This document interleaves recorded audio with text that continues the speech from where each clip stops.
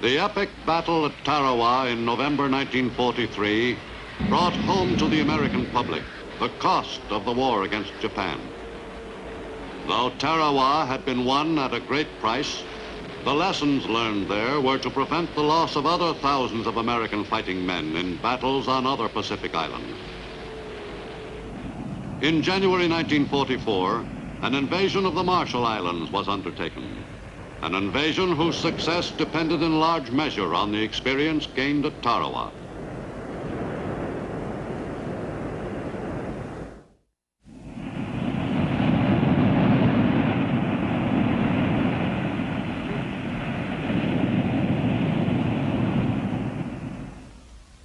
In the Central Pacific, the Marshall Islands constituted a block in the path of the U.S. drive westward.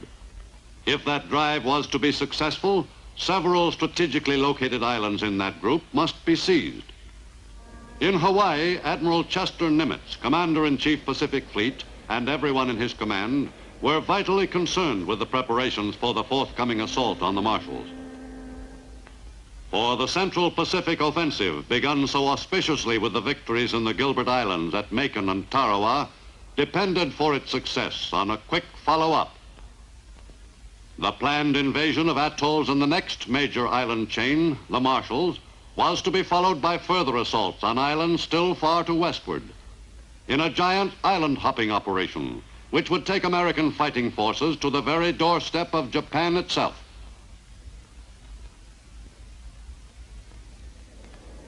In January 1944, the High Command in the Central Pacific Theater checked carefully over final preparations for the all-important invasion of the Marshalls.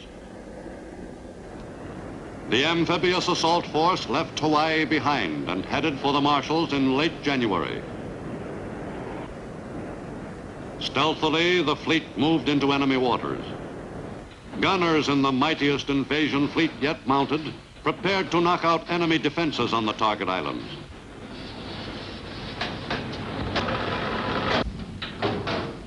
This time they planned to see to it that no one could possibly consider the naval shelling too light.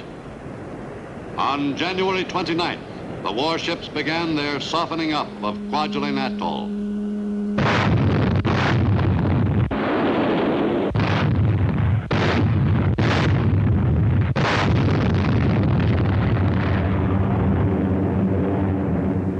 For weeks, liberators of the 7th Air Force pounded the atolls in the eastern and central Marshalls.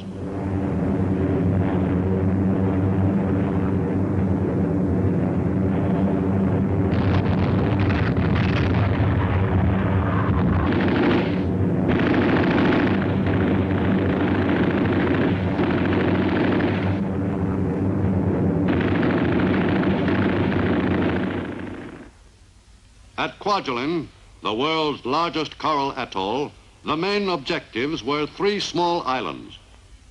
Roy and Namur, linked by an artificial causeway, were to be seized by the 4th Marine Division.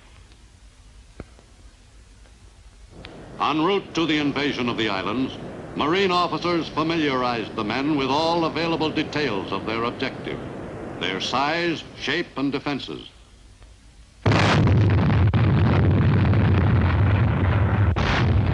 At Kwajalein Atoll, the 4th Marine Division went into action for the first time. Most of the men had arrived only recently from Marine training camps in the United States. For the first time, the assault waves took their own supplies with them. H-hour, delayed almost 2 hours, was only minutes away. The men would be real veterans soon.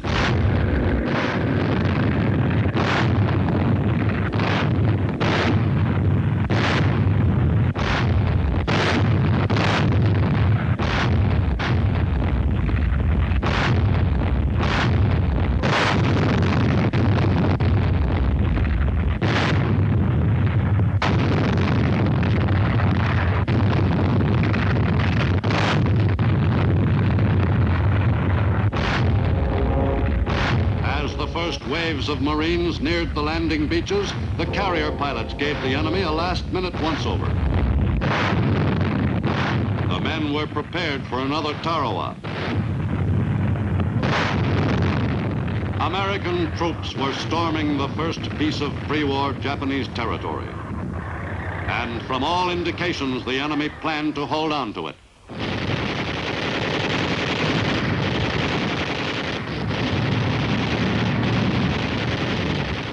The 4th Division Marines were loaded for action.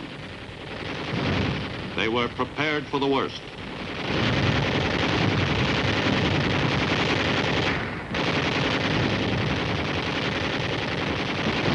It was tough on the beach, but it was no Tarawa. Although enemy resistance was lighter than expected, the battle was no pushover. The area was still far from secure.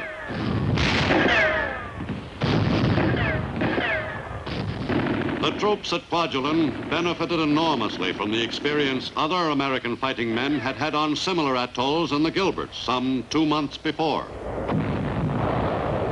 The pattern for dealing with a dug-in enemy on a tiny sand spit of an island had been successfully established.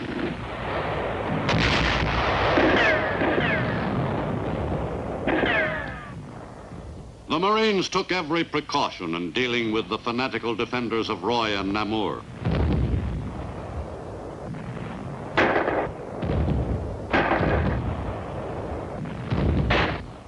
The Marines took some prisoners at Roy and Namur, but they represented only a small percentage of the enemy force which defended the island. 264 Japanese were captured on the 2 islands.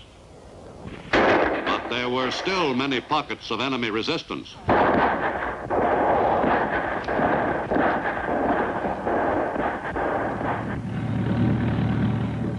On Roy, the principal objective was the enemy airfield. Taking it was no simple task. During the afternoon, the battle raged on.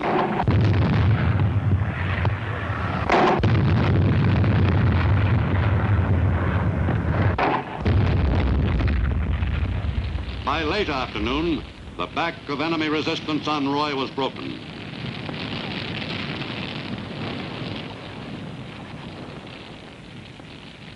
This time, the naval and air bombardment had achieved some notable results. The airfield on Roy was seized on D-Day afternoon. The strips had constituted an important launching platform for enemy planes. A number of the Japanese planes had been in no condition to leave the island before it fell. Namur was wrested from the enemy by the early afternoon of the 2nd day. On that island, too, the sturdy Japanese blockhouses had proved unable to withstand the U.S. bombardment. The enemy defenses were a favorite subject for combat artists, who sometimes accompanied the assault troops on Pacific invasions. The blockhouses proved equally fascinating to every Marine on the island. The enemy high command had ordered Roy and Namur defended to the last man. Marine General Holland Smith, in command of the ground forces and the marshals, was well pleased with the performance of the untested 4th Marine Division. The general was favorably impressed, too, with the job the Navy warships had done.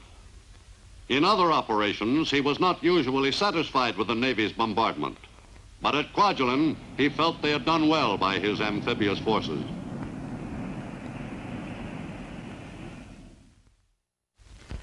The Japanese who garrisoned Roy and Namur hadn't believed it possible for their stronghold to fall to an American overwater assault. After the battle, the Marines had an opportunity to inspect the souvenirs they'd collected.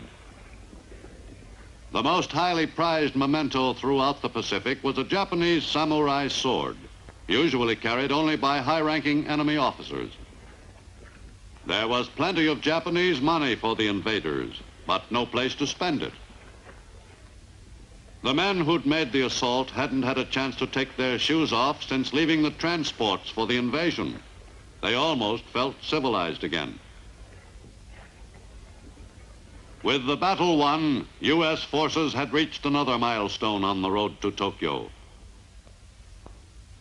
Many of the men who had helped achieve that forward step had been cut down during the battle. In all cases possible, positive identification of the dead was sought by the Graves Registration Section of the 4th Marine Division.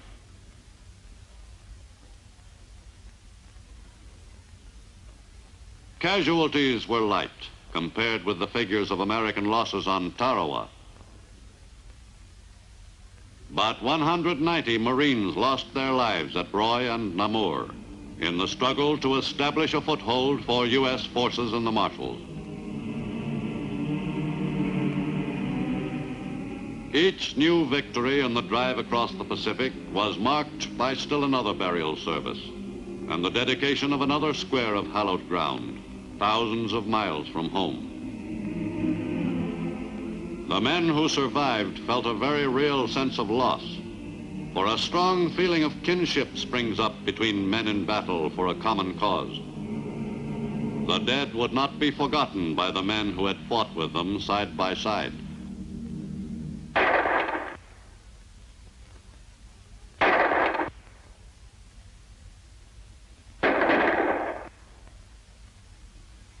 Meanwhile, the U.S. Army's 7th Division was occupied with the enemy on the southernmost island of Kwajalein Atoll.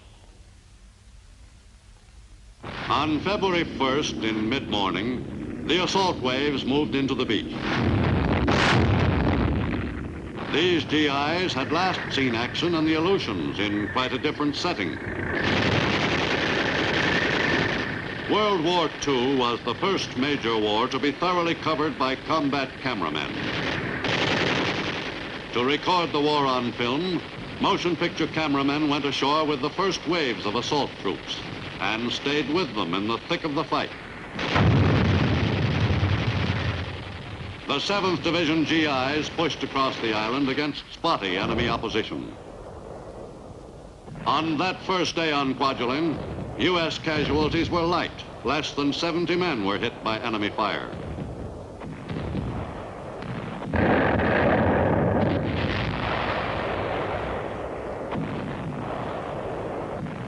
With the tanks pacing the advance, the GIs took the island yard by yard. The soldiers pressed the attack in the face of stiffening enemy resistance.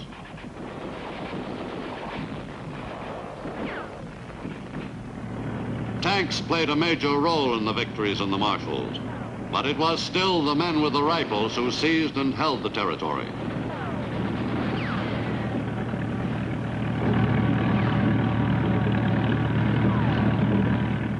On Kwajalein Islet, the coordination of tanks and infantry operating together had still not been perfected. But the advance was well executed. It was no easy job to overwhelm all the enemy troops on the island.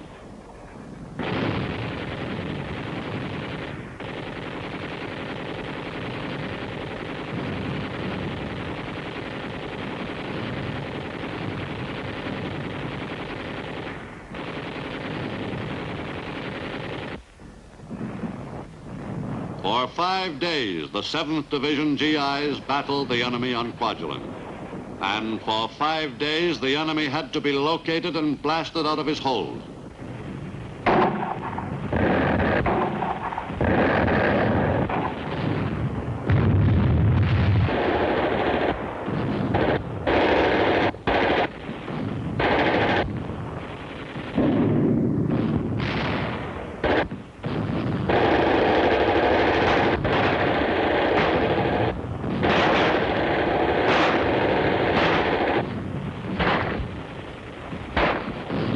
More enemy soldiers were being knocked out of the battle by the determined GIs.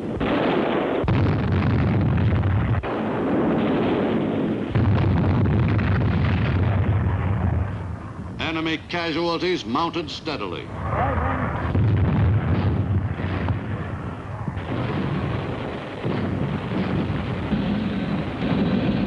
The weary GIs continued the attack against a well-entrenched enemy.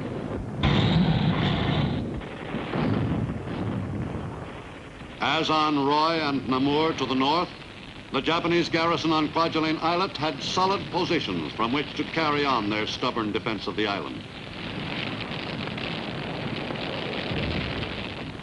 In the process of seizing the islet from the enemy, 1,214 American soldiers were hit on Kwajalein.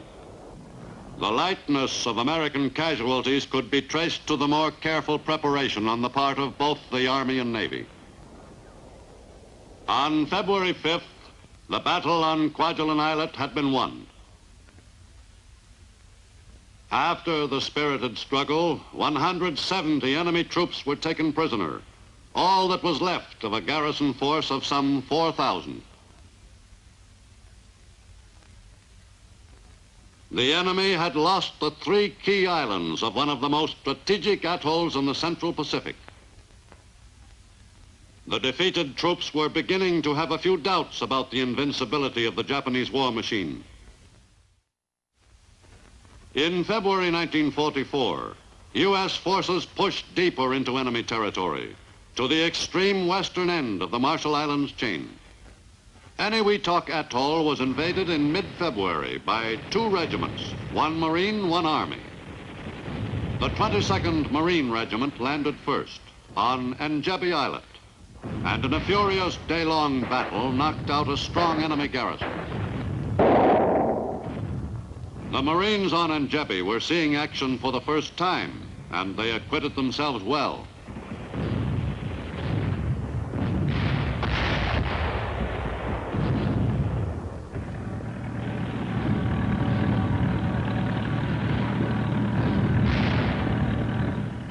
Tanks were used to good advantage in the Marine assault on Njebe.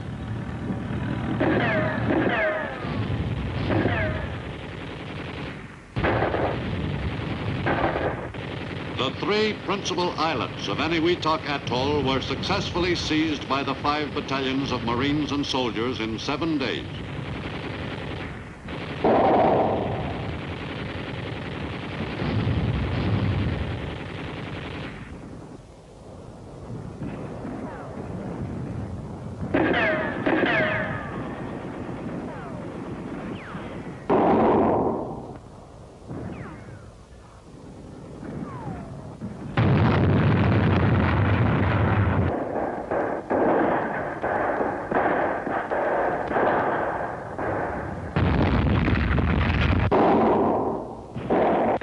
On Eniwetok Islet, U.S. soldiers and Marines choked off enemy resistance, but not without suffering some losses. Many of the casualties among the riflemen were attributable to the light bombardment of this particular islet. On Parry Islet, 22nd Regiment Marines fought almost a duplicate of their earlier battle on Njebe, except that the enemy on Parry held out a bit more stubbornly. But the Marines mopped it up on the second day.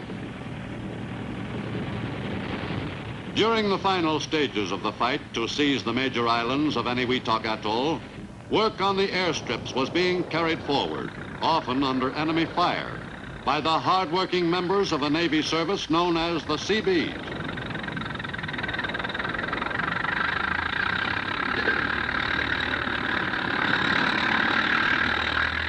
Organized early in World War II, the Navy's construction battalions achieved miracles in building airstrips on islands all across the Pacific in unbelievably short periods of time and under any conditions. The Seabees never wasted any time. The job was always done the quickest possible way.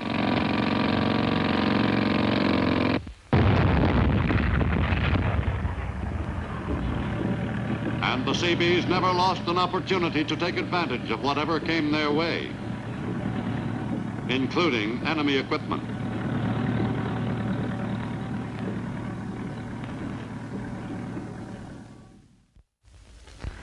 On Eniwetok Atoll, a strip capable of accommodating 4 squadrons of fighters was hurriedly finished.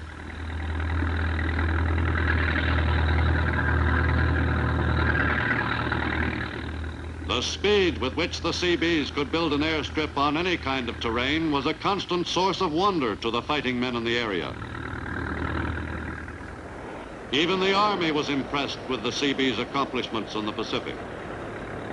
The work of the construction battalions on islands all across the Pacific was greatly admired by the Marine Corps, charged with seizing and holding those bases. The Seabees' most vital functions included the construction and repair of airstrips, of coral and sand. For on the speed with which those airstrips were put into operation depended the speed of the continuing advance toward Japan. The majority of the 250,000 men in the Seabees had had experience in some phase of construction work before entering the service. That experience proved invaluable to the U.S. fighting forces. But even the most knowledgeable construction men were faced with many completely new problems on the islands of the Pacific. Once their job was done, the Seabees never had long to wait to see the results of their work. Windmill washing machines became familiar sights on the islands where the Seabees were on the job. Just one evidence of the versatility of the Navy's newest branch. But aids to comfortable living in the tropics were only spare time projects. After the airstrips were built or repaired on an island base, the Seabees fell to work on the construction of the necessary buildings for the forces which would garrison the new base. The job of creating a camp the size of a small city was usually only a few weeks' work for a battalion of Seabees. Their favorite boast, "We do the difficult immediately, the impossible takes a little longer," was not considered an overstatement by the troops in the Pacific. The housing of the fighting men was only one of the Seabees' responsibilities. One of the impossible jobs they performed was providing ice at tropical Pacific bases. Whatever the need, the Seabees could be counted on to fill it, and without delay. Their philosophy was summed up in a standard two-word answer to any request: can do.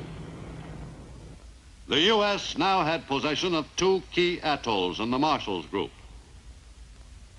Those two quick victories on a few sandy islands made a considerable difference in the areas of control exercised by the two principal warring powers in the Pacific. For from the Marshalls, the U.S. Air Force was in excellent position to launch attacks against the Caroline Islands, and in particular the enemy's powerful base at Truk.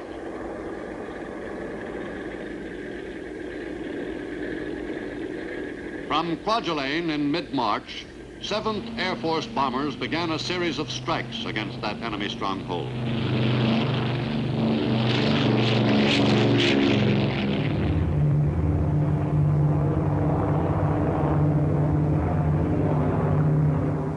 The Liberators could make the trip from Kwajalein to Truk and return in less than 9 hours, if the weather was favorable for that period. The 7th Air Force planes were reinforced by bombers of the 13th Air Force operating from South Pacific bases. The target, the group of islands called Truk, was the most important enemy staging area between Japan and the Southwest Pacific. The legend of Truk's invincibility was about to be punctured effectively.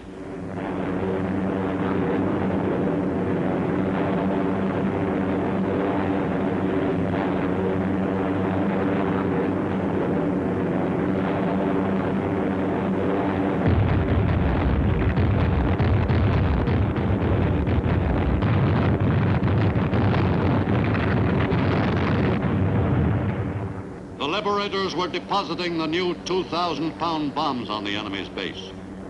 The attacks were highly successful. In less than 4 months, once mighty Truk was to become virtually useless to the enemy.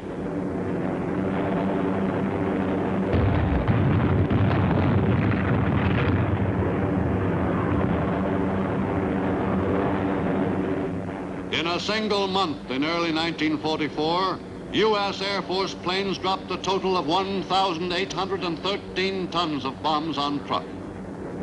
The enemy's stronghold was reduced to a mere shell.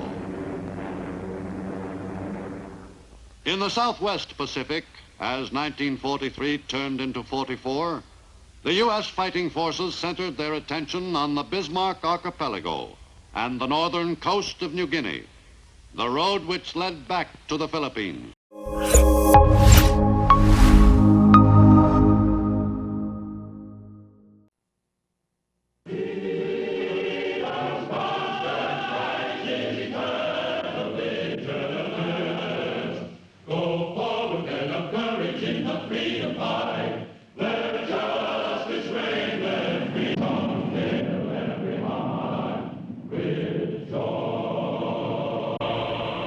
World War II in the Pacific was fought under the most trying conditions, difficult terrain and extremes of climate. There were few more miserable battlegrounds anywhere in the world than the steaming jungles of disease-ridden New Guinea. The men who fought across the 1,500-mile-long island experienced war at its worst. There was always a good chance that a sniper might be concealed only a few yards away.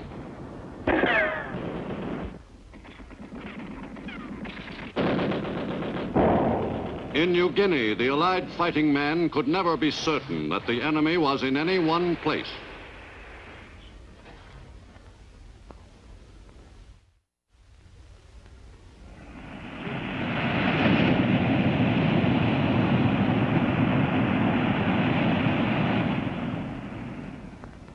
In Australia during 1942 and 43, the attention of everyone on that island continent was concentrated on the road back, a series of campaigns to be made by Allied forces under the overall command of General Douglas MacArthur.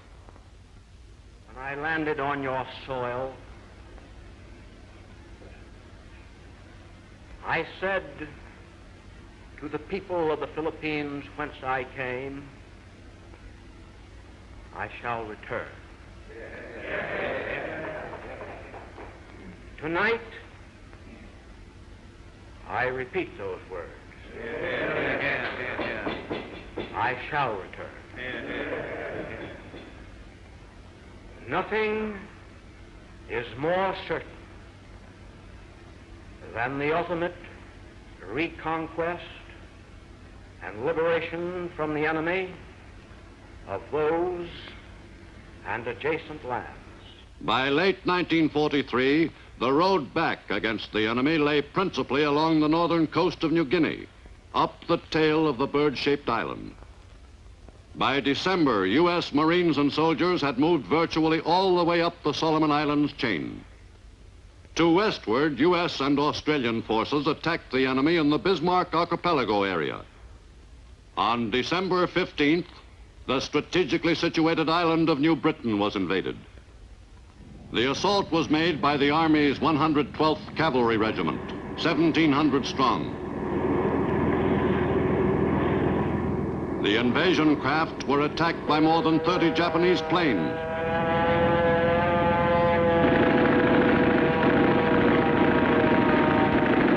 The invasion was carried out successfully, despite intense air activity over the landing beaches.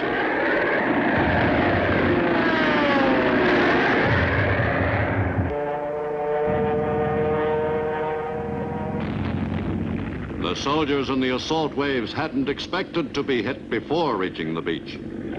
At Tarawa, for the first time in a combat operation, rockets were used to soften up the beaches.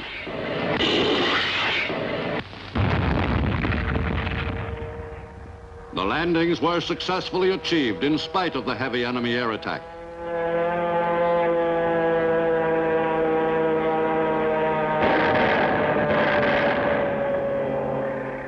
And a beachhead was established. Attached to the 158th Infantry Regiment at Tarawa was a group of American Indians who were used chiefly as scouts.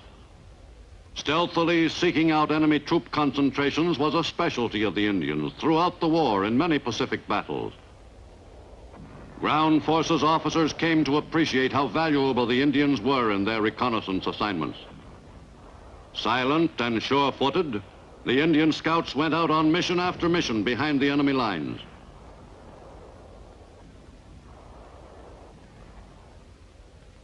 In a war which called for the employment of stealth and deception, the Indians were beating the enemy at his own game.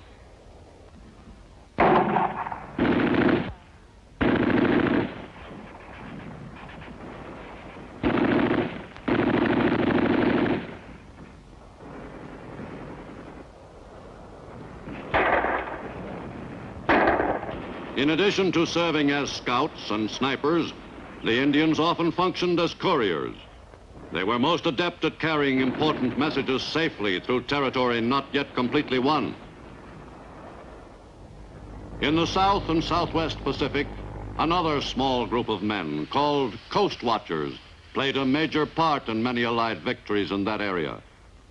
Coast Watchers were men who were thoroughly familiar with the territory held by the enemy. Top priority information on weather conditions and on the enemy's latest activities was gathered by these volunteers, who worked with the help of friendly natives behind enemy lines. Discovery, of course, would mean instant death. The Coast Watchers, most of whom were Australian, transmitted this vital information to the Allies by radio. After each transmission, the CW would usually be forced to change its location to circumvent discovery by the enemy.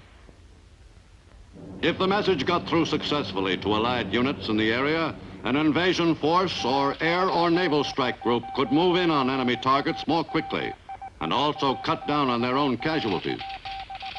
In late December 1943, after the Tarawa diversion, a U.S. invasion was planned at another point on western New Britain, at Cape Gloucester. In a pre-invasion strike, U.S. 5th Air Force planes strafed enemy positions and dropped 400 tons of bombs on the beaches.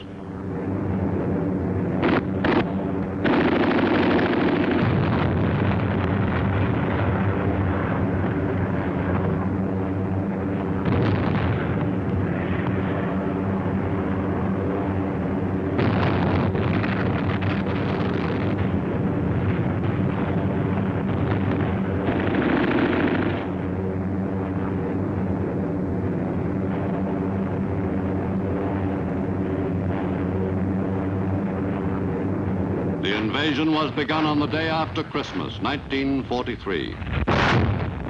The assault troops were 1st Division Marines. Most of the men in the assault waves were veterans of the long, bloody campaign fought by the 1st Marine Division on Guadalcanal.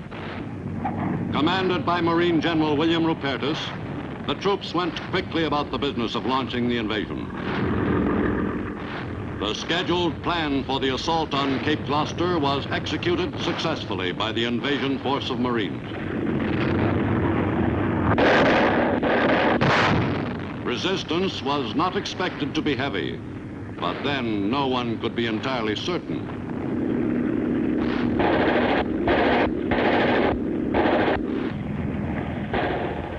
The main landing was made on the east coast of Cape Gloucester. The beaches had been thoroughly softened up by pre-invasion bombardments, and enemy opposition was light, an unusual situation for marine assault waves in the Pacific in 1943. With the beachhead quickly seized, tanks came ashore, and the drive was on for the capture of the all-important airfield. Though the enemy wasn't particularly troublesome for the first few days, the great morass of mud slowed the Marine advance down. But the riflemen, working closely with the tanks, kept pushing inland without pause. The Marine tank crews handled their vehicles adroitly in the matted jungle, drawing praise from the Army. Every effective weapon was used against the dug-in enemy.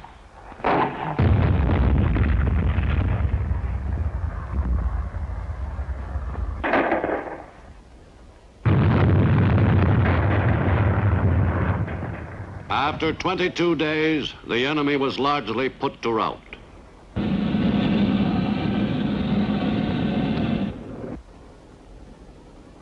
The Marines carved up the disorganized clusters of enemy troops who hadn't fled toward Rabaul.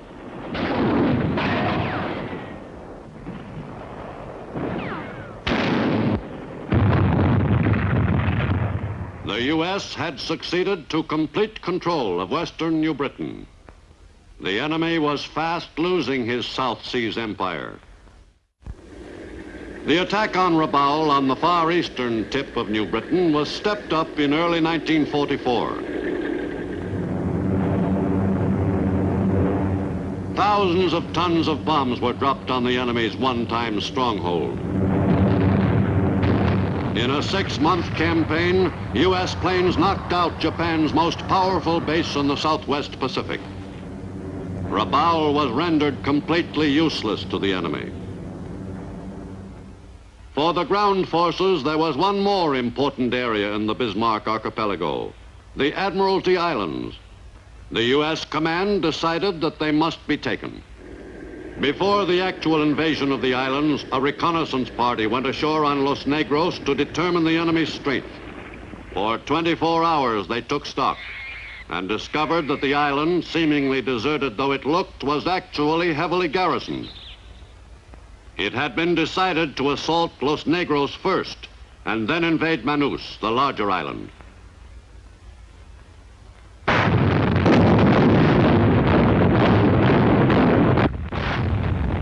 The GIs, who were experiencing their baptism of fire, headed toward shore on the morning of February 29th, 1944.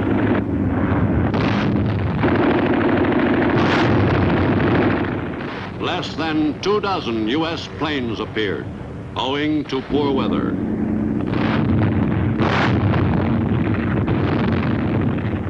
The assault soldiers were expecting heavy resistance on the beaches.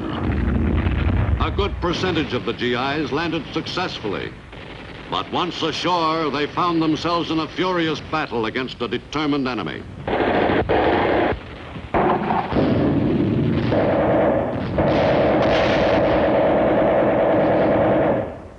It was a rough fight.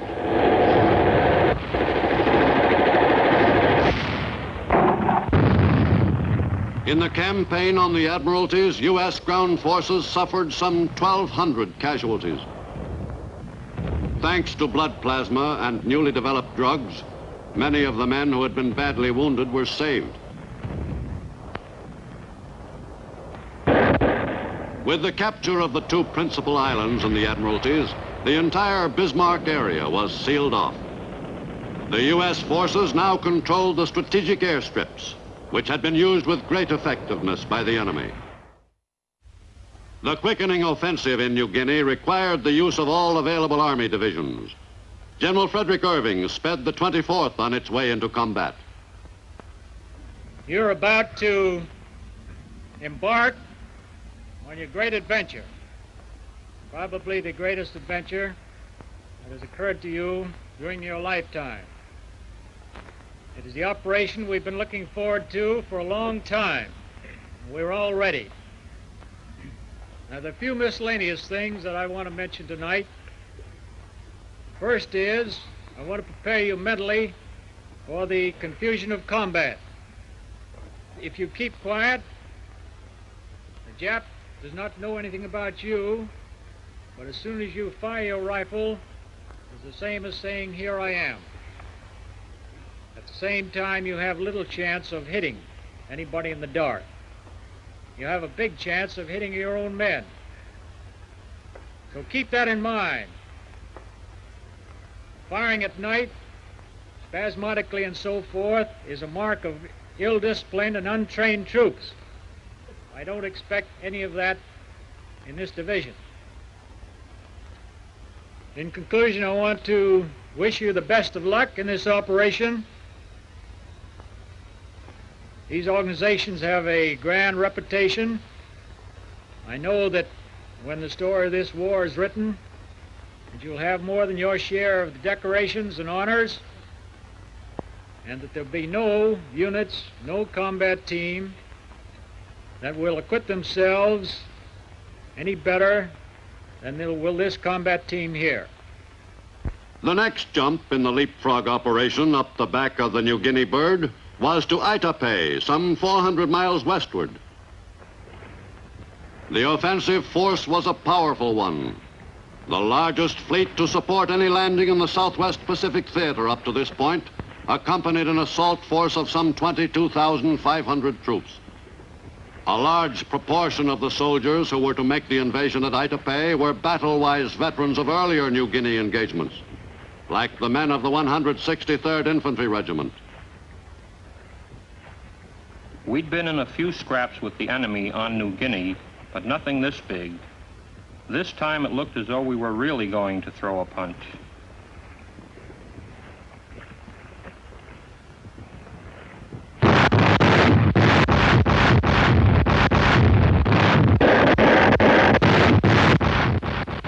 quite a show.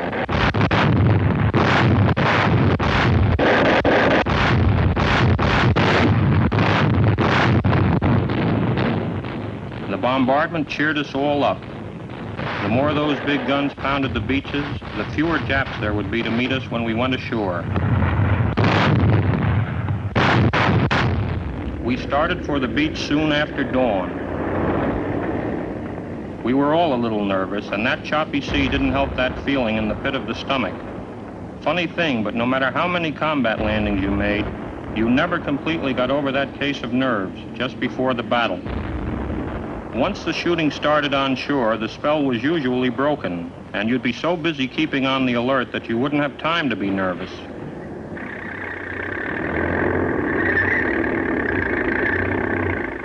The initial resistance to the landing at Itapay was relatively light, but as the battle progressed, U.S. forces were subsequently to cut off and chop up the enemy's entire 18th Army. At the same time, a larger U.S. force was landing some 125 miles farther west at Hollandia in Dutch New Guinea. Invasions were made at 2 points along the coast. Opposition on both beaches was light. The first phase of the attack was carried out according to plan. The men of the Army's 41st and 24th Divisions executed the operation without a hitch. The first wave has landed on schedule and had no opposition. Swell. Couldn't be better. Thanks. The plan called for the troops to drive quickly inland toward the 3 airfields, which were the principal objectives. In the ooze of the northern New Guinea coastal area, the troops were faced with a serious transportation problem. Now and then, the GIs encountered the enemy. But they offered no serious problem. With the 2 invasion forces linked up, the sought-after airfields in the Santani area fell to the U.S. after only 5 days. But it soon became apparent that because of the swampy terrain, the strips could not be built into major bases.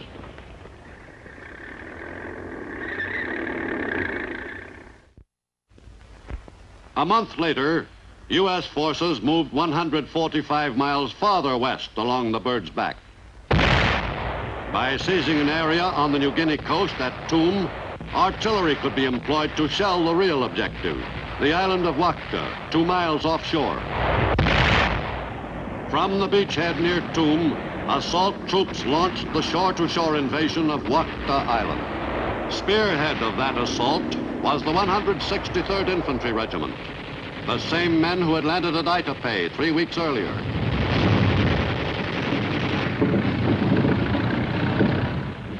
For some reason, somebody decided that we had to have Wakta Island, probably because the airfield was a little better than the last ones we took.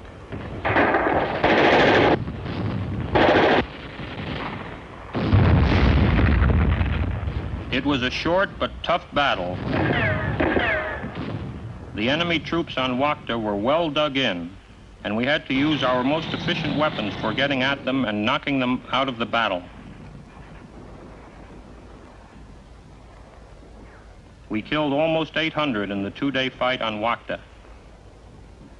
8 days later, U.S. soldiers made still another landing at Biak, 180 miles westward in Gilvink Bay. Just before the landing, the rocket ships went to work. Rockets were proving more effective than naval gunfire in last-minute bombardments of the invasion beaches.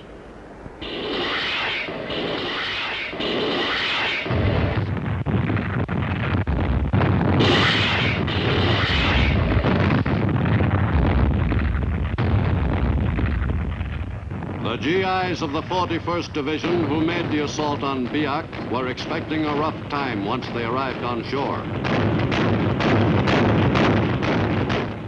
12,000 men went ashore on Biak on that first day. 12 medium tanks were landed during the first 10 hours. The battle at Biak didn't get started in earnest until the U.S. force was well established ashore. U.S. Shermans were to play a responsible part in the Allied victory in the pitched battle. Biak turned into one of the most hotly contested engagements in the Southwest Pacific Theater. the enemy refused to surrender the island. 2.5 weeks after the battle on Biak began, General Robert L. Eichelberger was placed in command of the ground forces, with orders to bring the bloody fight to a successful conclusion. For the second time in New Guinea, General Eichelberger cleaned up a messy operation. In early July, another hop to Numfor Island carried the U.S. drive 80 miles still farther west. The small island in Gilvink Bay was invaded by some 7,000 GIs of the 158th Regimental Combat Team. The assault force expected to encounter heavy opposition on the only beach where a landing was feasible. But the initial beachhead was established quickly and with comparative ease.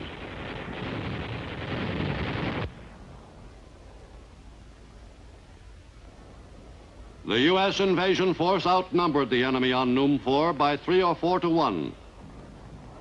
Once more, the GIs were prepared for a grueling campaign. But the U.S. command had overestimated the enemy's strength on the island. Against light resistance, the GIs moved quickly across the island. But the command still expected trouble and called for reinforcements to be dropped by parachute over the recently seized airfield. The paratroopers making the jump were the men of the 503rd Parachute Infantry Regiment, most of them veterans of the drop on Natsap earlier in the New Guinea campaign. But this time, the operation was poorly executed. The troopers had been scheduled to drop a distance of at least 400 feet, but some were disgorged from the planes at heights as low as 175 feet. In addition, the plane should have flown in single file rather than two abreast. And the landing area chosen was so narrow that only a part of the group managed to land on the field. Many of the men missed the drop zone, some by a wide margin. Of the 739 men who made the initial jump at Numfor, almost 10% were casualties, and not related in any way to enemy action.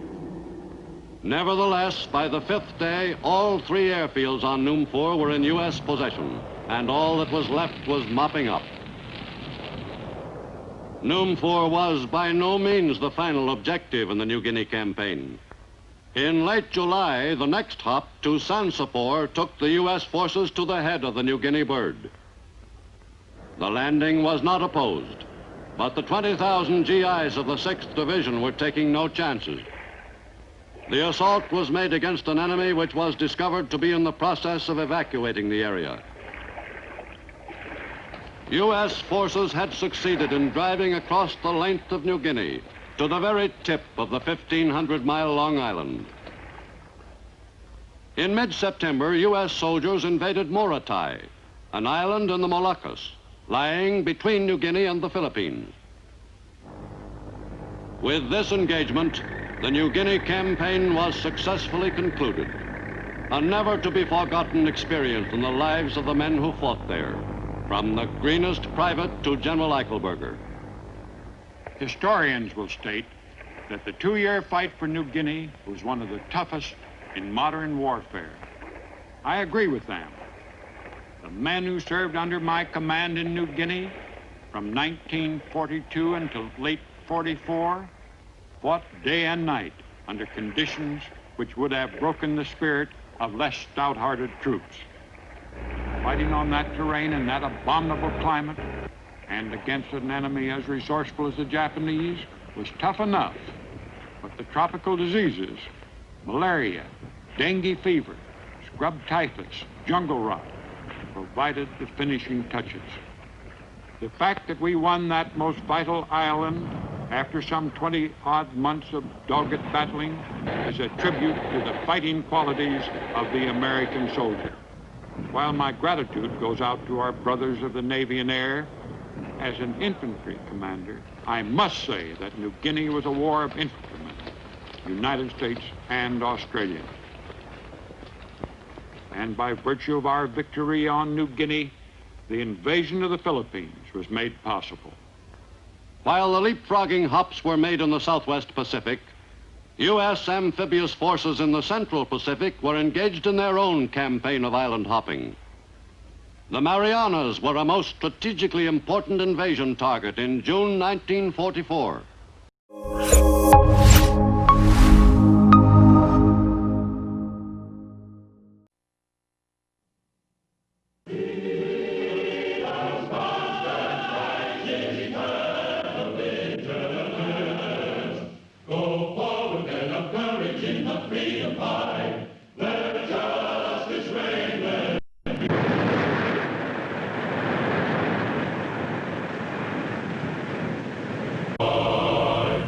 Prior to World War II, the U.S. area of control in the far Pacific was limited.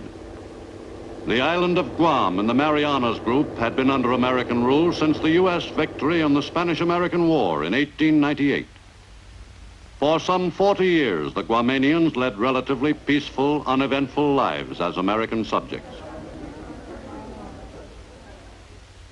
But only 100 miles from Guam, the Japanese were conducting a different kind of administration.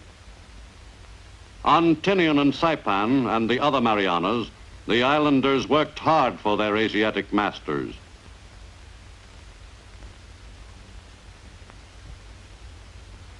In the late 1930s, the Western Pacific was dominated by the rapidly expanding Japanese Empire.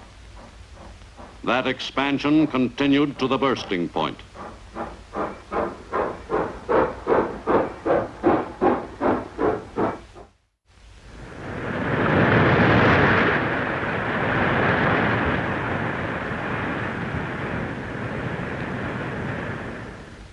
The war with Japan had several memorable turning points, all directly affecting the final outcome.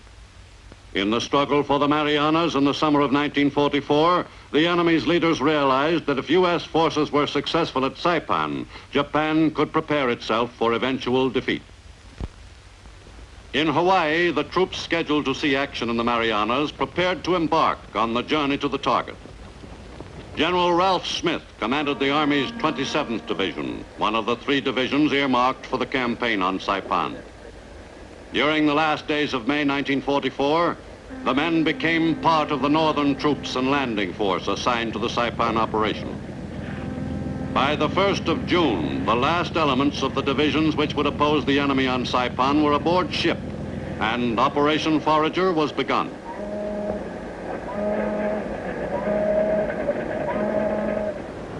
While the attack force was en route, word of the landings on the beaches of Normandy came through. But the assault forces on the ships were occupied with their own invasion, a campaign just as vital to final victory in the Pacific as the Normandy invasion was to the European triumph. 3 days before D-Day on Saipan, scout planes flew reconnaissance missions to search out any enemy naval force.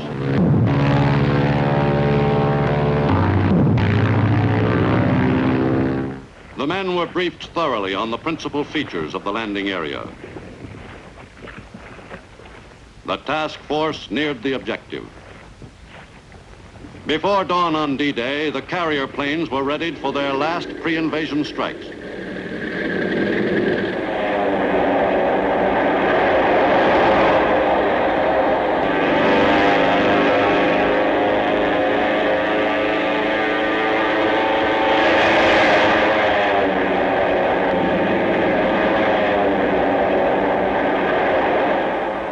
D-Day morning, June 15th, was bright, clear, and hot. U.S. planes continued to work over the target in the teeth of enemy flak. From all appearances, the battle ahead looked like a tough one.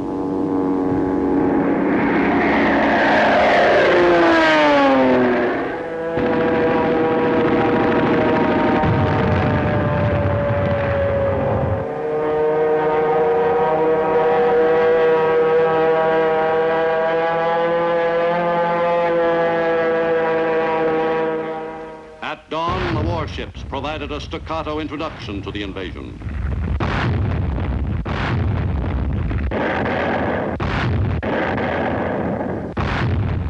The Navy had a wide range of targets to concentrate on. The naval guns worked overtime. Now and then they had to be cooled off before going back into action. With each hour less than an hour away, the assault force of Marines who were to carve out the beachhead on Saipan prepared for one more landing against a carefully entrenched enemy.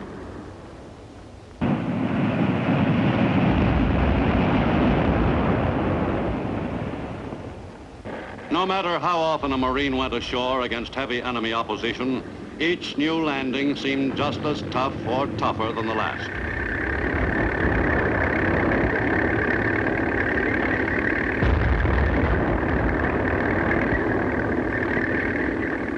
Even veterans like Marine Private First Class Harry Jackson of Pitchfork, Wyoming, never got really used to the feeling that went with going in on an enemy beach.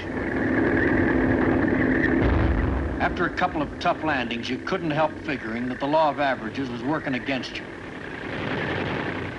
In a way, it was a good feeling to be on solid ground again, but that meant you were wide open. Even though your buddies were all around, you felt all alone on a beach like Saipan.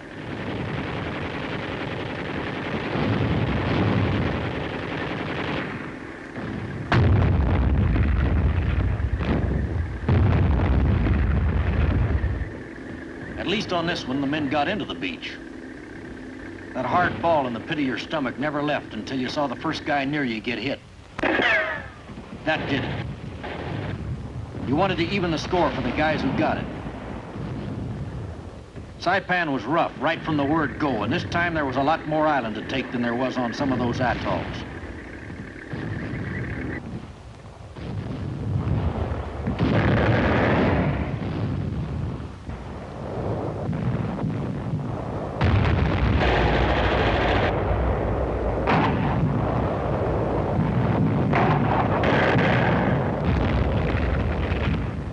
The first few hours on the island gave us a good idea of what the campaign was going to be like.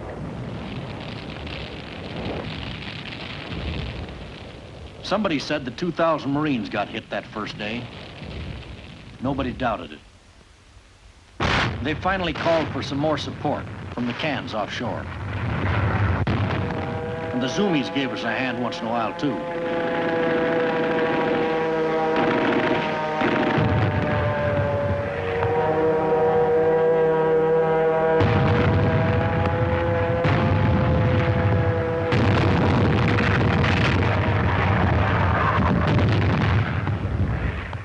After the first couple of days, we had a pretty good idea the place was ours, with no ifs, ands, or buts.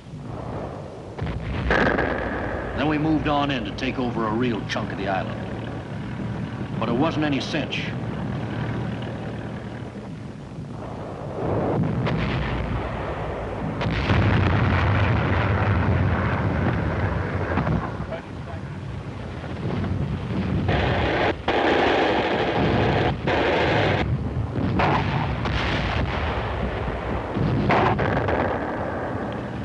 Those tanks were handy to have around. Sometimes you'd be able to save a guy who got hit bad using the tank as a shield. Speaking of things that were handy to have around, those rockets weren't just whistling Dixie.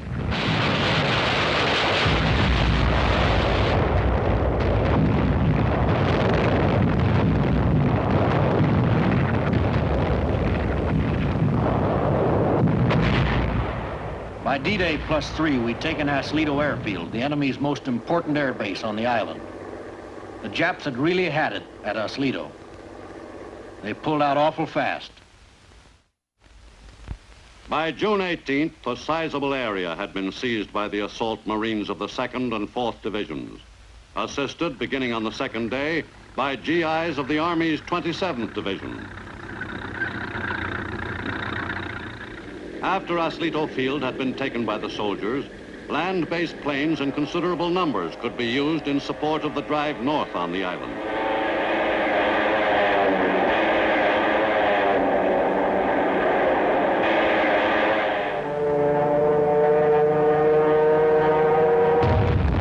The 3 divisions, 2 Marine, 1 Army, worked abreast up the island.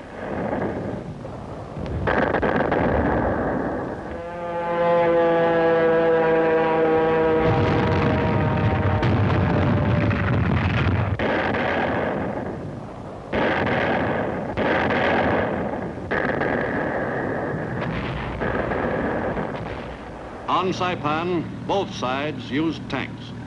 In general, American mediums proved superior to the Japanese variety.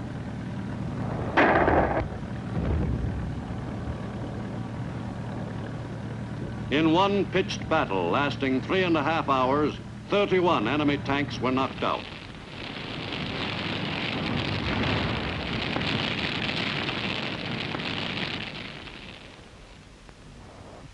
The enemy counterattack had been successfully beaten off. But the fight to gain control of the southern sector of Saipan had taken its toll of assault troops. During the first week of the campaign, the U.S. invasion force suffered some 6,000 casualties in the campaign to gain control of this valuable cornerstone of the enemy's defense perimeter. The day before D-Day, the U.S. naval force off Saipan learned that a Japanese fleet was moving into the Philippine Sea off Saipan's west coast to contest the invasion. The enemy naval force raced east from the Philippines, but was met by a strong U.S. armada in the Philippine Sea. U.S. carrier pilots could scarcely wait for this chance to close with the Japanese fleet.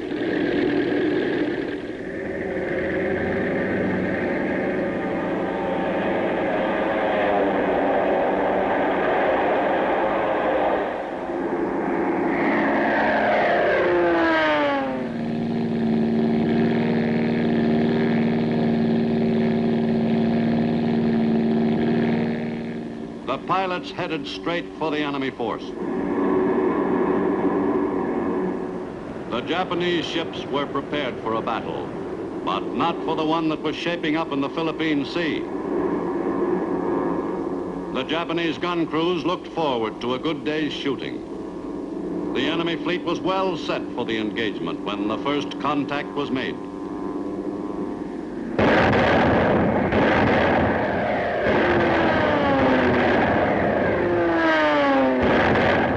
The U.S. planes swarmed all over the Japanese fleet.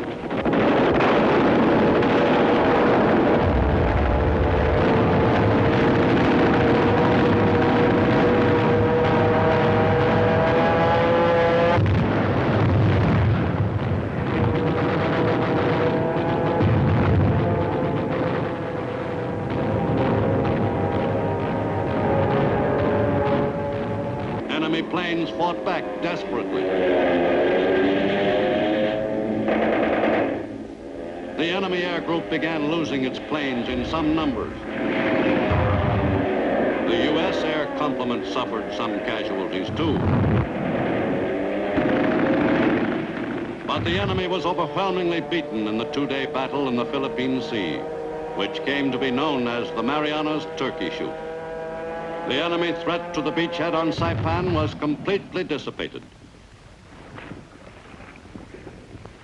Of the 216 American planes which pursued the fleeing enemy ships, about half returned safely to their home carrier.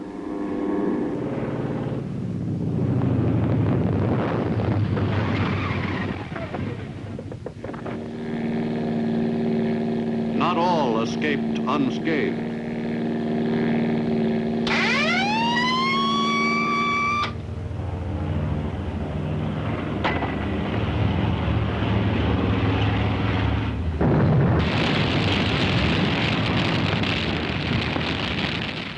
Some pilots were born lucky. Some of the men who made a U.S. victory possible had fought their last battle. For thine is the kingdom, and the power, and the glory, forever and ever. Amen. Unto Almighty God we commend the soul of our brother departed, and we commit his body to the deep. In sure and certain hope of the resurrection unto eternal life. Amen. Once more, the Pacific received its dead.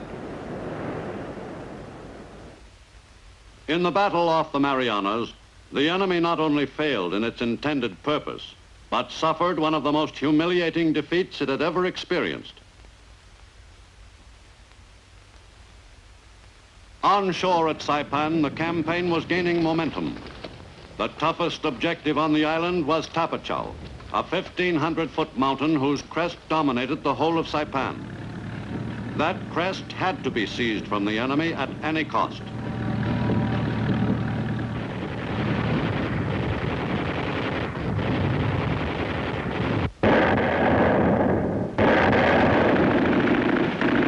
Marines and soldiers pushed the attack up its slopes for several days.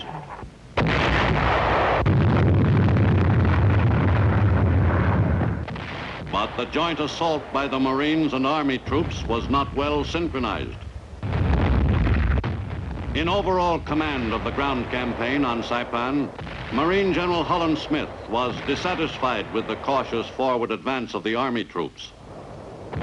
On June 24th, the general lived up to his nickname, Howlin' Mad, and fired the Army commander.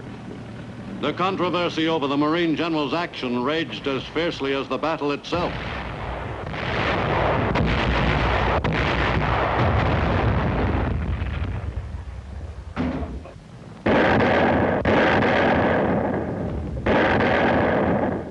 At the same time, along the west coast of the island, Marines of the 2nd Division pressed into the outskirts of Garapan, capital city of the Marianas, and got their first taste of street fighting.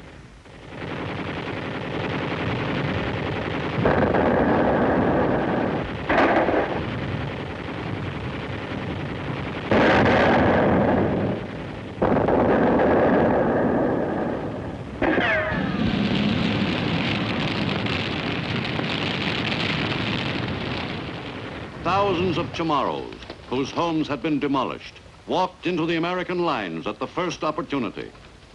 U.S. fighting men made certain that the natives were out of harm's way. Many Chamorros had been hiding in caves for more than a week with little food and water. Some were on the edge of starvation when they came into American hands. Some Chamorros, no one knows how many, were killed in the violent battle for their island home. The natives of Saipan would not soon forget the summer of 1944.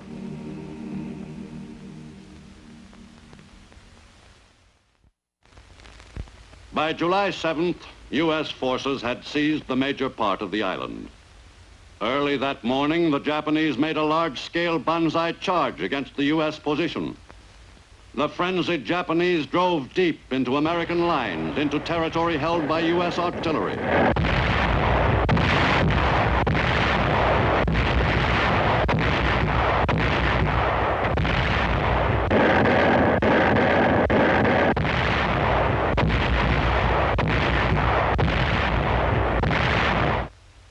The charge was finally stopped in a bitter hand-to-hand struggle.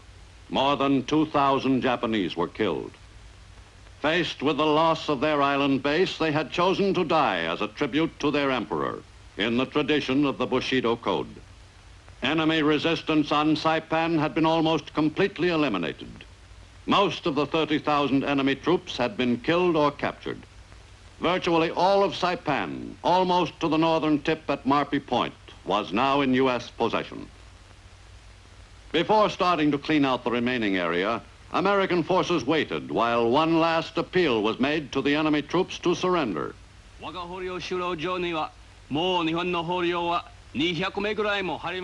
Any natives holed up in the area were advised to come into the American lines immediately. Several dozen Chamorros were convinced that they would not be tortured and killed as the enemy had told them, and took advantage of the last opportunity to move into the U.S.-held territory.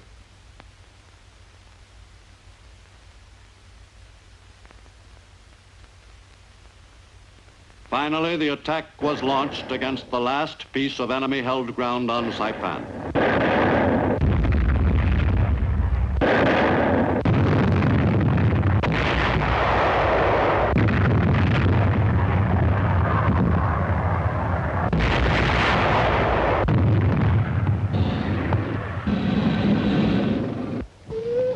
A few more enemy soldiers joined their ancestors. In the closing days of the battle, the number of enemy prisoners was swelled to more than 1,000. But for every Japanese soldier who surrendered, there were many more who refused to give up.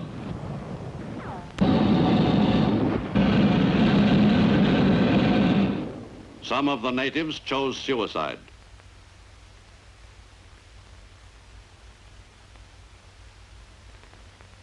On July 9th, the U.S. controlled all of Saipan.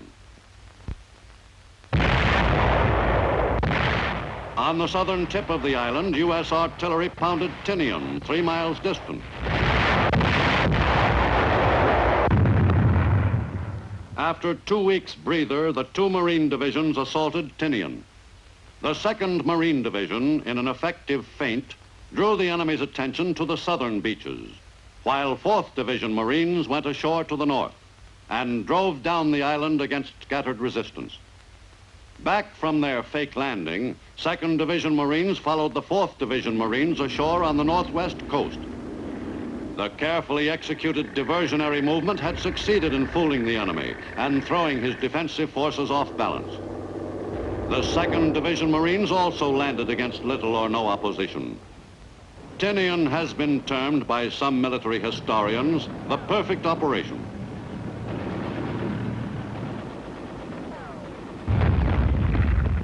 The drive south by the 2 Marine divisions was as well coordinated as the invasion maneuver.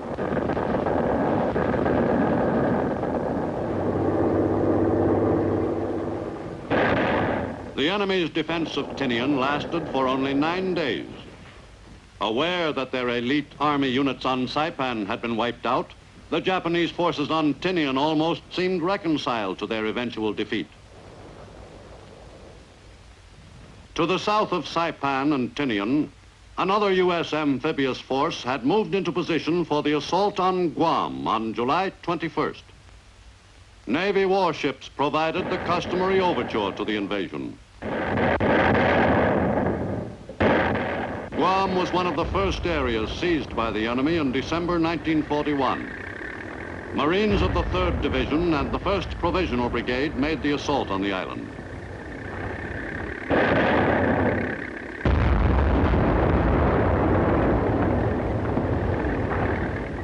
Opposition to the landing was moderate to heavy.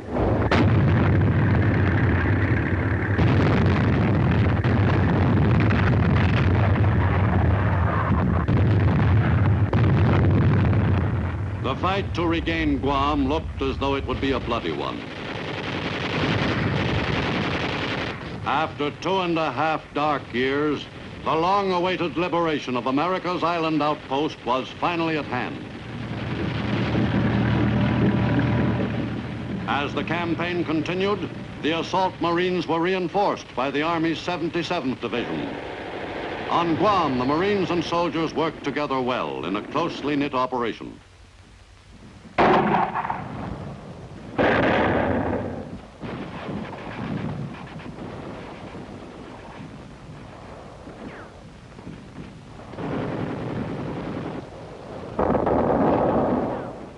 The battle against the stubborn enemy on Guam lasted for 21 days. The 3 major islands in the Marianas had been successfully seized. The Marines were especially gratified at retaking the old Marine Corps base on the island. The natives, Chamorros, who had grown up under American rule until 1941, were again safely in U.S. hands. By late September, Guam had been pretty thoroughly cleaned out. The capital city, Agana, had been hit hard during the bitter struggle for the island. Guam's recent history had been superimposed on the evidences of its Spanish heritage. On Guam, as at Saipan and Tinian, the battle for the island was concluded with a familiar ceremony. On all 3 islands in the Marianas, some 5,000 Marines and soldiers lost their lives in the campaign designed to hasten materially the end of the war with Japan. But for these thousands, the war was already at an end. With the major islands in the strategically important Marianas in U.S. possession, the high brass charged with directing the conduct of the Pacific War moved into the area to prepare for the knockout blows against Japan itself. And the most important items in the planning for the delivery of those knockout blows were the Marianas airstrips.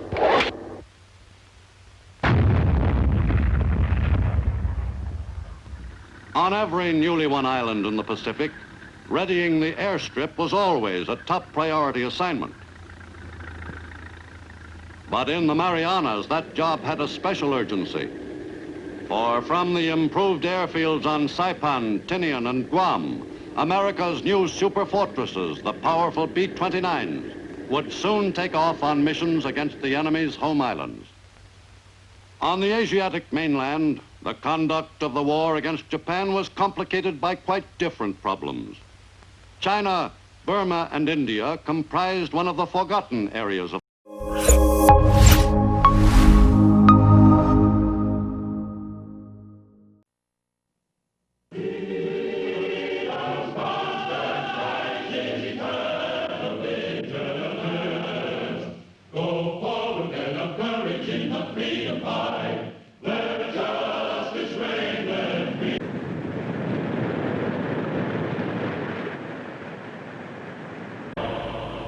The war with Japan was not limited to the battles on Pacific Islands. On the Asiatic mainland, the struggle against the warriors of Imperial Japan was fought on some of the most difficult terrain in the world. First to oppose Nipponese aggression, China's Generalissimo Chiang Kai-shek battled the invaders for 10 years before Pearl Harbor. Fighting on China's side were 3 squadrons of some 250 volunteer American airmen, who called themselves the Flying Tigers, commanded by Texas-born Colonel Claire Chennault.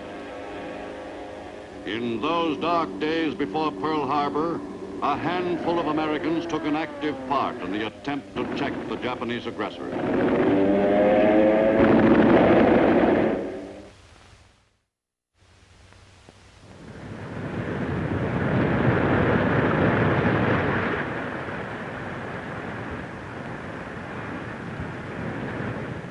In the late 1930s, Japan extended its area of control on the Asian continent.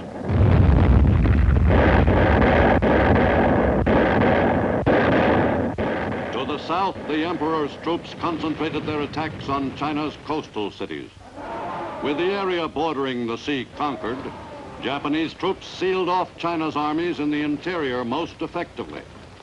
But Japan was well aware that China was not thoroughly blockaded as long as supplies from the outside world could be brought into Rangoon, thence transported by rail to northern Burma, finally across the mountains to China via the Burma Road.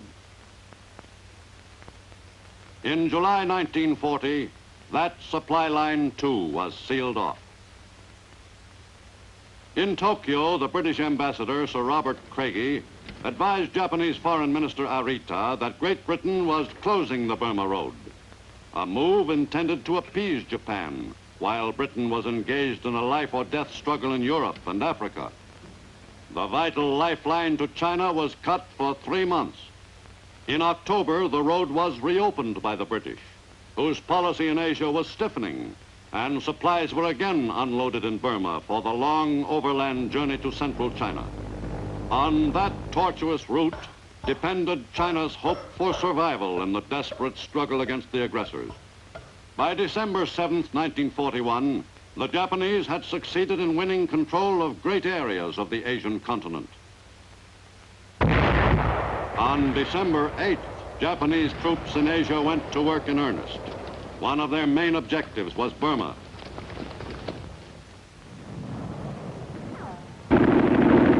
Japanese troops quickly took possession of Lower Burma, where the British oil wells were located. Before pulling out, British forces had set fire to the oil fields, which fell into Japanese hands in mid-April 1942.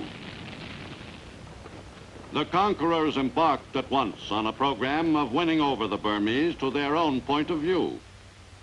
Speaking in Burmese, Japanese officers expounded the doctrine of Asia for the Asiatics. The natives in the areas already controlled by the Japanese were skeptical but curious. In the hills where Britain's Indian troops were in hiding, the Japanese were forced to go to a little more trouble to get their message across. Their propaganda was artfully introduced by authentic Indian music.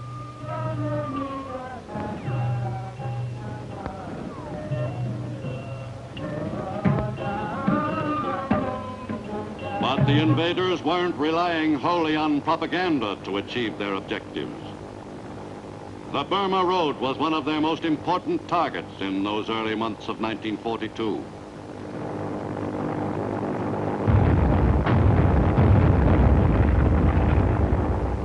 On the ground, the Japanese were intent on driving north from their newly conquered territory to cut the Burma Road and completely isolate China.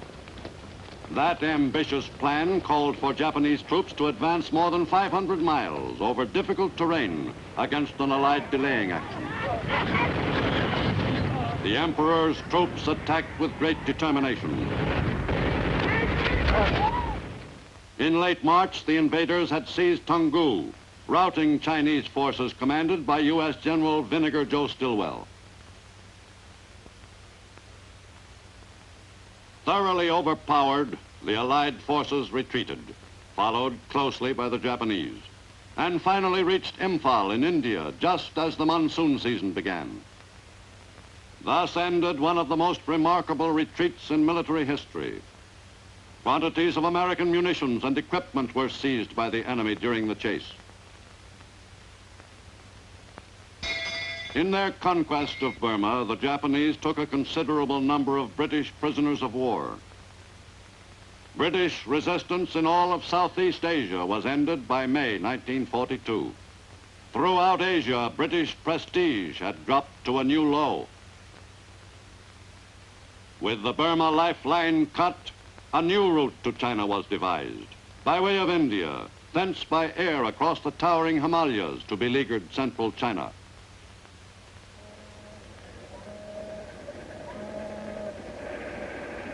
Into Calcutta harbor came thousands of tons of supplies for China's troops, who were still grimly battling the enemy in the interminable struggle. Plus the invaluable vehicles so necessary in mobile 20th century warfare. At airfields in India's province of Assam, great quantities of American materiel were loaded aboard transport planes for the most difficult leg of the trip.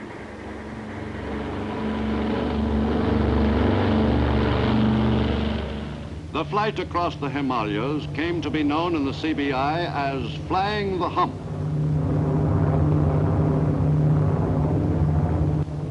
Crossing the top of the world was a stirring experience for the airmen assigned to the run. The trip never became routine. The hump had to be cleared at more than 18,000 feet, and there were no possible spots for emergency landings below. Across the formidable mountains lay the plains of China. The airfield at Kunming was the eastern terminus of the hump run. The Chinese gratefully welcomed the weapons and supplies which would enable them to continue the long, desperate struggle against the invaders. But getting that equipment to the Chinese troops was far from an easy job. Transportation in the interior of China was still a primitive operation. The last leg of the trip was achieved by the most ancient methods, at a painfully slow rate of progress. Chiang's forces continued to fall back under the weight of fresh enemy attacks. The Chinese situation from a military standpoint was growing steadily worse. And with every Chinese defeat, thousands of civilian Chinese straggled back from the area seized by the enemy.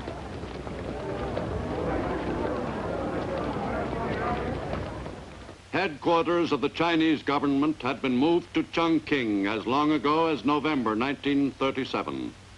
Here, more than 1,000 miles inland, Free China dug in, determined to fight the enemy to the last. Air raid shelters were built out of the solid rock. The inhabitants of Chongqing grew accustomed to sudden raids by enemy planes. China's new capital was a high priority target for Japanese bombers.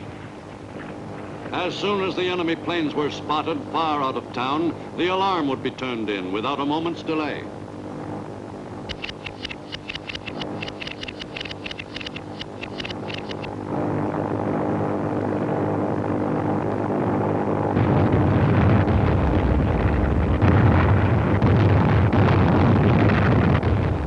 Chongqing was bombed with increasing frequency as the enemy gained ground in China.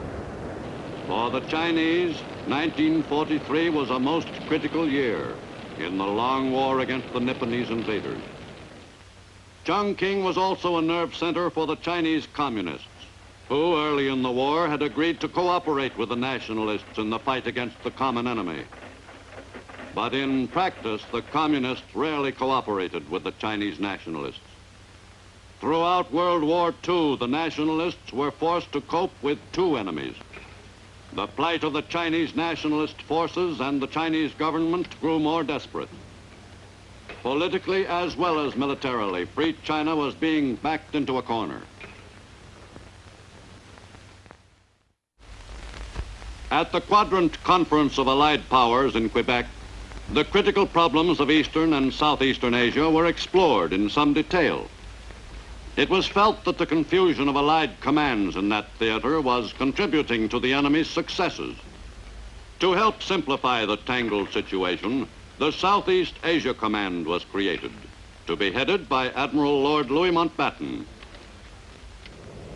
The new commander took over his post with a great feeling of optimism.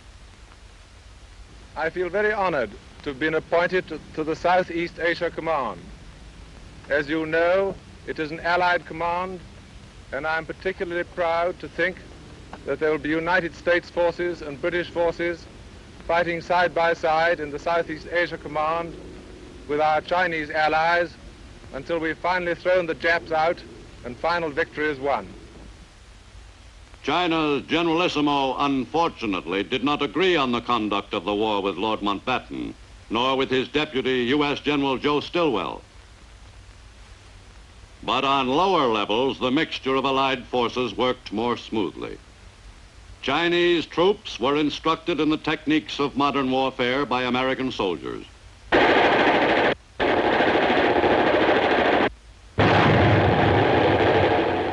The Chinese were quick to respond to the American training.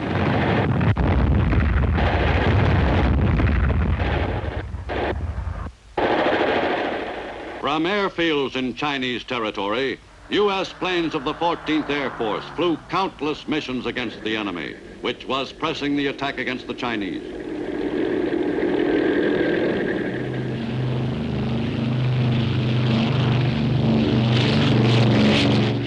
The steady, day-by-day operations of the 14th Air Force against the enemy in China helped materially to keep Free China in the battle during those dark years.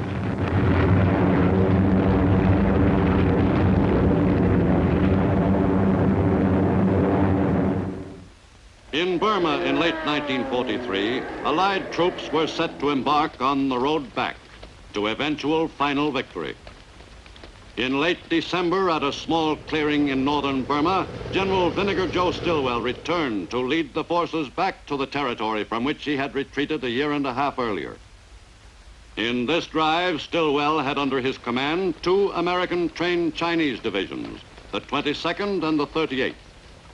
The campaign to take Myitkyina was waged by a force of men fighting against overpowering odds. The Chief of Staff of the U.S. Army at the time, General George Marshall, summed it up in his war reports. The mission that the Joint Chiefs of Staff had given General Stilwell in Asia was one of the most difficult of the war. He was out at the end of the thinnest supply line of all. He could have only what was left. He had a most difficult physical problem of great distances, almost impassable terrain, widespread disease, and unfavorable climate. He faced an extremely difficult political problem, and his purely military problem of opposing large numbers of enemy with few resources was unmatched in any theater.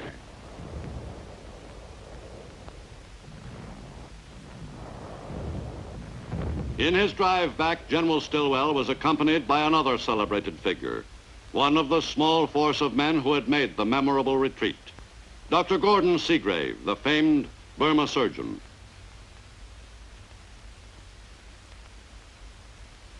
During 1943, work was rushed on an overland route from India to a junction with the Burma Road. This ambitious construction project was a corollary of Stilwell's Burma campaign. When completed, The Lido Road would give the Allies a valuable supply artery between India and Burma. The road builders followed closely behind the fighting men. In the construction of the road, American ingenuity was supplemented by time-tested Asian methods. The results were gratifying to everyone connected with the project. But all this effort on the part of more than 20,000 engineers and laborers was to prove eminently worthwhile, for the flow of desperately needed supplies for the Chinese troops could be increased. The enemy still held much of the area through which the road would pass. From Lido in India, the route would wind across the rugged terrain to Myitkyina in northern Burma, and then to a junction with the Burma Road, thus effecting a continuous highway from India to China. Behind the enemy's lines, U.S. General Frank Merrill and a band of 3,000 officers and men who called themselves Merrill's Marauders played a leading role in the fight to gain control of Myitkyina Airfield. Since the Marauders were usually isolated, they were supplied by airdrops of food and munitions. This system of supply, on which the success of the Marauders depended, demanded a close liaison between air crews and the raiders.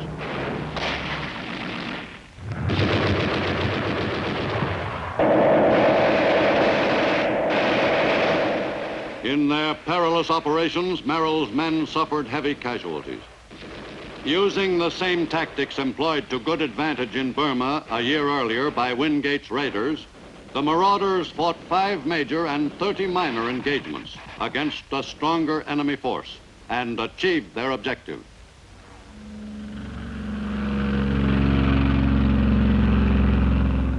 Gliders were employed to ferry some of the fighting engineers to Myitkyina Airfield. To many veterans of the theater, the struggle for Myitkyina Airfield signified the turning of the tide in Burma.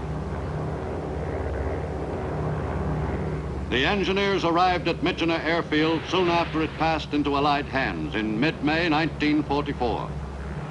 In fact, the airfield had just been seized from the enemy when work was begun on repairing the strip. The only all-weather strip in northern Burma, Myitkyina Airfield was vital to the success of the Allied campaign in that country. On the day after the strip was captured, General Stilwell arrived to pay his respects to General Merrill, whose Marauders had succeeded in their difficult assignment. From Myitkyina Airfield, bombing runs could be undertaken against enemy forces in the fight for the territory surrounding the town of Myitkyina.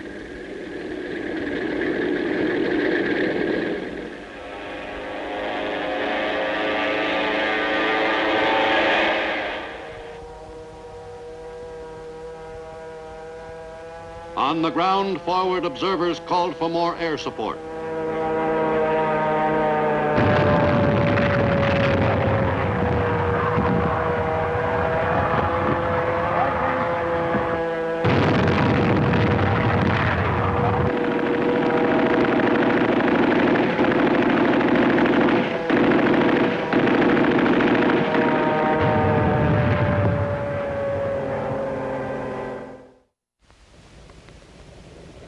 Just as important as the pressing military needs in the CBI were the diplomatic considerations.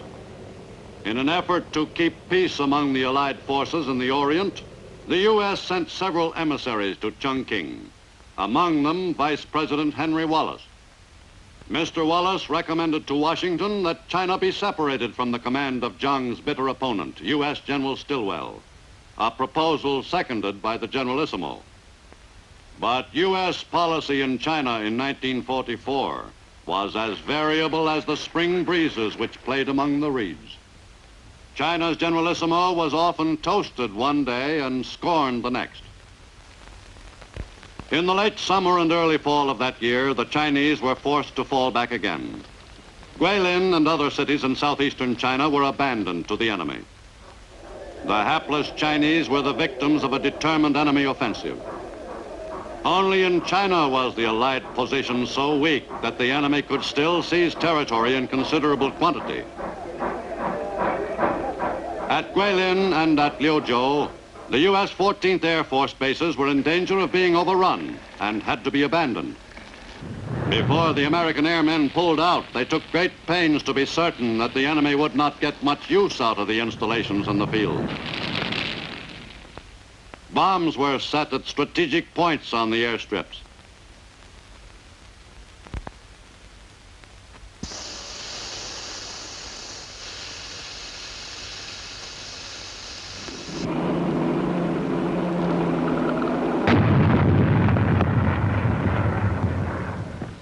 The major air bases at Guilin and Liuzhou were evacuated in the autumn of 1944. The enemy gained possession of an area which included a total of 8 forward U.S. air bases, but not in very usable condition. All over the world, the Allies were driving the enemy back. But in China, the Allied position was steadily deteriorating. In Chongqing, U.S. General Albert Wedemeyer replaced recently recalled General Stilwell as Zhang's Chief of Staff. In late 1944, the Allied military picture grew somewhat brighter. In China and India, the finishing touches were added to air bases which accommodated America's newest and largest bombers.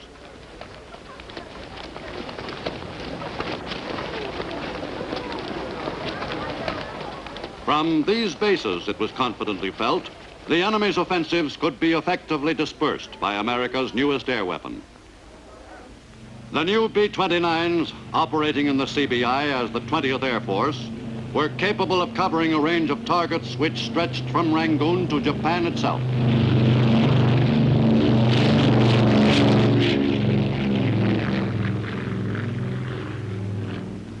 In the reconquest of Burma, the superfortresses were used in softening up the enemy's hold on the country's capital and chief port, Rangoon.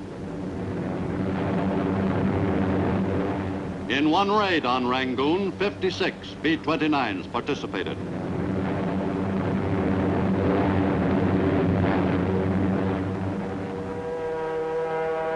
To the north, Mandalay was under attack by Allied planes and British ground forces for more than 2 months.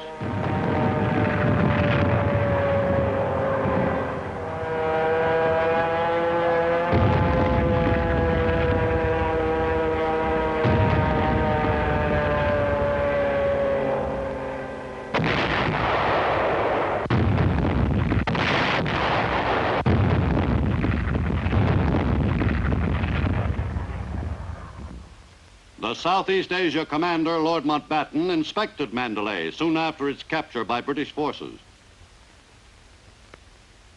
Meanwhile, in lower Burma, between Mandalay and Rangoon, American bombers attacked enemy military targets for the first time with Azon bombs, directed to their pinpointed objectives by radio control. The results were most successful. The capture of Rangoon was speeded up by an invasion from the air. A force of Gurkha paratroopers jumped in an assault on a strong point which dominated the approach to Rangoon. The operation went off smoothly, but it developed that the air invasion had not been necessary after all. British ground forces entering Rangoon via landings along the coast found that the enemy had abandoned the city.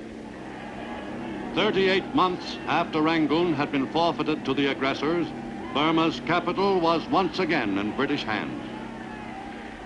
The reconquest of Burma had required the services of more than 1 million men. But final victory always made the long, bitter campaign seem worthwhile. In the retaking of Burma, a considerable number of British prisoners were liberated. Some had been taken captive by the enemy 3 years before, but throughout their long internment, they never gave up hope. In early 1945, the first truck convoy left from Lido, India, bound for China via the Lido and Burma roads, now linked. This invaluable artery across the rugged mountains helped materially to speed up the flow of supplies to China. But even in full operation, the overland route, christened the Stilwell Road, accounted for only a third as much tonnage as was flown across the hump in the waning months of the war.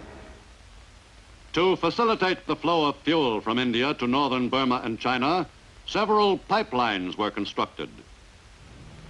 From India, the fuel was pumped via pipe as far as Kunming, more than 900 miles away. Thus, one more lifeline was established with beleaguered China. In early 1945, the Chinese mounted an offensive and succeeded in forcing the enemy back somewhat in certain areas. But though the Chinese scored limited gains, the Japanese were by no means in retreat throughout China. By the closing months of World War II, the Chinese gained some ground, but also lost much valuable territory. Jiang's forces continued to attack, but even the most optimistic of his allies never felt that the Chinese could win back China. In other parts of the Pacific theater, the Allied situation was brighter. In September 1944, a group of islands in the Carolines was vital to U.S. success in the Western Pacific. From Palau, U.S. planes could launch attacks against the Philippines, preparatory to an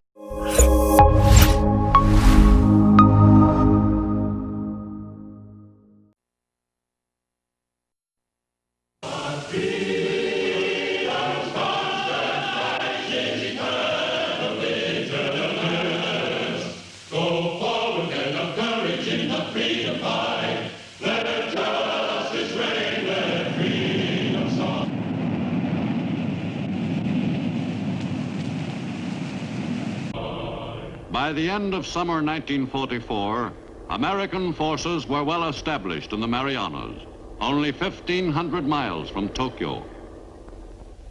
In the Southwest Pacific, U.S. Army troops had swept to the western tip of New Guinea. But further progress from both of those newly won positions demanded the securing of the flank. Between western New Guinea and the Marianas lay a small group of islands in the Carolines called Palau.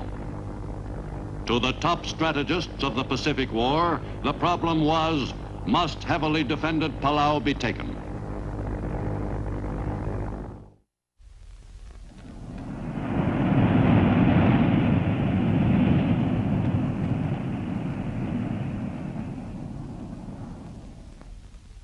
In the late summer of 1944, the Allied advance in the Western Pacific pointed to a quickening schedule of invasions. Morotai and the Halmahera group was an obvious target on the drive from New Guinea.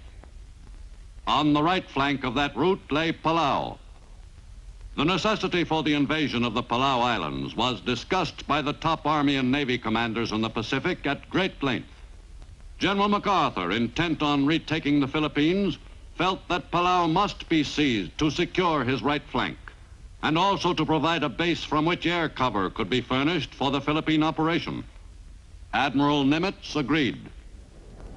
Admiral Halsey, on the other hand, felt that the Palau campaign was not really necessary.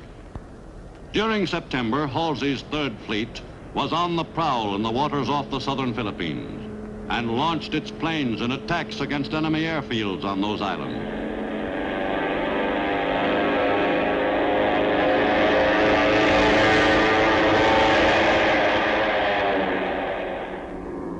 The carrier planes' attacks were highly successful.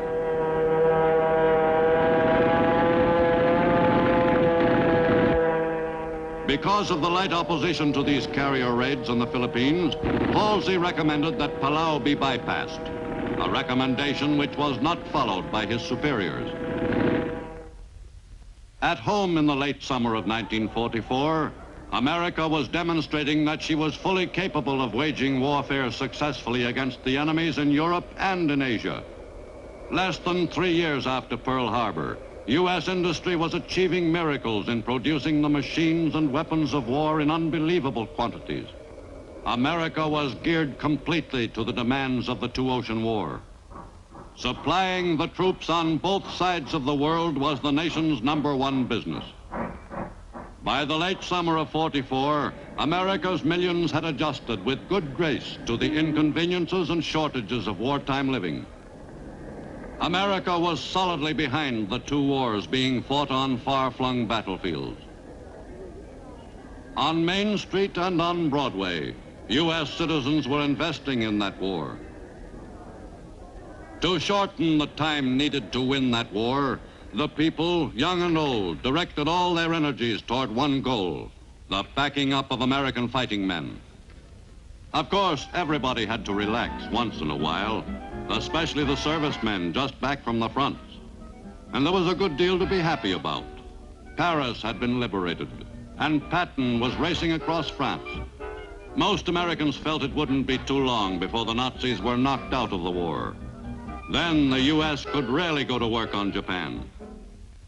Mounting confidence was evident all over the United States. But there were constant reminders, too, that the war wasn't quite won, that there were still costly battles to be fought.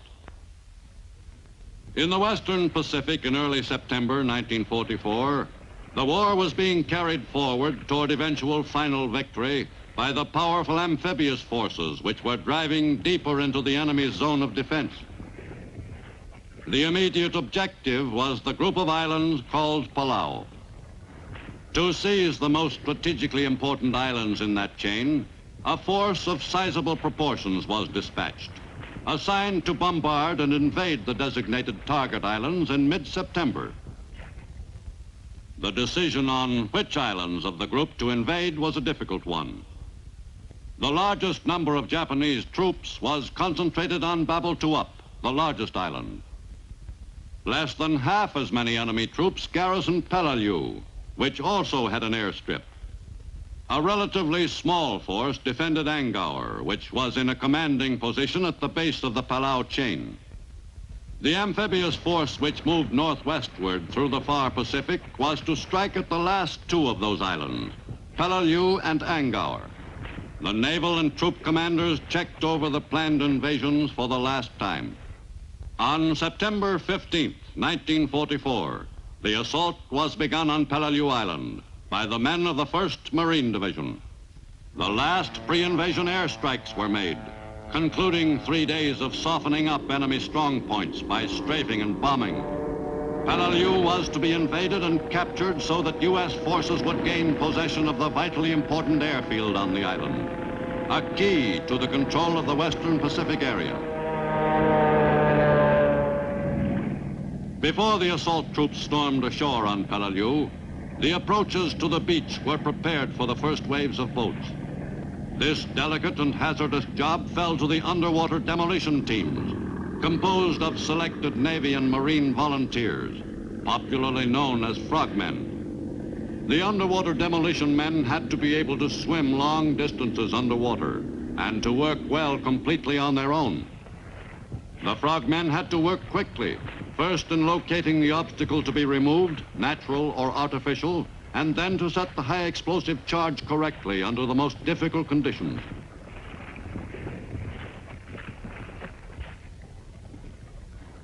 Then the trick was to get back to the pickup boat without being spotted by the enemy. Once safely out of the immediate area, the job was completed.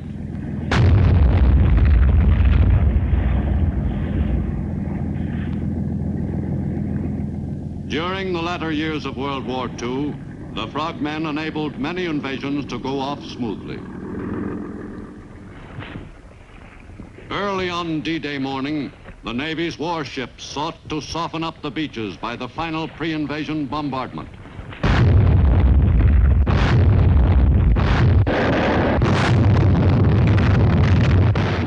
Though the battle on shore was expected to be another Tarawa, the Navy complained that they had run out of targets.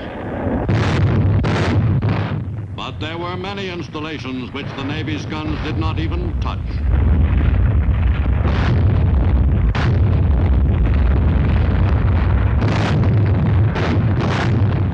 As H hour neared, the Combat Information Center aboard ship became the nerve center of the operation. At 6:30 on D-Day morning, the amphibian tractors carrying their complement of assault troops started for the line of departure, the area from which the final dash to the beach would be begun. The landing craft, Each one, a part of a designated wave, rendezvoused before making the coordinated move toward the beaches. In the Palau invasion, each step of the operation by each unit was reported to the top commanders on the command ship. They were thus able to gain an overall picture of the situation. Wave 1 foot, final line of departure at 0825. On deck, the troop commanders watched anxiously as the landing craft moved toward the beaches. The assault troops were preceded by a rocket barrage directed against the area behind the landing beaches.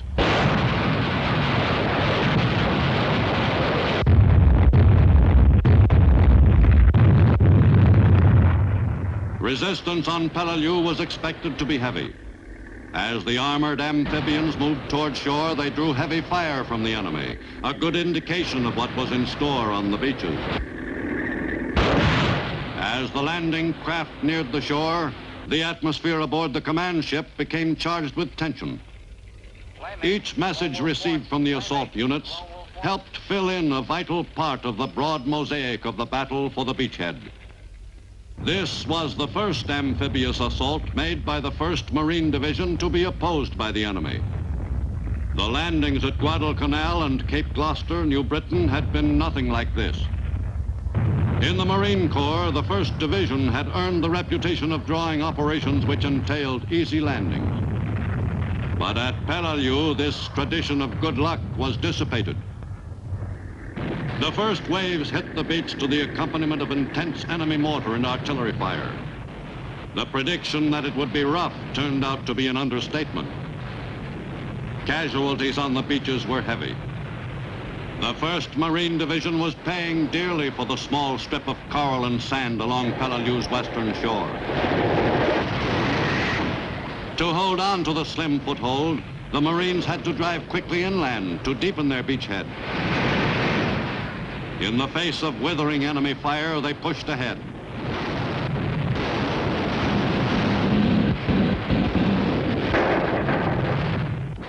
On the left flank, the battle was particularly tough.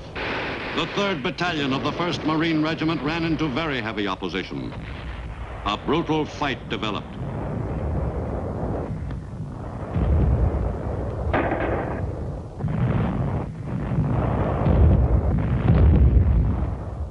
On D-Day on Palau, the situation reports on the fierce and confused fighting were relayed regularly to the top command. The line against the enemy was broken by 2 major gaps, so serious that the position of the entire U.S. force on the island was endangered. Spitfire 1, we are under heavy enfilade fire. The critical situation was followed with careful attention to every minute detail by the commanders of the operation on the command ship offshore. On the afternoon of D-Day on Palau, the Marines found themselves faced with the necessity of stopping a strong enemy counterattack. The men of the 1st Battalion, 5th Marine Regiment, braced themselves for the attack. At 4:50 o'clock, the Marines opened up with everything they had.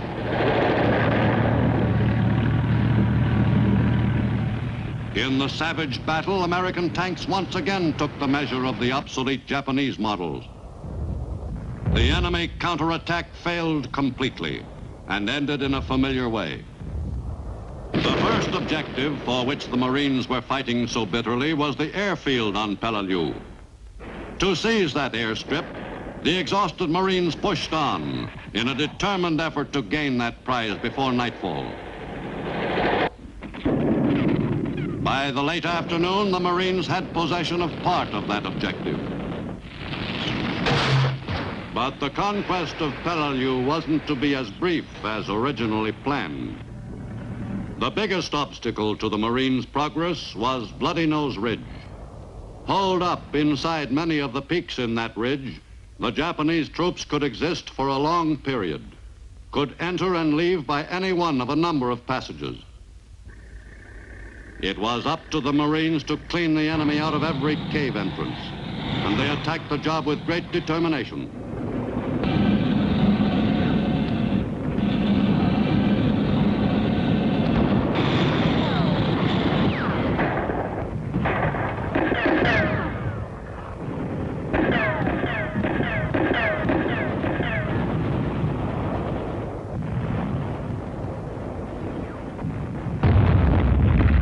fight to take Bloody Nose Ridge on Palau was one of the toughest spot actions of the entire Pacific War. Casualties in the lines were taken back to a more protected area, but sometimes that job was almost impossible.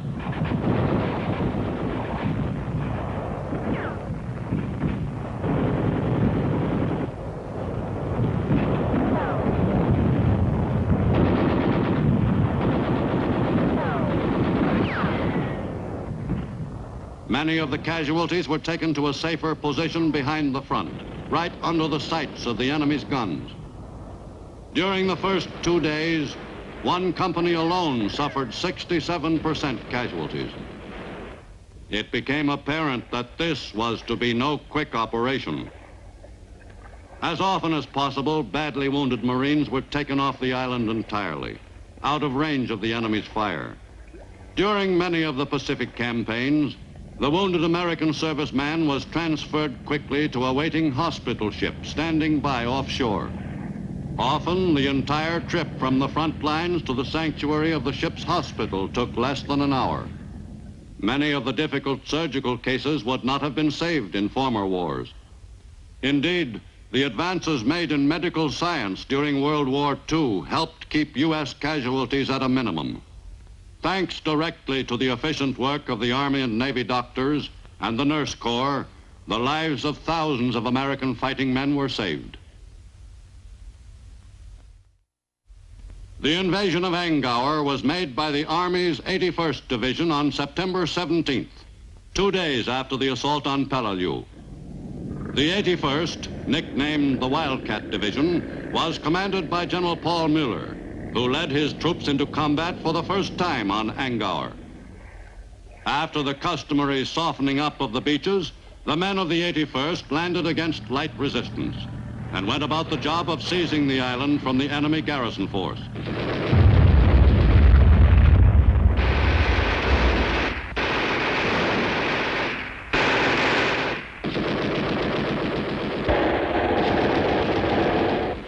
Angkor was not heavily defended, but the enemy had to be wiped out yard by yard.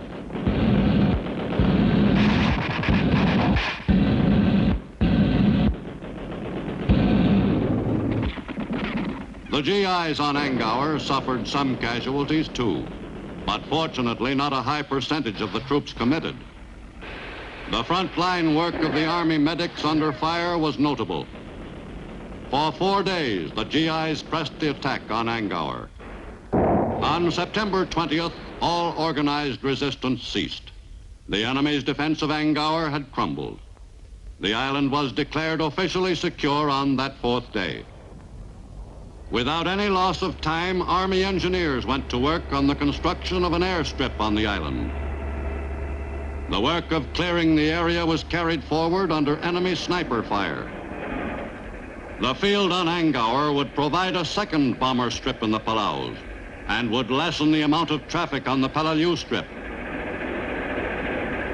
Construction was continued even after dark. The GI in charge of the lights which flooded the area was ready to pull the switch in a second if an alert was sounded. On Palau, the Marines were having a tougher time dealing with the enemy in the caves of Bloody Nose Ridge, a fortress which was proving virtually impregnable to the Marines' continuing attacks. Progress was slow. The Marines advanced slightly, only to be stopped after each small gain.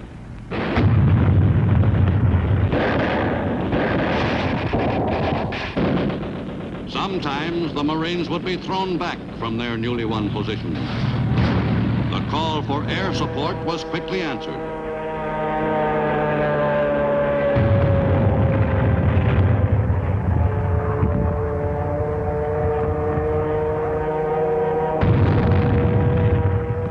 The men on the ground took a short breather while Marine pilots went to work on the enemy.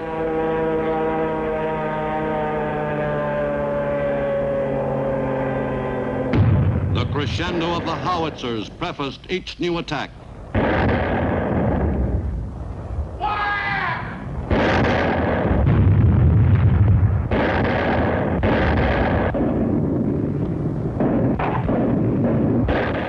Some areas of Bloody Nose Ridge were fought for several times. On Palau, advances were often measured in terms of a few yards.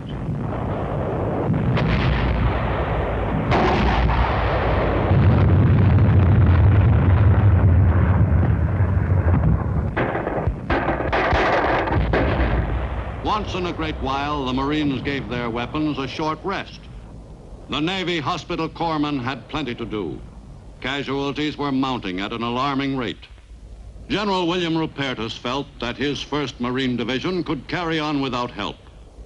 But his superior, 3rd Amphibious Corps Commander Marine General Roy Geiger, felt that it would be wise to bring in, as reinforcement, a regimental combat team from the Army's 81st Division, relatively fresh after the short struggle on Angkor.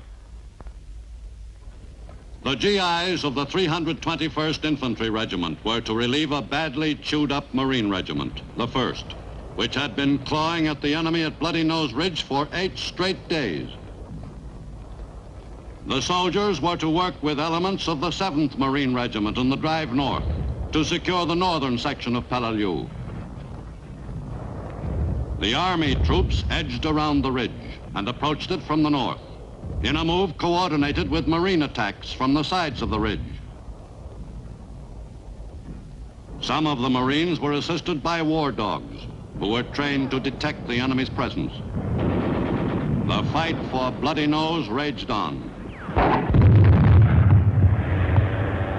From the airfield on Palau, Marine pilots took off on the shortest bomb run in World War II in the Pacific, 1,000 yards to the target, Bloody Nose Ridge, more formally called Umabrokel Mountain. Sometimes the planes dropped napalm-filled belly tanks with instantaneous fuse mechanisms.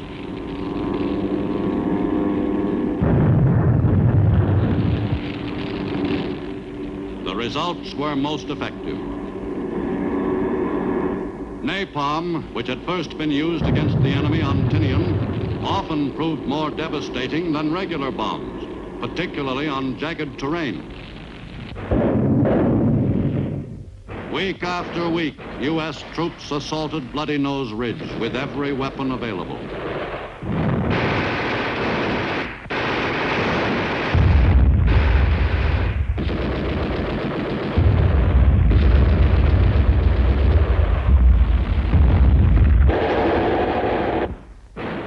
A favorite weapon of Japanese soldiers on suicide missions was the Bangalore torpedo. While the campaign on Palau was continuing, it became apparent that a supplementary operation would have to be conducted against an adjoining island, Nguesabus, which was given a once-over by the Marine pilots. On September 28th, Marines of the 3rd Battalion, 5th Marine Regiment, conducted a well-executed shore-to-shore operation from Palau to Nguesabus. This small-scale invasion was necessary to deny the enemy the use of a base for his artillery, which was being directed against U.S. troops on Palau. Nguesabus was seized without too much difficulty by the 1,000 Marines.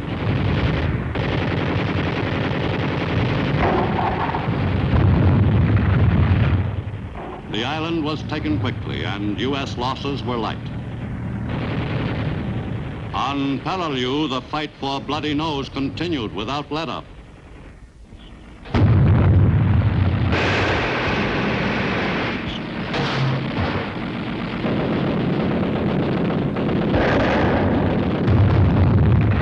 By the end of September, the enemy was losing control of the island. A number of Japanese soldiers surrendered, but they represented only a part of the force still alive on Palau. For every enemy soldier who gave himself up, there were many more still holed up in the caves of Bloody Nose Ridge. On Palau, a handful of Japanese troops were taken alive before the island was termed secure. As for the rest, the U.S. forces spent another 8 weeks sealing up cave entrances in the last pocket of enemy resistance, an area about 900 yards long and 400 yards wide. By late November, the enemy was all finished on Palau.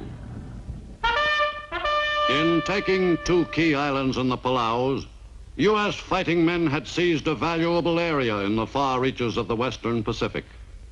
The Stars and Stripes flew over the most westerly of the Caroline Islands after a campaign which ranked with the most bitterly fought of the war in the Pacific. From that territory, won at a cost of more than 1,600 American lives, U.S. forces were in position for their next move. In October, a sizable airstrip capable of accommodating heavy bombers was in operation on Angkor. From that field, U.S. bomber pilots made periodic runs over some of the islands in the Palau group which had not been invaded by American amphibious forces. The pilots concentrated on enemy positions on Babaltuap and Koror. Occasionally, these routine missions proved fatal.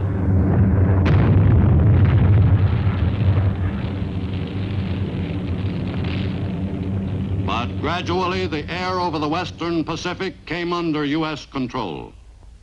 With Morotai and the Moluccas functioning as one air base and the Palaus as another, U.S. planes could easily cover the forthcoming invasion of the Philippines. Starting in October, U.S. bombers operating from Palau attacked Japanese fields and installations in the Philippines.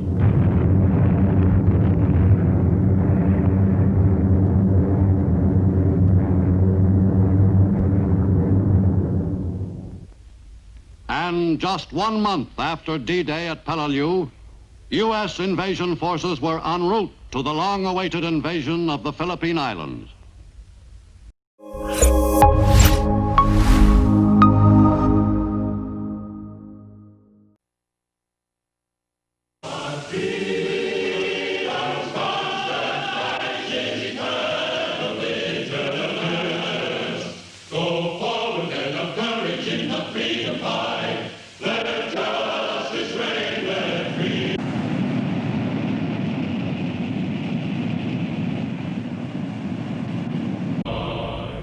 In Washington in March 1935, President Roosevelt approved the constitution of the new Philippine Commonwealth, another step toward Philippine independence.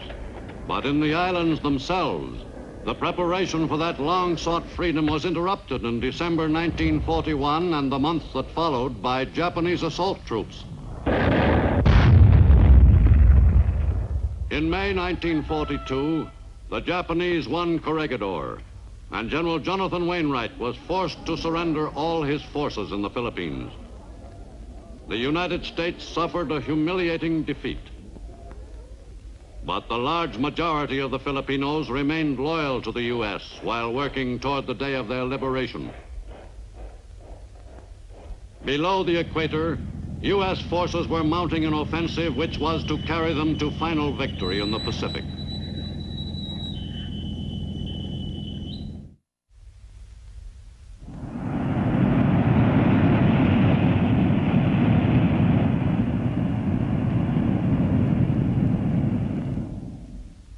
In mid-1944, U.S. forces seized the Marianas. But where to strike next? Should the Philippine Islands be invaded? Or, as the Navy advocated, should the next move be to Formosa and then the China coast? In Honolulu in mid-July 1944, Admiral Chester Nimitz summed up the advantages of the Formosa plan for an interested listener who expressed enthusiasm for the idea and seemed definitely opposed to General MacArthur's proposed Philippine operation. But as the conference continued, the general argued so convincingly for permission to make good his promise to return to the Philippines that the president finally endorsed his plan. U.S. forces in the western Pacific had progressed by September 44 to Morotai and Palau. 1 month later, a strong invasion armada moved toward the island of Leyte in the vulnerable central Philippines. The carriers continued their attacks against enemy targets throughout the Philippines.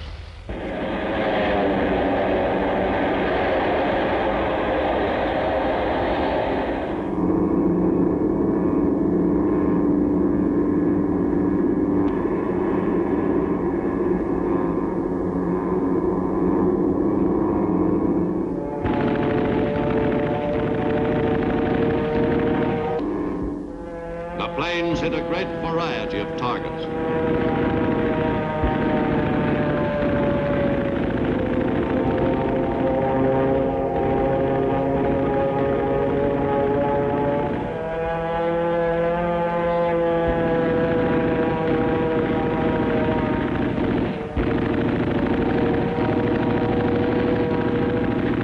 In mid-October, the invasion fleet began the last leg of the trip to the objective. The mighty armada included combat and assault vessels of all types, escorted by 6 battleships. Aboard the cruiser Nashville, General MacArthur was confident of the success of his mission as he surveyed the powerful fleet. This impressive convoy was transporting some 170,000 American soldiers to the invasion beaches on Leyte. GIs from Oregon and Ohio, Mississippi and Montana, all intent on paying the Japanese back for Bataan and Corregidor. On the morning of October 20th, the invasion fleet stood off Leyte, and the assault troops moved toward shore near Tacloban.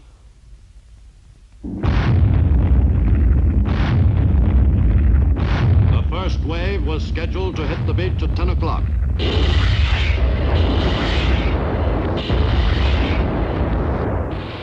The assault on Leyte carried the fighting forces of the Southwest Pacific some 2,500 miles from the point on New Guinea where the offensive against the enemy in that theater had begun. Right on schedule, the assault troops landed. Soldiers of the 10th Corps of the U.S. 6th Army. The landing near Tacloban went off smoothly, and U.S. forces quickly set about securing a position of sufficient area to facilitate a successful defense. On the Nashville, General MacArthur and Philippine President Sergio Osmeña prepared to go ashore several hours after the first waves landed.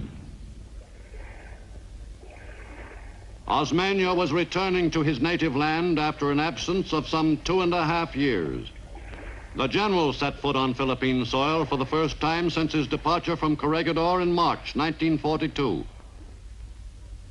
About 20 miles to the south at Dulag, GIs of the 24th Corps made a second landing, coordinated with the invasion near Tacloban.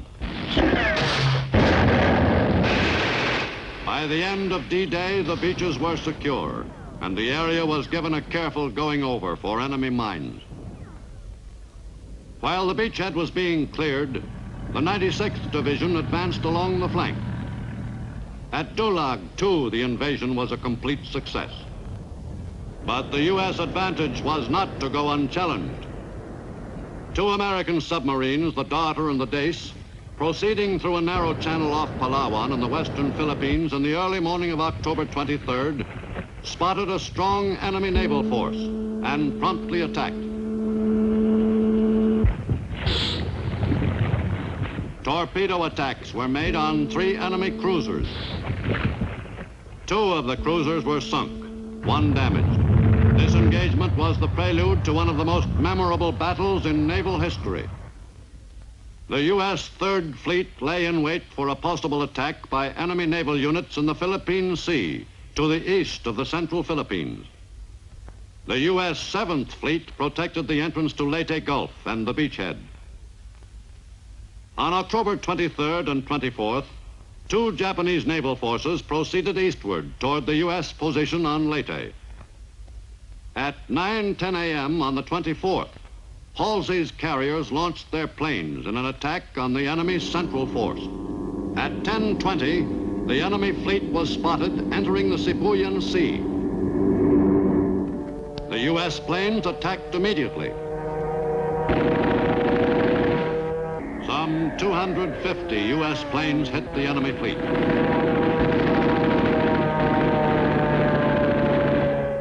Succeeding waves of U.S. planes kept up a continuing attack for 5 hours.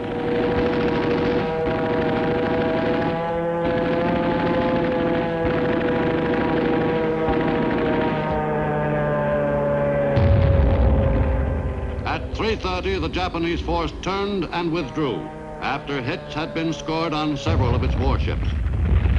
Survivors of the super battleship Musashi, sunk by U.S. air action, were picked up by other enemy ships. The enemy's naval strategy called for a decoy force to try to lure Halsey out of position.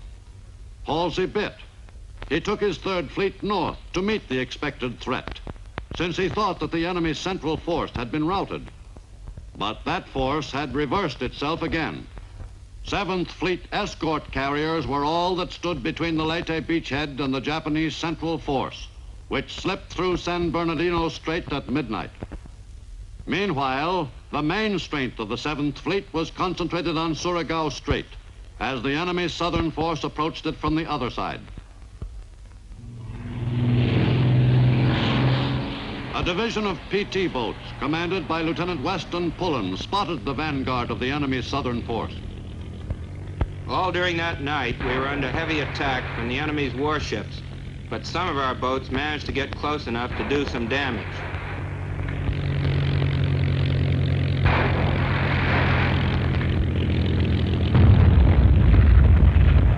The battleships of the U.S. 7th Fleet, which were equipped with the latest radar apparatus, waited through the night until the enemy came well within range of their guns. The enemy force was moving right into the trap.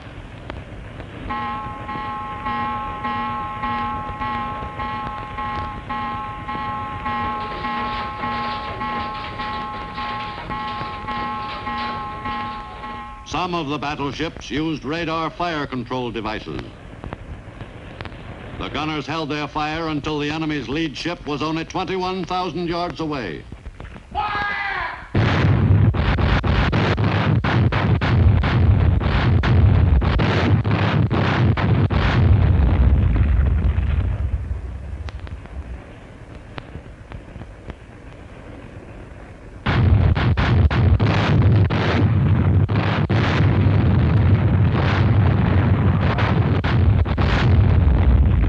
In the Battle of Surigao Strait, the enemy's naval force was overwhelmingly defeated.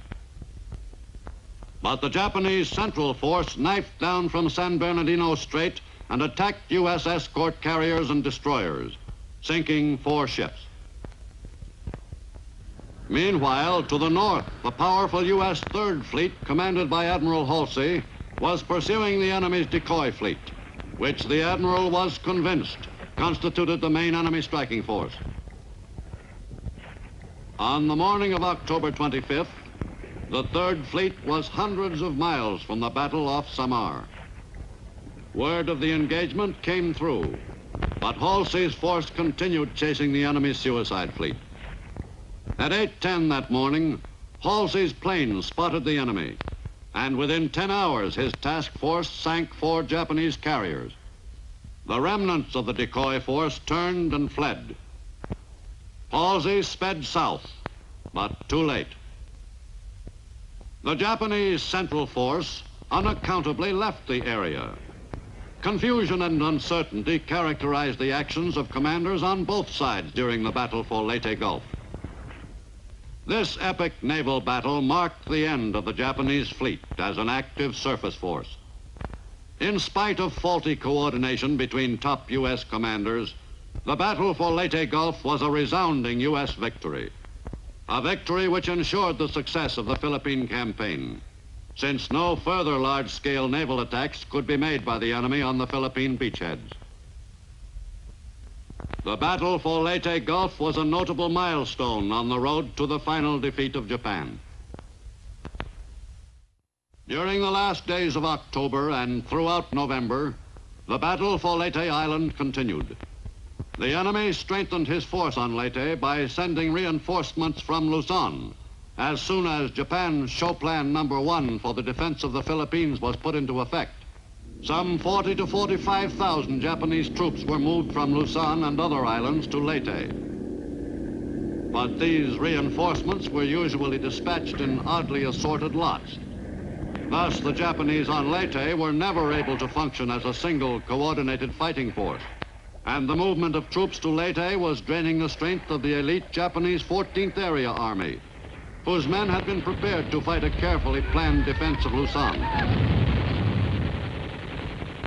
On Leyte, the soldiers who arrived safely were simply added to units which were fighting a losing action against the American GIs. The fight for Leyte finally resolved itself into a series of small unit actions.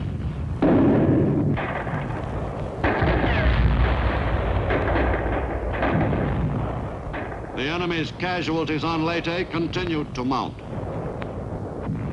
During the battle for Leyte Island, Japanese pilots introduced a new kind of aerial attack.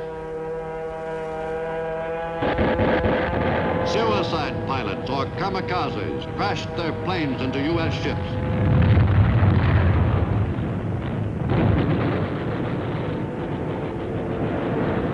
A number of American ships of all types were rammed in these desperate attacks.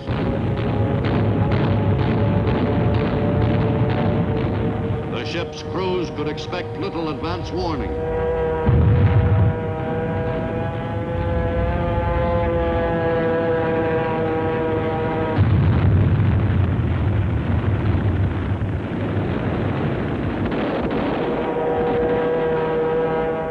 But some of the kamikazes were more successful in their farewell dives.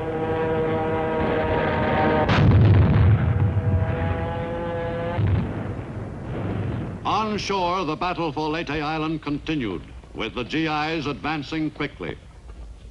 By December 1st, there were 7 U.S. divisions fighting on Leyte, 3 of which had joined the fight after the original landings. The key port city of Orient fell to the 77th Division on December 11th.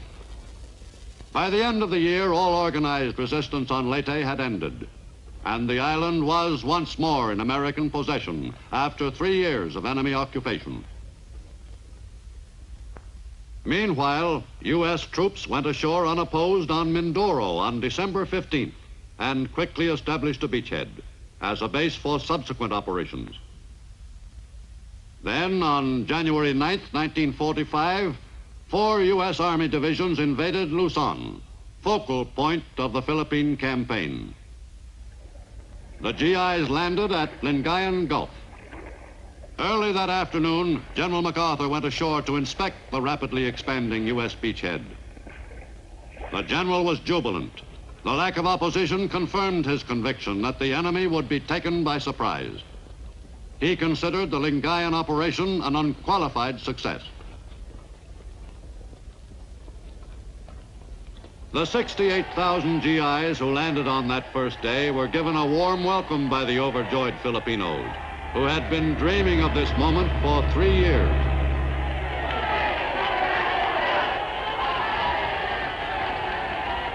The troops were not accustomed to making this kind of an invasion. The landing at Lingayen Gulf had little in common with previous assaults made by the GIs in New Guinea and the Solomons. Filipino guerrillas who had carried on sporadic raids against the enemy during the black years just ended enthusiastically joined forces with the GIs, volunteering to act as scouts.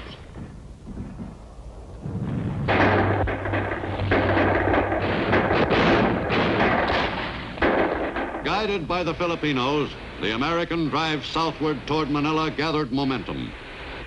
The GIs passed numerous dugouts where enemy soldiers met their death along the 117-mile route. The American advance moved swiftly through the remnants of the enemy's elite Luzon force. Heavy U.S. air attacks were made daily on airfields near Manila.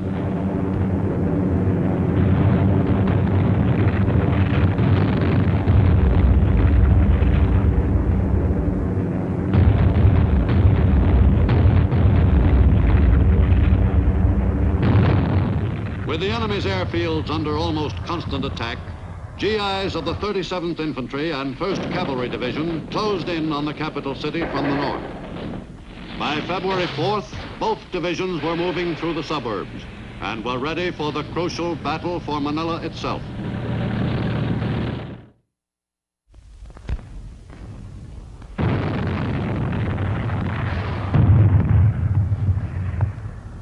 The drive to capture Manila proper began with heavy fighting. The GIs were well aware that it would be a tough job.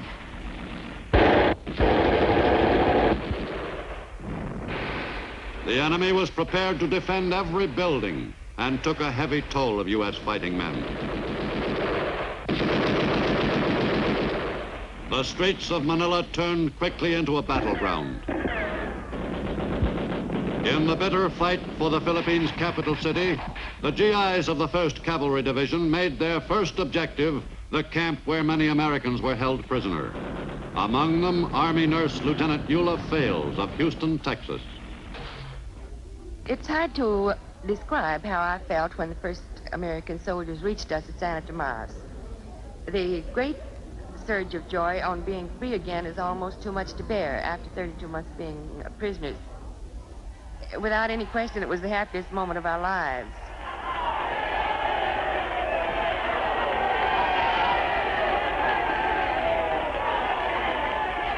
The prospect of actually going home again was a little hard to get used to at first.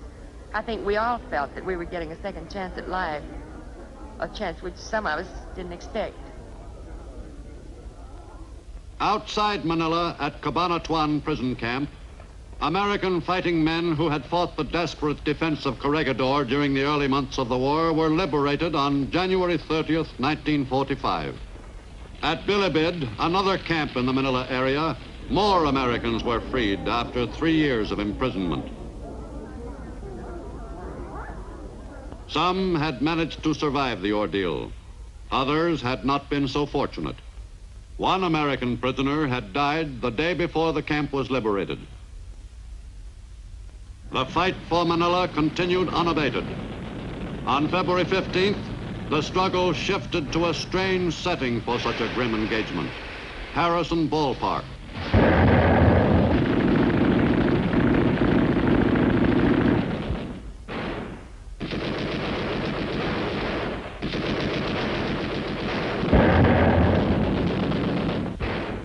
General Mudge himself helped a private who had been wounded remove a casualty to safety.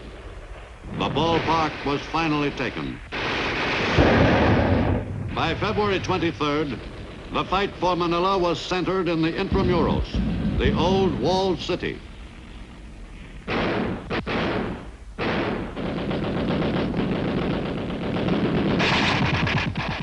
GIs of the 129th and 145th Infantry Regiments swiftly annihilated enemy resistance. For 4 weeks, Manila existed in a state of complete chaos. To the residents of Manila, February 1945 was a month of horror.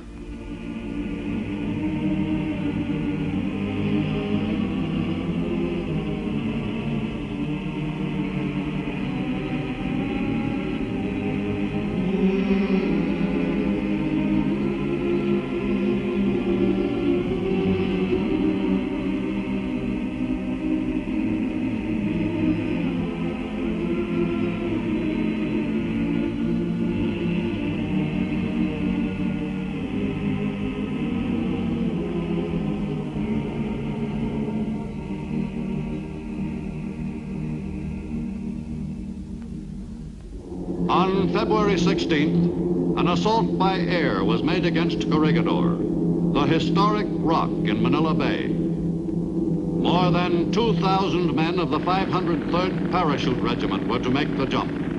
The C-47s flew over the 1/2 square mile head of Corregidor at low level and prepared to eject their cargo of experienced assault troops over the target area, 2 small patches of clearing. The men jumped from a height of only 400 feet.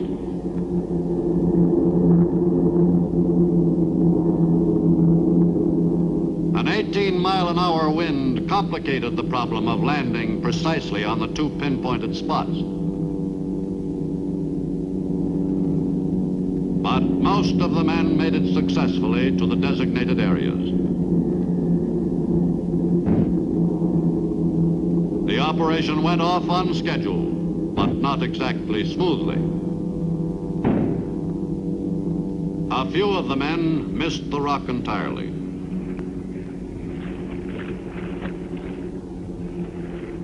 The operation was considered eminently worthwhile since the enemy had not prepared for an attack from the skies.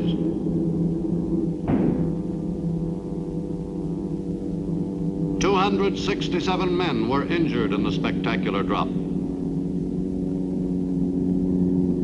Once on the rock, the paratroopers went right to work on fulfilling their assignment, to rout the enemy out of his last-ditch defenses on the island where American fighting men had made their unforgettable stand in 1942. To reinforce the air assault, the 3rd Battalion of the 34th Infantry Regiment landed on the south shore of Corregidor. The troops pushed ahead quickly to take Malinta Hill. Opposition on the beach was negligible, since the enemy had been caught completely off guard by the air invasion. In addition, the landing on the south shore of the island also came as a surprise to the enemy, who had expected an assault on the northern beaches.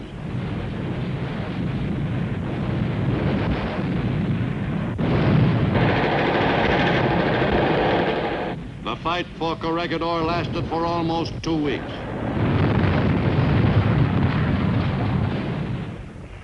Soon after the seizure of Corregidor, General MacArthur arrived for the formal ceremony which marked the island's return to U.S. possession.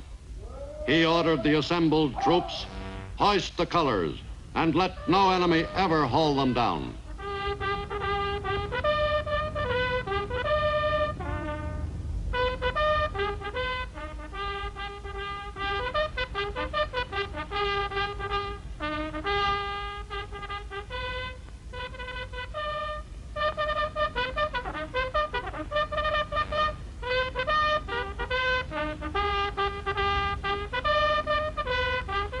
Corregidor was a notable milestone on the road to Tokyo. 3 days after Corregidor was invaded, Iwo Jima, some 1,600 miles to the north, was assaulted by 3 divisions of United States Marines.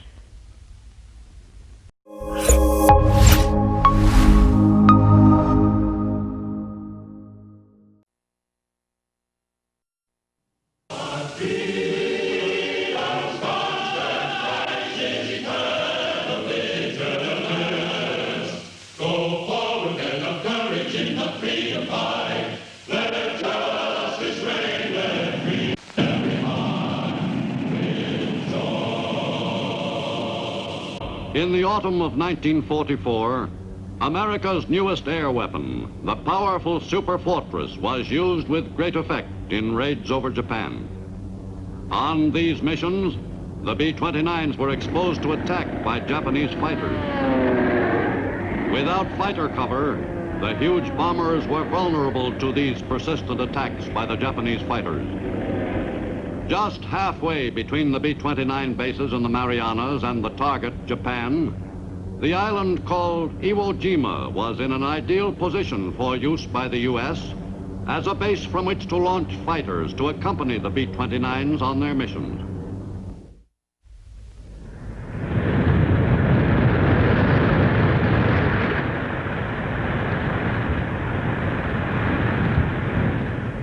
In late 1944, the U.S. High Command decided that Iwo Jima must be seized, and preparations were made for the assault against that island fortress. Beginning in October, American B-24s made regular pre-invasion bomb runs to Iwo.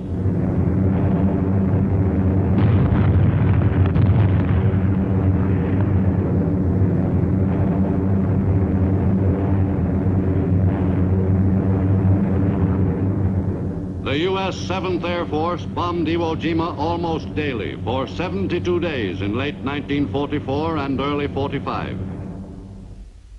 At U.S. bases in the Pacific, Marines of the 3rd, 4th, and 5th Divisions prepared for the assault.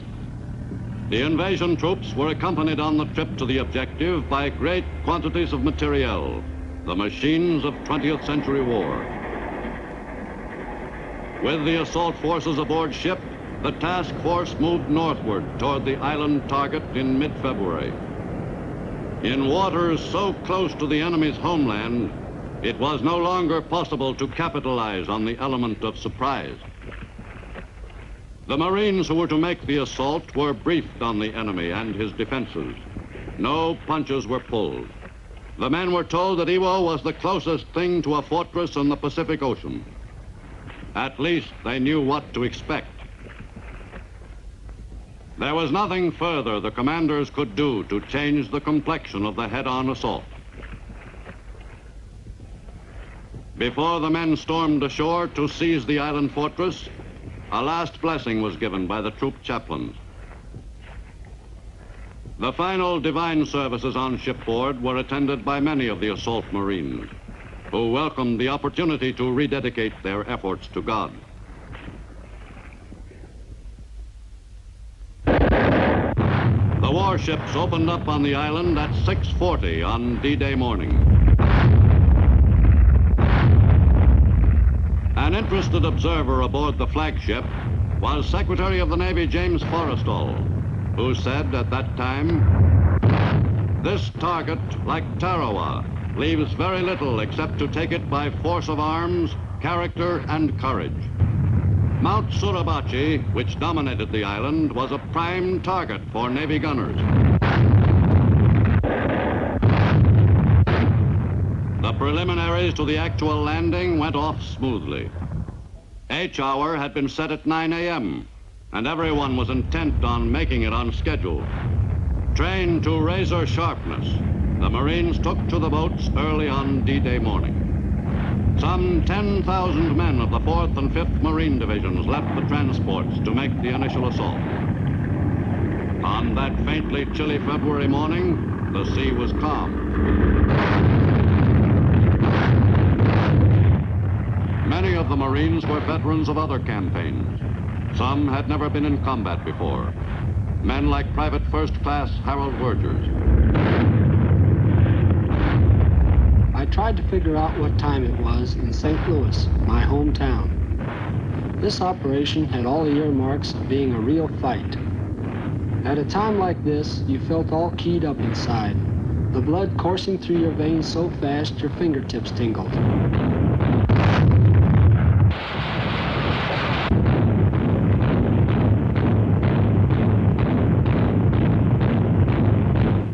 You wanted to get ashore quick and start getting some of those guys who were firing at our ships and scoring a hit every now and then.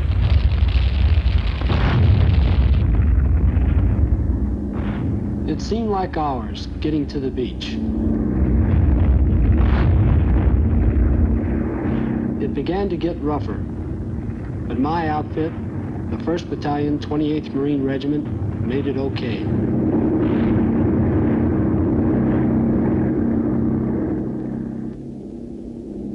We landed on schedule.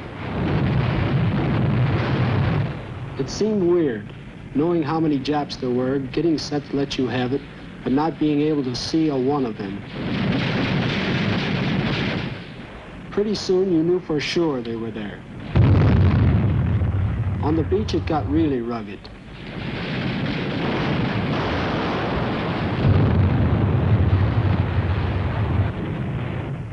I never expected it to be this rough. Some companies were cut down to half strength that first morning, half their men knocked out.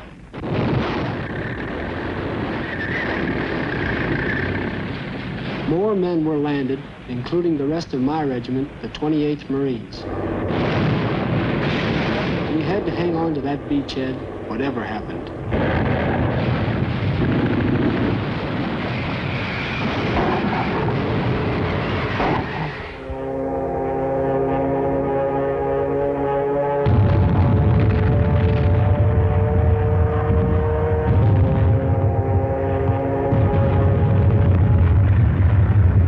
What made it even tougher was the slow going in that volcanic sand. It slowed us down, and it slowed the equipment down. The fight for the beachhead at Iwo was a real nightmare.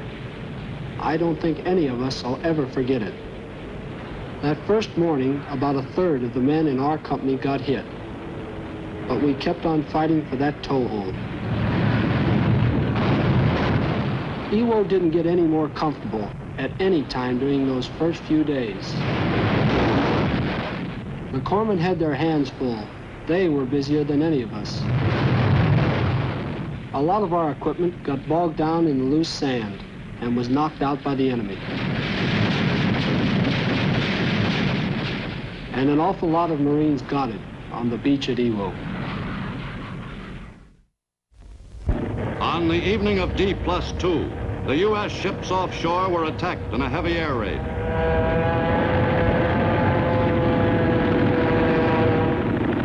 The gunners scored hits on some of the Japanese suicide planes.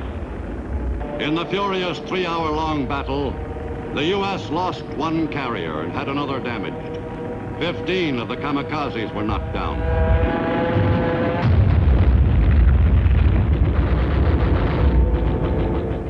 From Mount Suribachi, the Japanese poured their fire on the landing beaches below.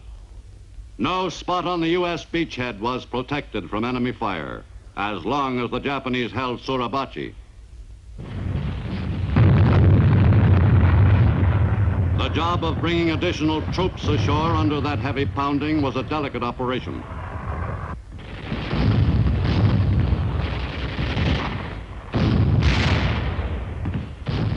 And just as important as the added manpower was the materiel, which was so necessary in the drive to reduce the enemy's fortress. It became obvious on the first day that Suribachi would have to be taken as quickly as possible.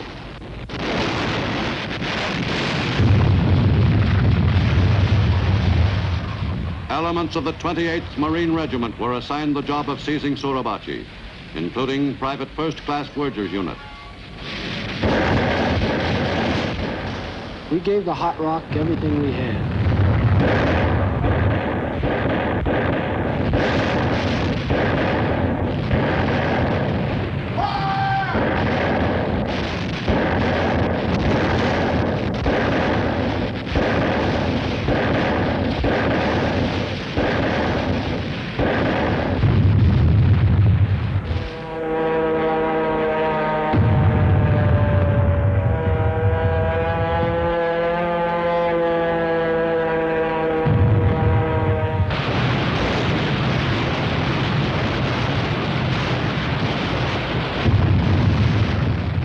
After that opening, you'd have thought we could have walked right up the side of the mountain. We gained a little ground, but the enemy kept letting us have it.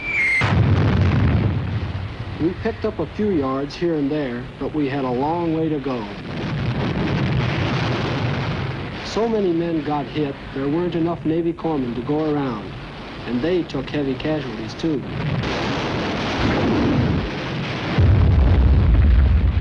We kept pushing ahead, making every clip count. But it was tough going. They kept pouring it down on top of us.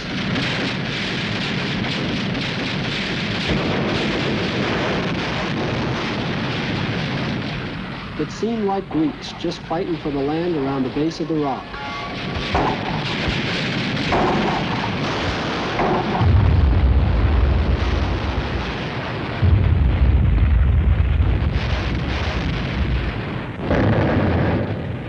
Finally, on what they tell me was the 4th day on Iwo, we began to pick our way up the slope. On the way up, we ran into some Japs, but they didn't give us too much trouble. This was no place for anybody with a weak stomach.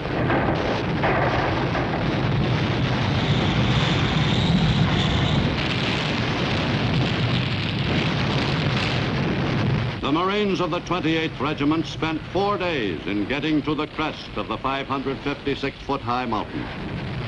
Once again, the Marine spirit had been a prime factor in the capture of this difficult objective against great odds. On February 23, 1945, the Marines raised the U.S. flag atop Mount Suribachi as a signal to the troops below that the mountain was won. That flag was seen around the world.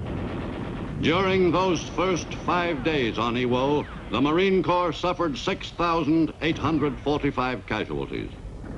Of that number, 5,284 were wounded, and a great many of those men were saved.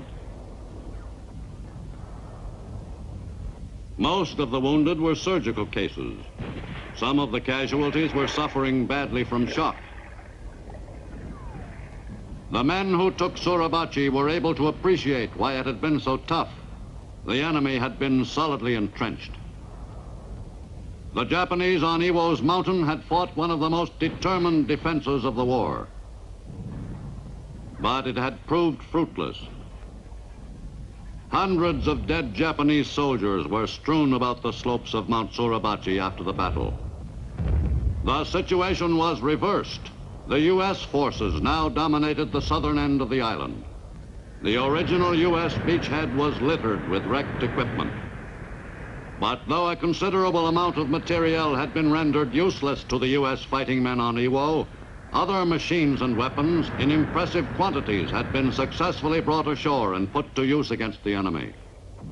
Ground Forces Commander Marine General Holland Smith was anxious to have the area cleared of enemy mines and rendered safe for the landing of additional reinforcements and supplies for use in the drive north on the island. 3rd Marine Division combat troops, which had been held in reserve, landed on Iwo with 3rd Marine Division headquarters and attached units. The 2 regimental combat teams of the 3rd Marine Division now on the island were to be used in the center of the drive north.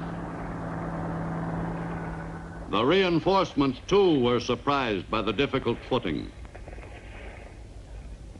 In the loose volcanic sand, vehicles designed for use on any terrain bogged down hopelessly. On Iwo, metal mats were essential for the movement of many vehicles inland from the beaches. The invading Marines had not expected to have so much trouble with Iwo's soil, but they overcame the problem in short order nevertheless.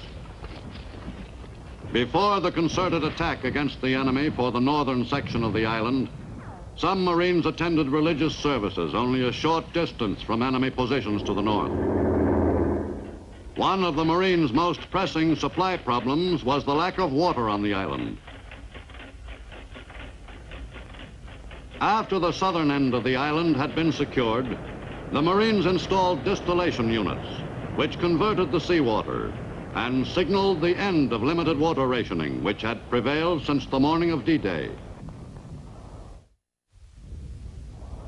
With Suribachi and the southern end of Iwo won, the U.S. forces girded themselves for the conquest of the northern section of the island.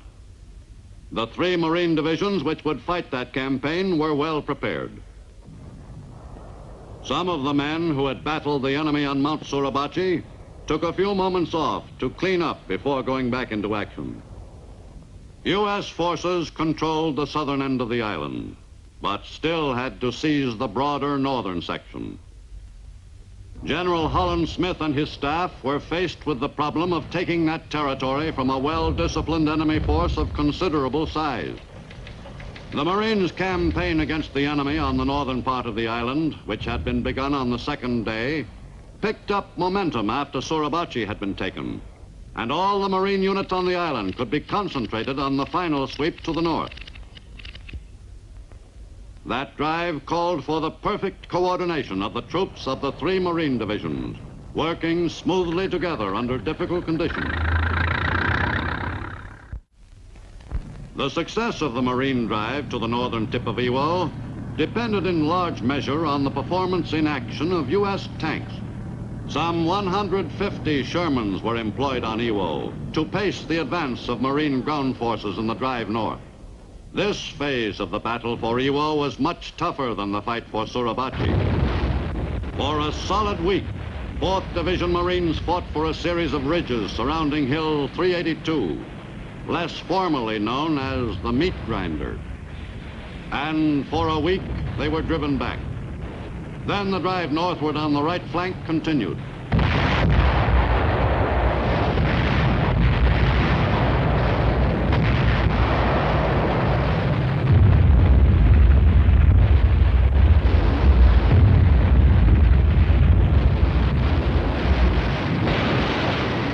Once its rockets were fired, the vulnerable rocket launchers quickly left the area.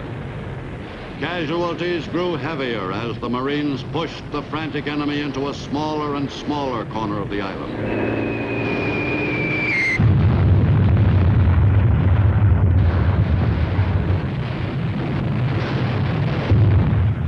In some areas, the territory had to be taken ridge by ridge.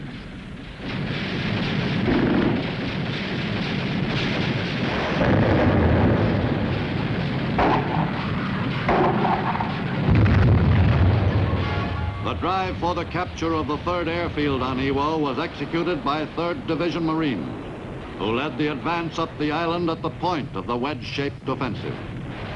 In crashing through the enemy's strong defensive line, the men of the 3rd Division took quite a beating.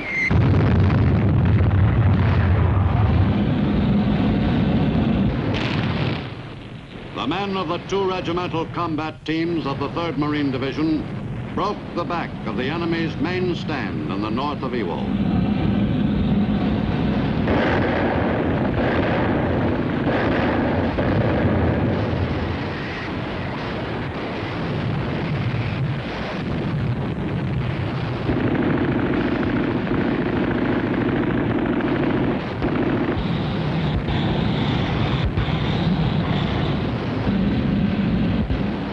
The enemy force on the island was rapidly being whittled down.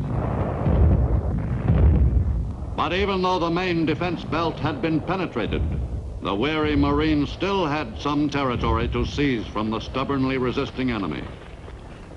The U.S. force had suffered the loss of much equipment and thousands of fighting men. But Iwo Jima, only 750 miles from Tokyo, was almost entirely in American possession. No longer would enemy planes take off from Iwo's strips on missions against U.S. forces in the heart of Japan's inner defense zone. The campaign on Iwo Jima had several noteworthy aspects from a medical standpoint. One was the employment of whole blood and plasma on a scale never before attempted, with gratifying results. It had been estimated that casualties would total 31% of the entire force. Actually, casualties amounted to almost 33% of U.S. manpower participating in the operation on the island. The Navy operated an evacuation hospital, which began functioning on the island on the 9th day of the battle. All the necessary facilities were available to Navy doctors and corpsmen, working only a mile or 2 from the front. With the opening of several evacuation hospitals on Iwo, it was possible for all initial surgery to be performed on the island itself. The most difficult cases were operated on as quickly as possible, often less than an hour after the wound had been sustained, and the lives of thousands of fighting men were saved. Starting on the 13th day of the battle for Iwo, many of the casualties were evacuated by air. At certain times, this method provided the only means of evacuation from the island because of unfavorable sea conditions or lack of facilities afloat. During the last 3 weeks of the battle on Iwo, about 100 casualties a day were put aboard planes and flown off the island.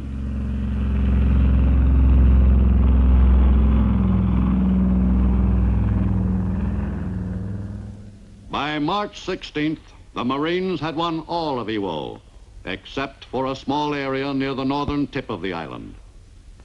Japanese who had been taken prisoner were used to appeal to their brothers in arms to surrender. But in most cases, the appeals were not as successful as other methods of persuasion.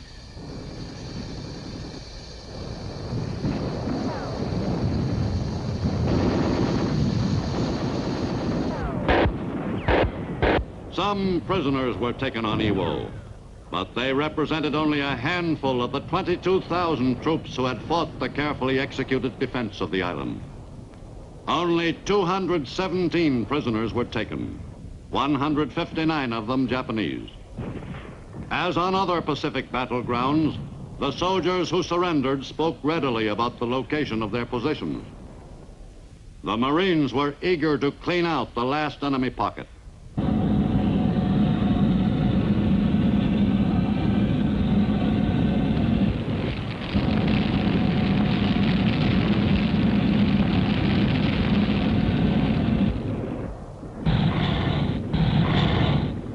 The Marines who were engaged in seizing the last enemy area had been fighting on Iwo for almost 4 weeks. It was slow, exacting work.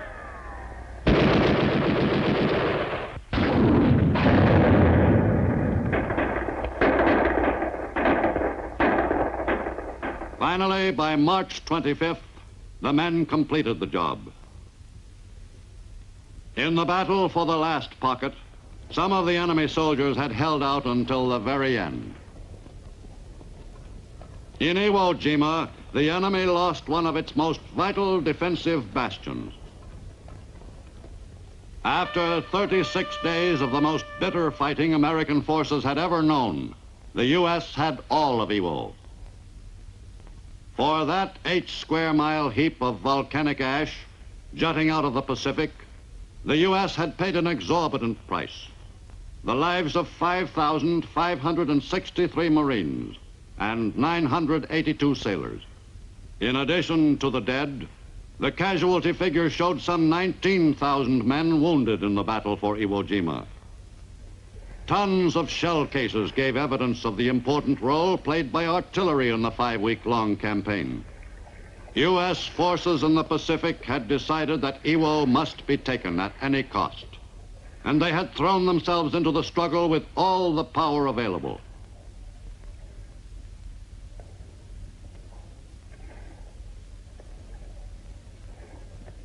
With the job successfully accomplished, the top priority assignment was the extension of one of the airfields so that it could accommodate America's newest heavy bombers.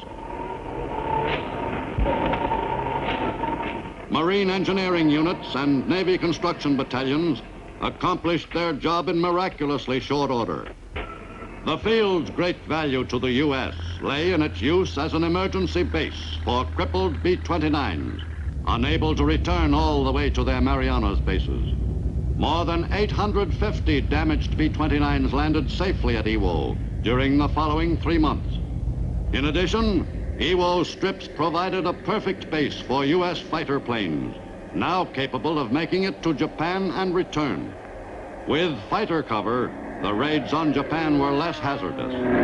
After the victory at Iwo, Okinawa was the next major enemy island on the U.S. schedule. An assault force of soldiers and Marines made the invasion on Easter Sunday, 1945.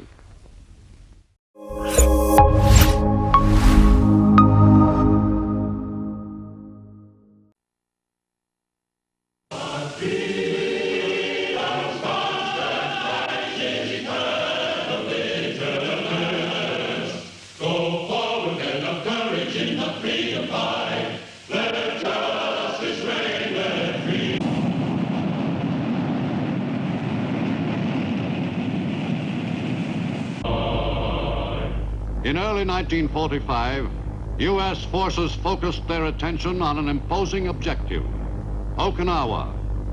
Lying only 350 miles from Japan proper, Okinawa would make the perfect base from which to launch the proposed invasion of Japan itself. But though the Japanese were losing more and more outlying territory, on the home island, the Japanese military forces would be able to muster sufficient manpower to fight a strong defensive battle.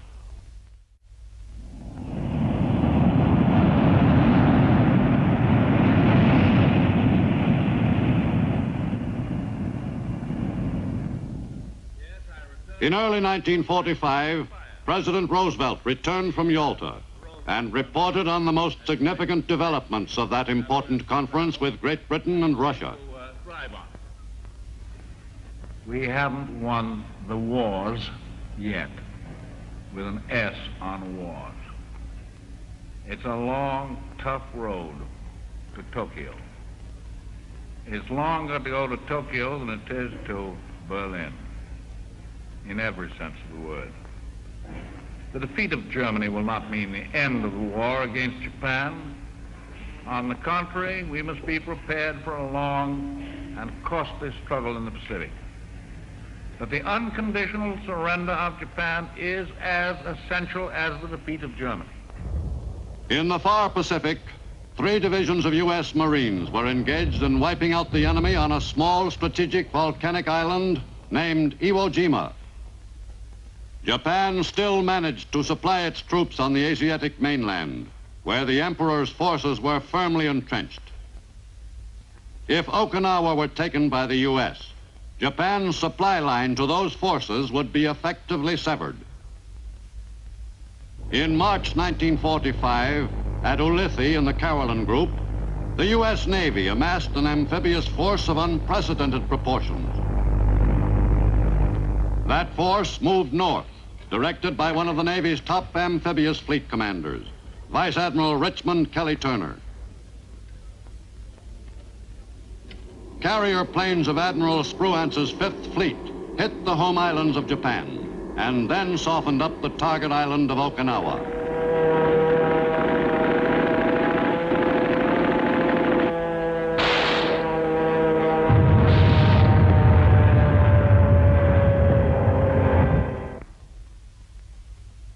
Meanwhile, the warships of the mighty Fifth Fleet moved toward the objective. And on March 25th, enemy positions on the island came under attack by a score of U.S. warships, which fired salvo after salvo. On March 26th, 77th Division GIs assaulted the Kerama Islands, a valuable subsidiary base of operations.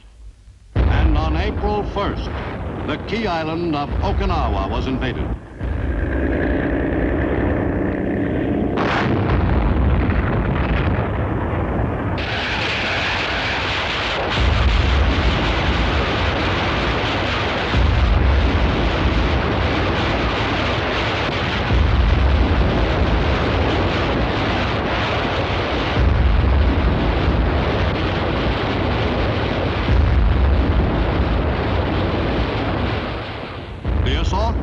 The U.S. 10th Army, which was composed of GIs of the Army's 24th Corps and Marines of the 3rd Amphibious Corps. 16,000 men were in the first wave to land on Japan's doorstep on the western coast of Okinawa. It seemed hard to believe, but there was no opposition. Most of the veterans in the invasion force, old campaigners who had fought at Saipan, Peleliu, and Leyte, suspected that this was an April Fool's Day trick on the enemy's part. The soldiers and Marines pushed across the island and were followed by thousands more. The men advanced quickly across the neck of the island toward the east coast against very light resistance. Only scattered enemy troops fired on the invaders.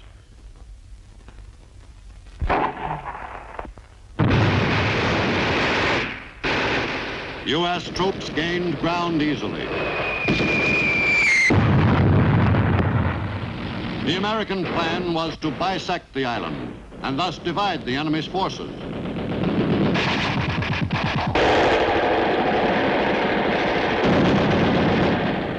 During those first few days on Okinawa, U.S. soldiers and Marines encountered only feeble resistance. It was difficult for the men to understand. Only 350 miles from Japan and no heavy opposition by the enemy. In the advance across the island's neck, the American fighting men did meet some enemy patrols, but no opposition strong enough to impede the 10th Army's progress. The island was cut in two by April 4th, when U.S. troops reached the east coast. During the next 3 days, a considerable amount of territory was seized in the northern section. The beachhead was firmly established, and supplies were being brought ashore in impressive quantities. To keep the men of the 10th Army fed and equipped put a heavy burden on the Navy, which employed more than 1,000 ships of all types during the Okinawa campaign. At sea, the men of the vast fleet standing off the island were growing concerned about the enemy's heavy air attacks.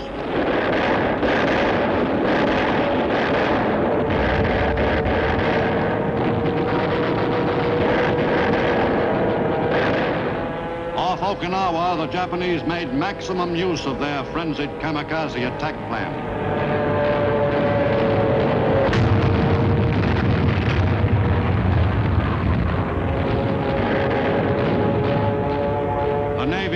heavy losses as further waves of suicide planes dove into U.S. ships.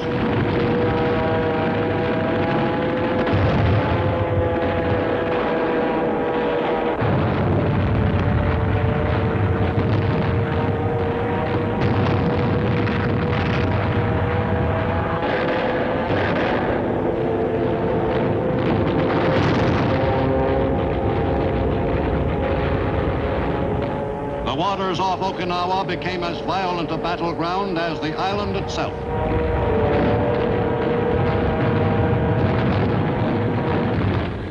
At airfields on Kyushu, southernmost island of Japan proper, more and more hastily trained pilots were inducted into kamikaze service.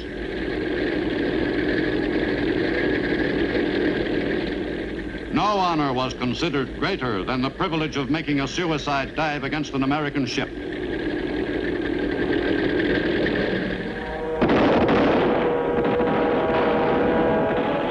Fortunately, not all the kamikaze missions were successful.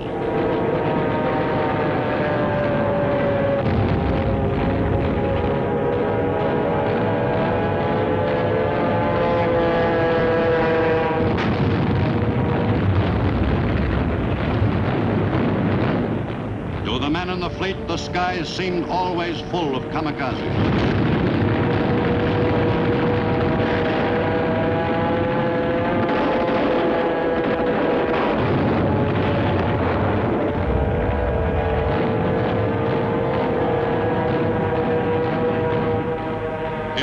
Between Okinawa and the Japanese home islands, some U.S. ships were hit in enemy bombing attacks. On the U.S. carrier Franklin, casualties were very heavy. In the struggle to save the ship, Chaplain Joseph O'Callaghan of Cambridge, Massachusetts, played a memorable part and was subsequently awarded the Congressional Medal of Honor. It appeared that most of the crew were dead, and of the living, almost everyone was wounded. The few survivors of the Franklin will never forget that cold March morning in the far Pacific. The flight deck littered with dead and dying. In nomine Patris, et Filii, et Spiritus Sancti. Amen.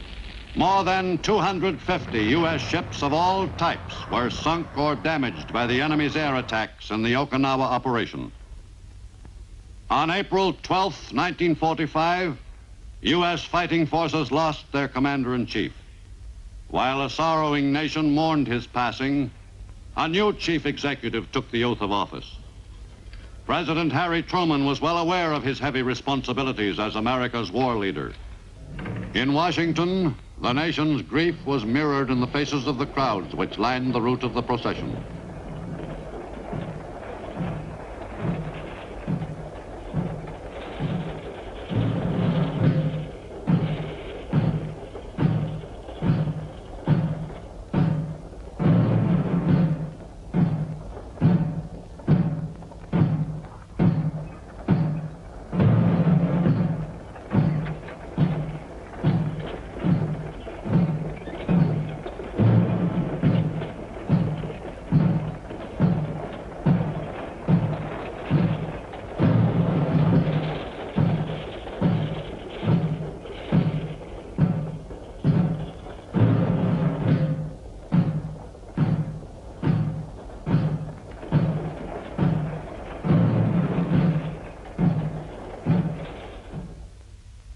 Halfway around the world on Okinawa, many of the combat troops paused to attend a memorial service not far from the front. President Roosevelt's death at this critical point was a real blow to the servicemen, who had felt a close bond with their late commander-in-chief. Some officers worried about a drop in morale, but most of the men resolved to fight with even greater determination to help achieve the final victory as quickly as possible. On Okinawa, the battle was far from won.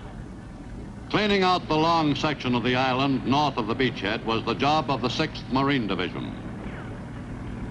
They moved quickly against an enemy force which was fighting from ideal natural defensive positions.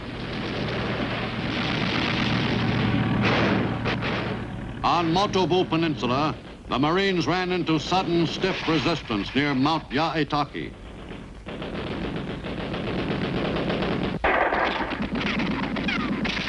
The enemy pocket was wiped out during a 3-day fight by the veterans of Eniwetok and Guam. The men moved forward quickly and cleaned out the peninsula where most of the enemy's northern force on Okinawa was concentrated.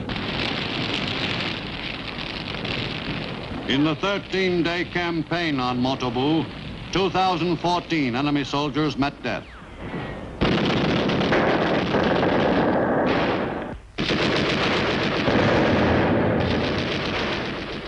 The Marines mopped up the rugged northern area of Okinawa against sporadic resistance.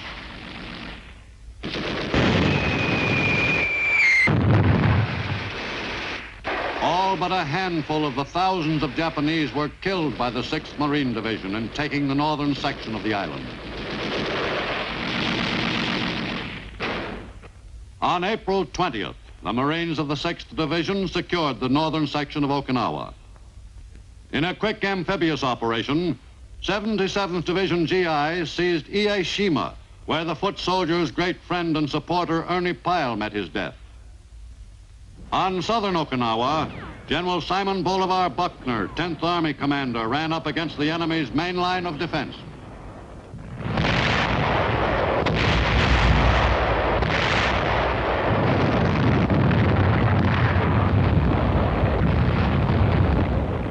Artillery, supported by tanks, went to work on the enemy's defensive line.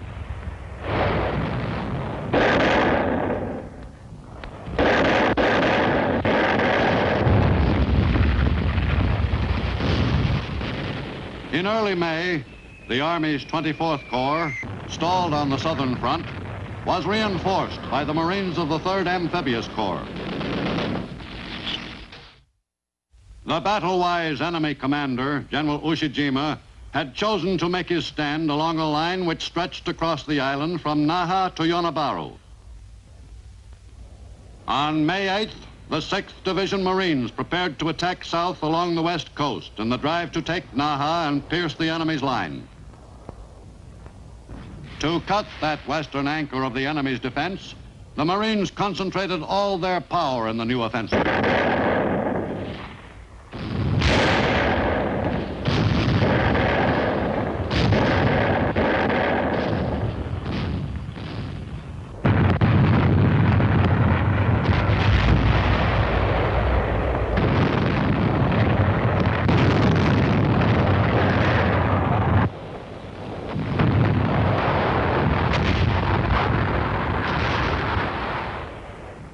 The battle remained a stalemate, partly attributable to the heavy rains which turned the countryside into a morass of mud.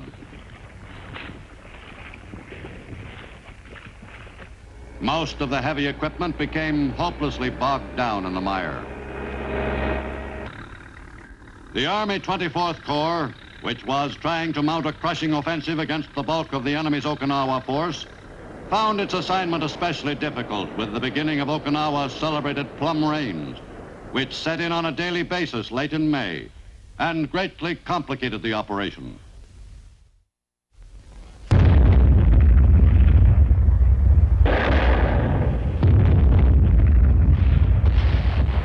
The struggle to reduce the enemy's positions in the Naha area continued for several weeks. Dislodging the enemy from his carefully prepared defenses was a demanding assignment and a costly one. The Marines' answer to the enemy's strong, well-integrated defenses was the tank infantry team. In the U.S. attack, some tanks were lost, and the Marines suffered a sizable number of casualties before they were able to move into the capital city.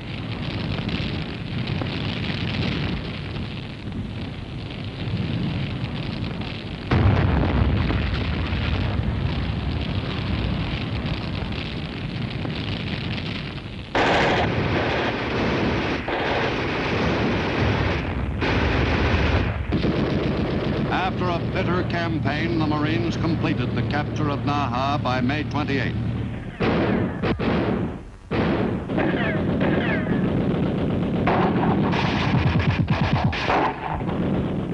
The city was almost a total wreck.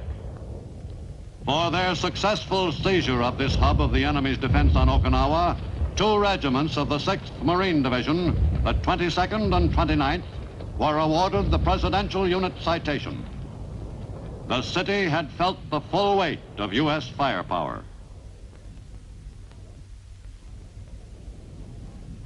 The fall of the capital city signaled the beginning of the last major phase of the battle for Okinawa. With Naha in American possession, the offensive picked up speed all along the line. 3 Army and 2 Marine divisions pressed the attack with renewed spirit from one coast of Okinawa to the other, from the Pacific Ocean to the East China Sea. Marines of the 1st Division pierced the enemy salient at Shuri in the island's rugged interior.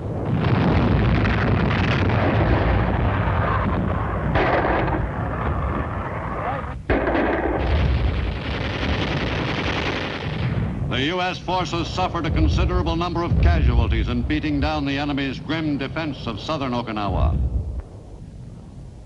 The news from the European theater gave the men a lift. But on Okinawa, there was still a war to be fought. The seizure of the Yunabaru area by soldiers of the 24th Corps marked the collapse of the enemy's defense line on Okinawa's east coast. Across the island, 6th Division Marines encountered stiff resistance on Oroku Peninsula.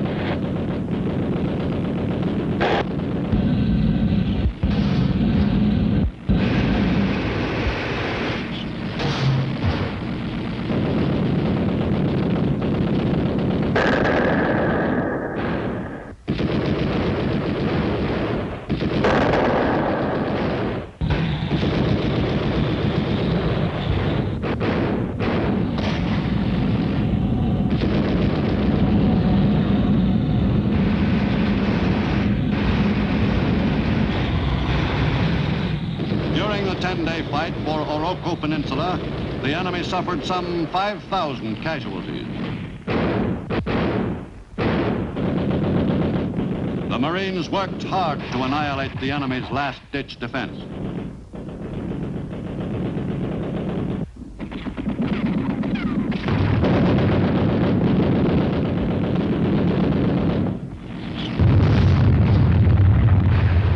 Resistance eliminated on Oroku Peninsula, the 6th Marine Division controlled the entire Naha area. For this action, the 4th Marine Regiment was awarded the Presidential Unit Citation.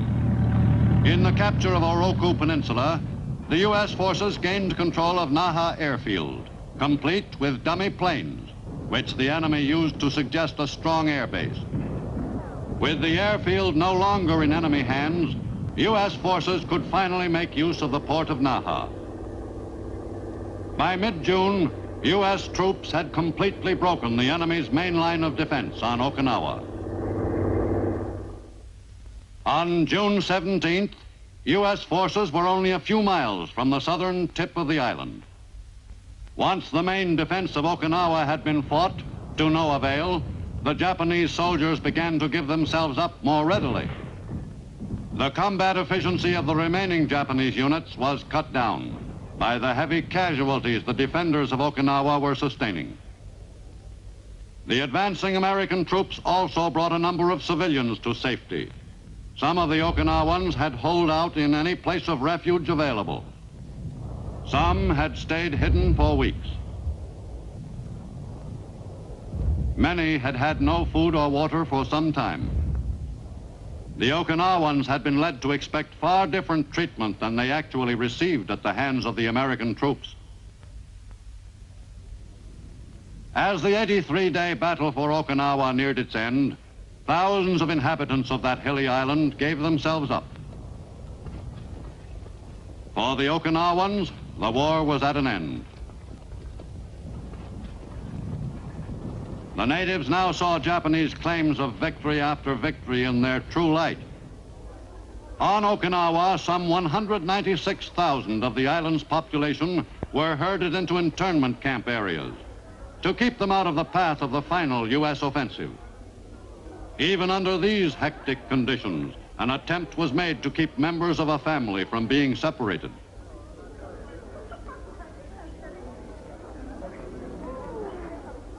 The prisoner of war camps were crowded with the largest concentration of Japanese troops ever taken prisoner in any campaign during World War II in the Pacific.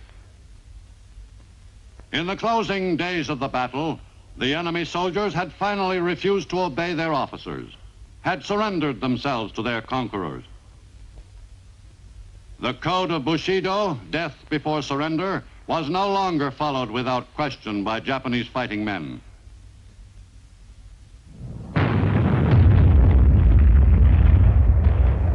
At the Southern Front, 10th Army Commander General Buckner had final victory in his grasp when his life was cut short by an enemy shell.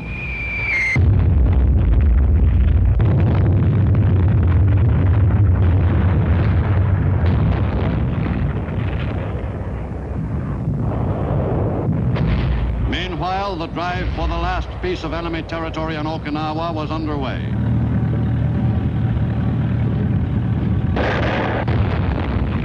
A new weapon, the recoilless rifle, was used for the first time in combat during the campaign's final days.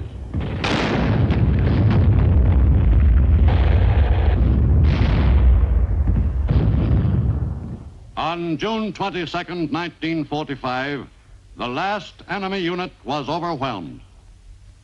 American fighting men controlled Okinawa to the extreme southern tip. The enemy had lost an invaluable base only 350 miles from Japan proper. And the United States had gained still another island, again after paying a heavy price. General Buckner was the only field army commander to lose his life by enemy action in the Asiatic Pacific theater during World War II.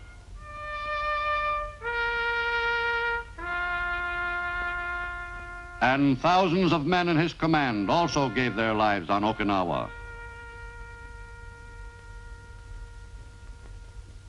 The battle for this strategically important island near Japan proved a most costly one for both warring nations.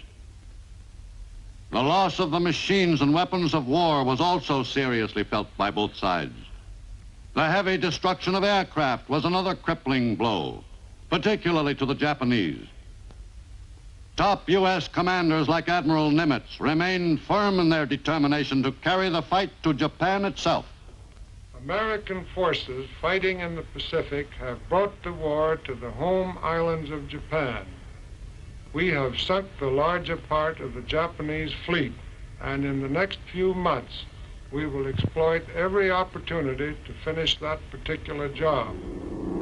Army and Navy aircraft bombed large areas of Japan's principal cities into rubble.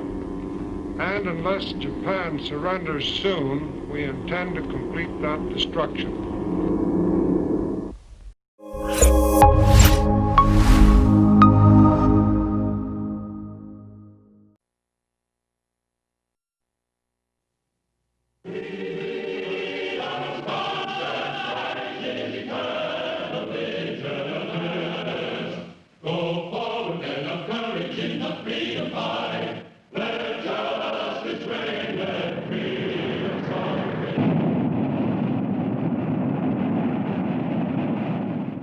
The airplane, as a military weapon, was employed to a limited extent in World War I.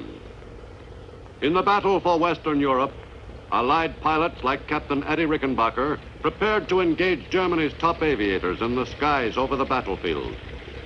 But in that war, the airplane did not contribute much in the achieving of the ultimate victory. 25 years later, the airplane had come of age.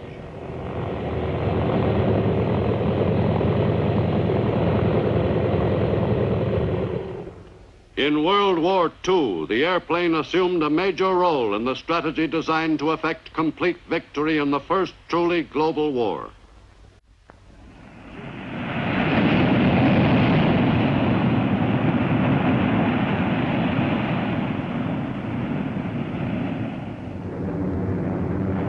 The final knockout punch in the war against Japan was delivered from the air.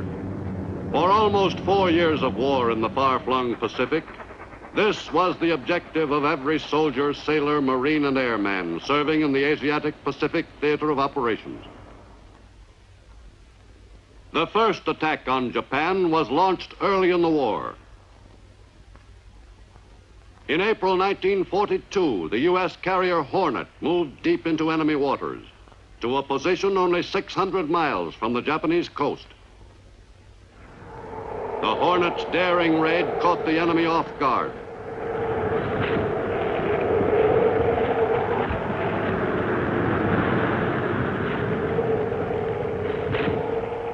Colonel Jimmy Doolittle had trained his men diligently in the technique of taking off in a bomber on a short runway.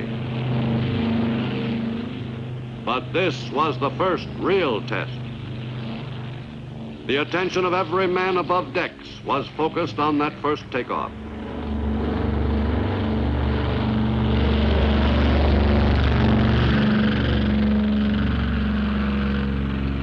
"16 B-25s took off successfully from the Hornet's deck and headed for Japan. Their mission, the bombing of Tokyo and 3 other Japanese cities, had a tonic effect on America's sagging morale. The airmen who had crash-landed successfully in China or off the China coast were decorated by Madame Chung for their courageous flight. 2 years later, the first land base from which raids could be made on the enemy's homeland was put into operation. From China, America's newest heavy bomber, the B-29, could fly to Japan and back in one hop. Other bases, capable of accommodating the superfortresses, were put into operation in India. Thus, the whole of Eastern and Southern Asia, from Tokyo to Rangoon, was within range of the new U.S. air weapon.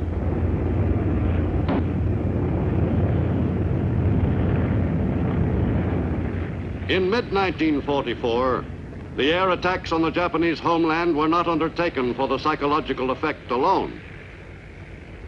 From this point on, the air war was designed to blast Japan into total defeat. From Marianas bases, B-29s would soon be able to attack Japan in some numbers, and the air war on the enemy's home islands could be greatly accelerated. But the building of those bases was a job of far greater proportions than the customary airstrips hurriedly built on newly won islands. On terrain so rugged that the enemy considered the building of a large air base impossible, U.S. engineers went to work on the construction of 3 huge airfields, which were to have a direct bearing on the time needed for achieving the final victory. By November, the first of the massive runways was almost ready to be put into operation. The engineers worked around the clock, putting the finishing touches on the fields. In October 1944, the first B-29s touched down at their new home bases in the Marianas.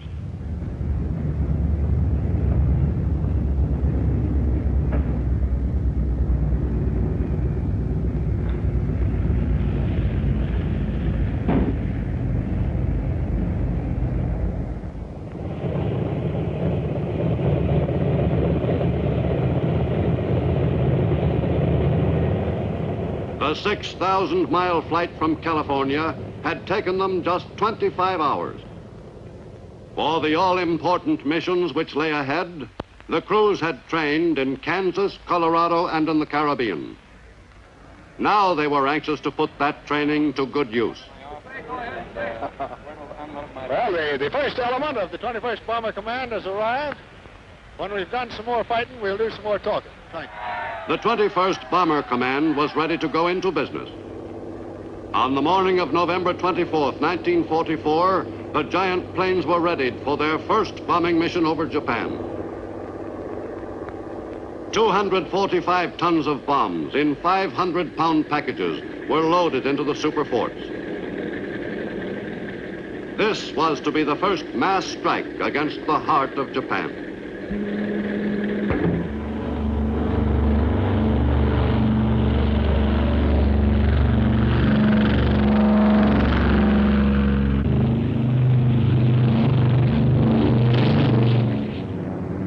Several hours and 1,500 miles later, the B-29s were over the enemy's homeland. Over Tokyo, the bombardiers went to work.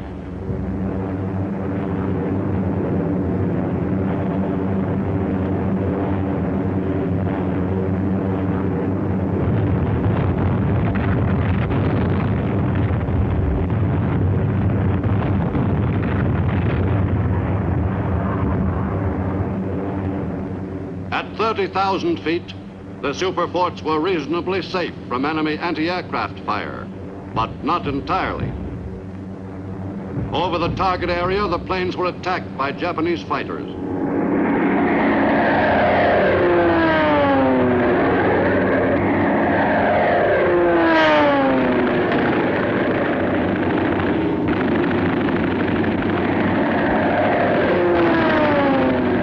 Some of the enemy's fighters were knocked out of the sky by the superfort's crews, but more kept pouring in on the big bomber.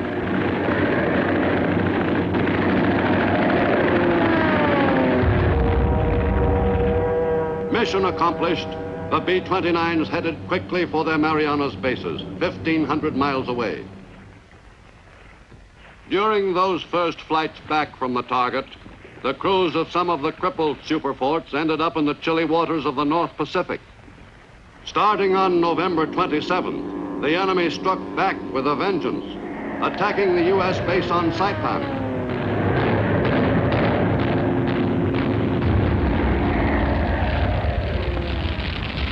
The raiders did a fair amount of damage. Some B-29s were total casualties.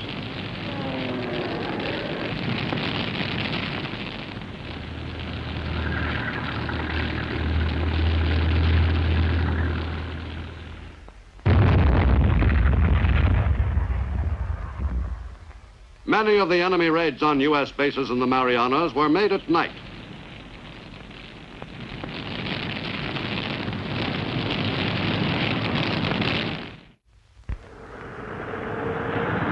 Meanwhile, on the decks of U.S. carriers in northern Pacific waters, additional raids on the enemy's homeland were prepared by the Navy.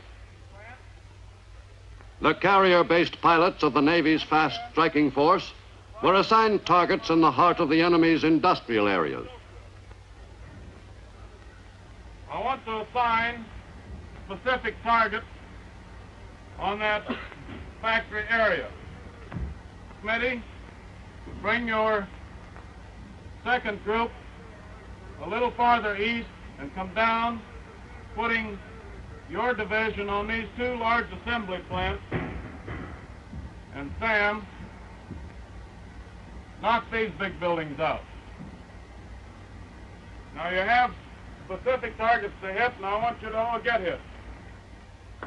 Already ready for mail plot. Pilots, man your planes. Okay, boys. A few hundred miles off Japan, the strike was launched.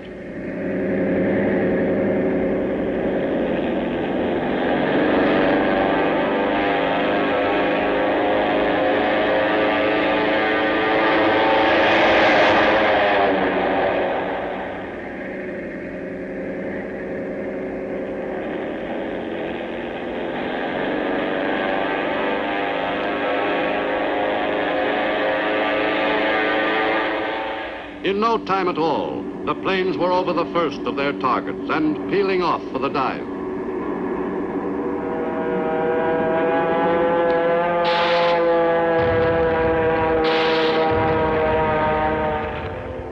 Other planes attacked enemy airfields.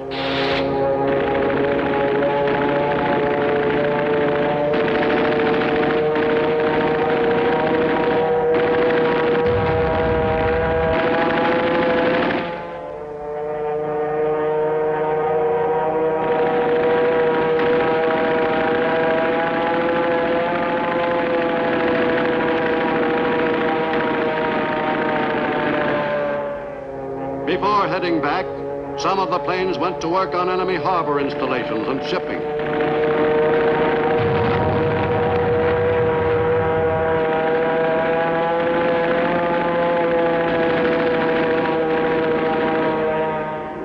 Inevitably, not all the carrier planes escaped unharmed.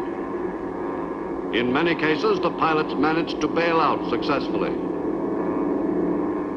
In his rubber boat, the downed pilot had a good chance of survival. Rainwater replenished the limited supply of water each flyer carried. Thus, if the weather were reasonably good, the pilot had a better than even chance of being spotted. In World War II in the Pacific, U.S. submarines performed a valuable supplementary function, spotting and picking up airmen and sailors whose vessels had been destroyed by the enemy. Some 500 U.S. servicemen were rescued at sea by U.S. subs in the Pacific during the war against Japan. With the seizure of Iwo Jima in February and March 1945, U.S. fighter planes had a base from which they could easily fly to Japan and return. At the Marianas B-29 bases, preparations were made for heavier attacks against the enemy's home islands, now that the big bombers would have fighter cover over the target area. The operation of the bases from which the raids against Japan were launched became a larger and more complex problem during the early months of 1945. The mapping out of routes to specific targets in Japan for some 1,000 B-29s was only one of the exacting jobs which added to the traffic problem for the operations center of the 21st Bomber Command. This office was a highly geared nerve center in the preparation of the raids over Japan. Shortly before takeoff time, the crews had their targets spotted for them on the radar scope. Here's how the scope should look when you've located the target and have gain and tilt properly adjusted. Here's your target today. The arsenal is located to the left side of the town. However, since the 3 degrees beam width tends to spread a town out along an axis perpendicular to the airplane, do not aim at the edge of the town, but a little inside the left edge. You can see then that it's important that you hit your initial point on the money and make an accurate turn to the target heading. Otherwise, you may not be able to find your target. Final preparations for the flight were made in an atmosphere which was always charged with excitement.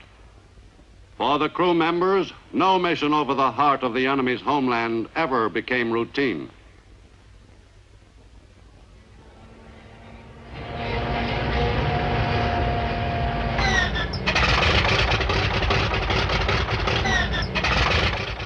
The start of another flight on the most dangerous run in the Pacific theater was always a dramatic moment. 300 superforts were ready for the takeoff.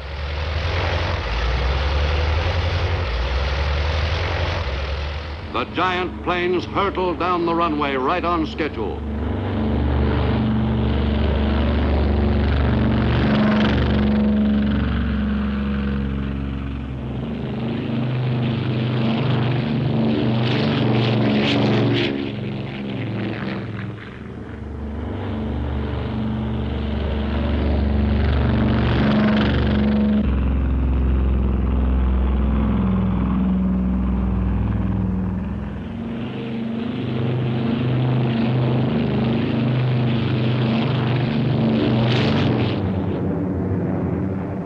Some 1,500 miles from this island base lay the heart of Japan, the objective of the 300 B-29s in this early April raid. Over Iwo Jima, halfway to the target, the superforts were joined by Mustangs of the 7th Fighter Command, based on that island, recently seized by U.S. Marines. The P-51s embarked eagerly on their first mission to Japan.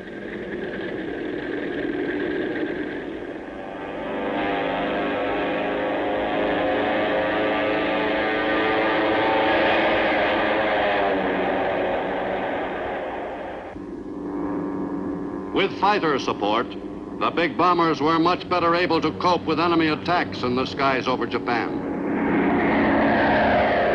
But the Japanese fighters gave battle nevertheless. The Mustangs went right to work.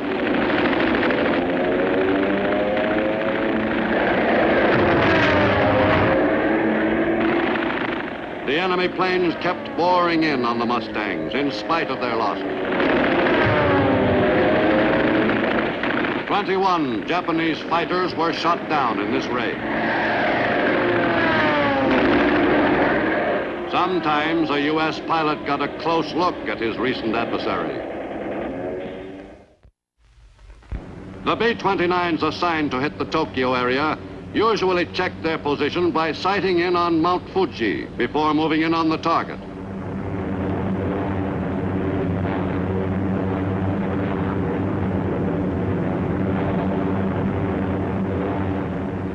Radar operator, this is Bombardier. Over. Go ahead, Bombardier. The site's set up. We're ready to bomb. Roger, out.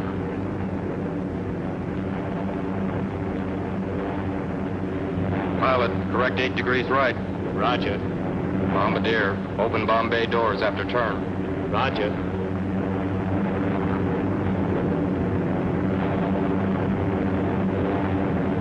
Get ready on 70 degrees. Ready on 70 degrees.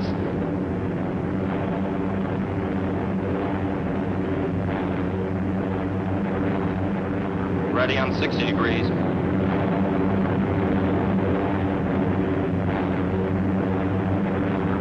Mark. Bombs away. This was the moment when the long flight paid off.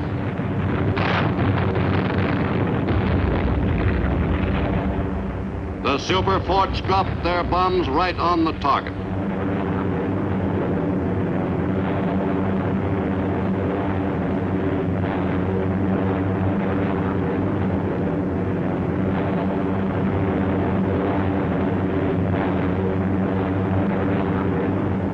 Beginning in March, B-29s from the Marianas began dropping incendiaries on Japan at night. But these night attacks were discontinued, since the results were not particularly impressive from the standpoint of damage done to military targets. The super forts intensified their daylight attacks on industrial and military objectives in Japan during the early spring months of 1945. Tokyo came in for the largest share of attention from the B-29s of the 21st Bomber Command of the 20th Air Force.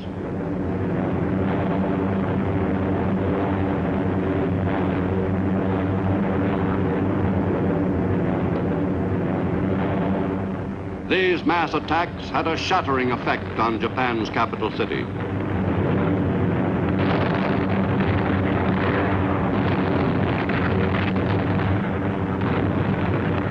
The city was bombed into a great mass of rubble.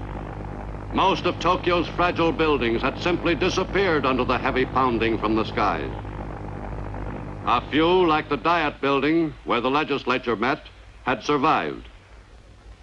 Tokyo's inhabitants were thoroughly broken in spirit. In March, the B-29s had an emergency base on Iwo Jima, located midway between Japan and the Marianas fields.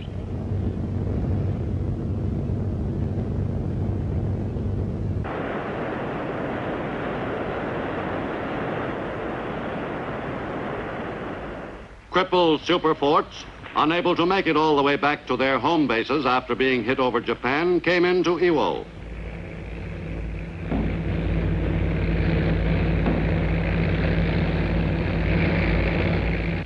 Some 2,000 B-29s landed at Iwo, some not too successfully.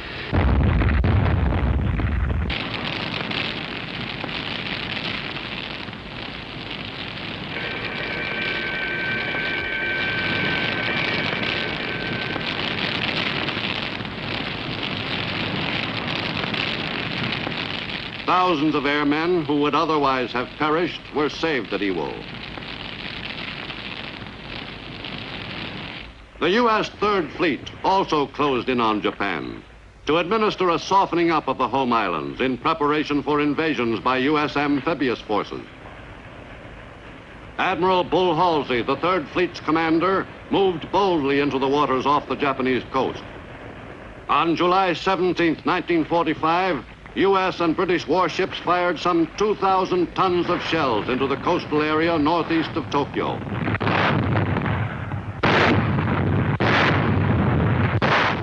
The fleet units encountered no opposition during this daring attack on the enemy's homeland. Japan was ripe for invasion.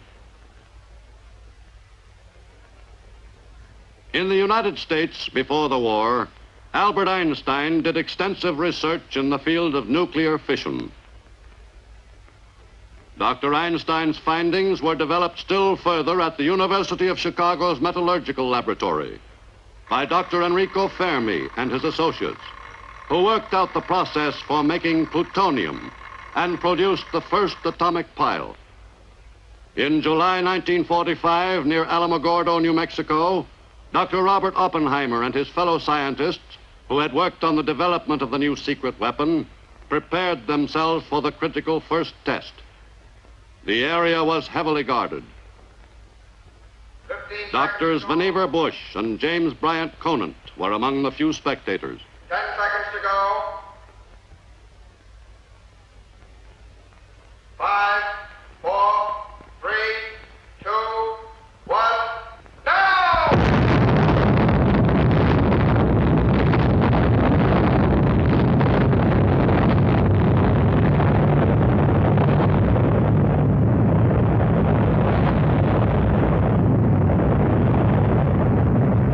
The first atomic bomb explosion was an impressive success. In the Marianas, at 20th Air Force Headquarters, General Curtis LeMay and his staff worked at feverish speed on the planning for the use of the new top-secret weapon against the enemy. If the atom bomb could be safely transported by air to a point over Japan, its use could well have such a devastating effect that the war might be materially shortened. The target was finally selected. The Japanese city of Hiroshima had escaped damage in U.S. bombing raids on the home islands. On that sunny August morning, Hiroshima had no premonition of its fate. On Tinian Island in the Marianas, a B-29 named the Enola Gay prepared to make the first atomic bomb run. Over Hiroshima and Nagasaki, the course of world history took a new turn.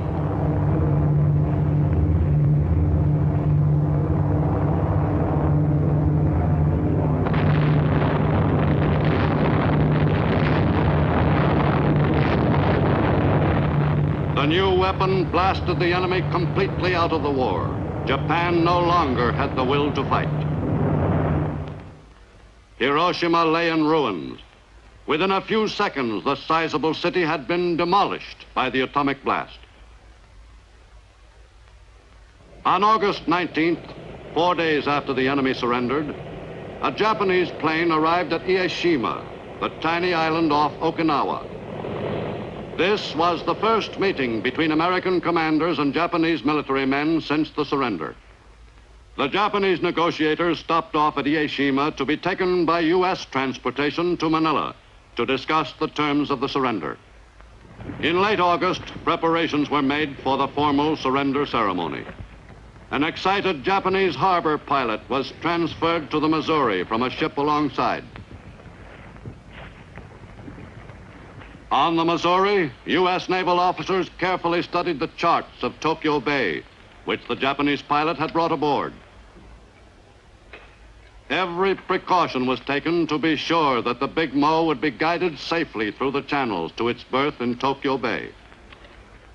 Meanwhile, at Yokosuka Naval Base, U.S. fighting men went ashore to occupy the conquered country.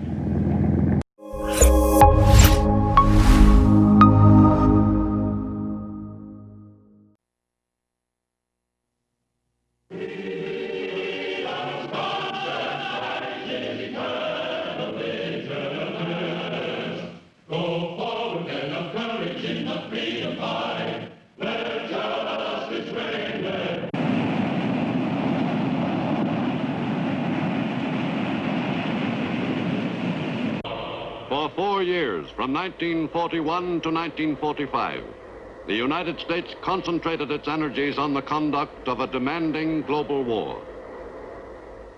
The American people turned their full attention to the job of winning that war.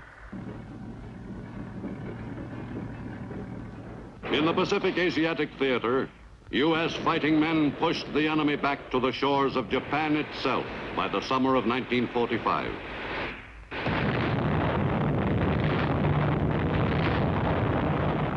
In early August, the U.S. brought the enemy finally to the point of surrender after some 44 months of the most grueling warfare. A number of Japan's largest cities lay in ruins. The course of aggression on which the Japanese nation had embarked some 14 years earlier had led to a tragic end.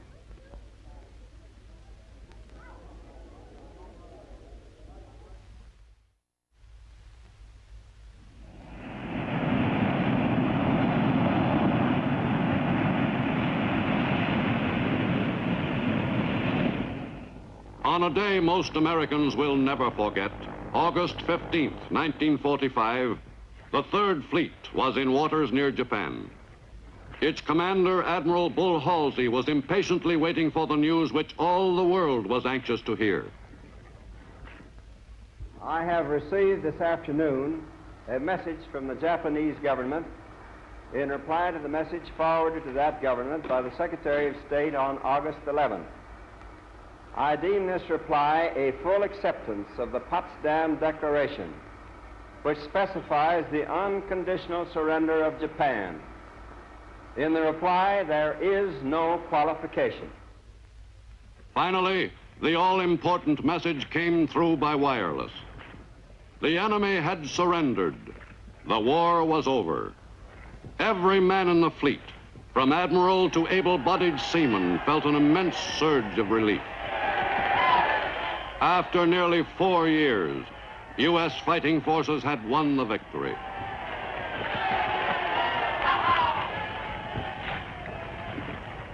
On August 30th, American troops of the 6th Marine Division landed on Japanese soil at Yokosuka Naval Base, south of Tokyo.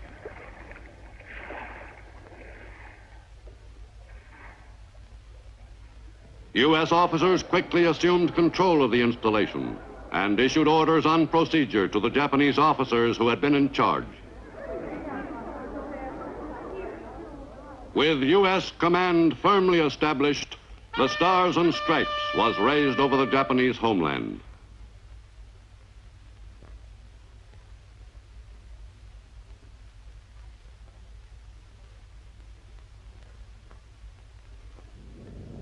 Later that same day, a silver C-54 bearing an important passenger came into Atsugi Airfield near Tokyo. The commander of U.S. forces in the Southwest Pacific Theater, General Douglas MacArthur, had completed the last leg of the long drive to the Japanese homeland. The general was greeted by one of his most faithful field officers, Lieutenant General Robert Eichelberger, 8th Army Commander. General MacArthur was ready and eager to take over control of the conquered country. On the U.S. battleship Missouri in Tokyo Bay, a Japanese delegation arrived early on the morning of September 2nd, 1945, to make the unconditional surrender official.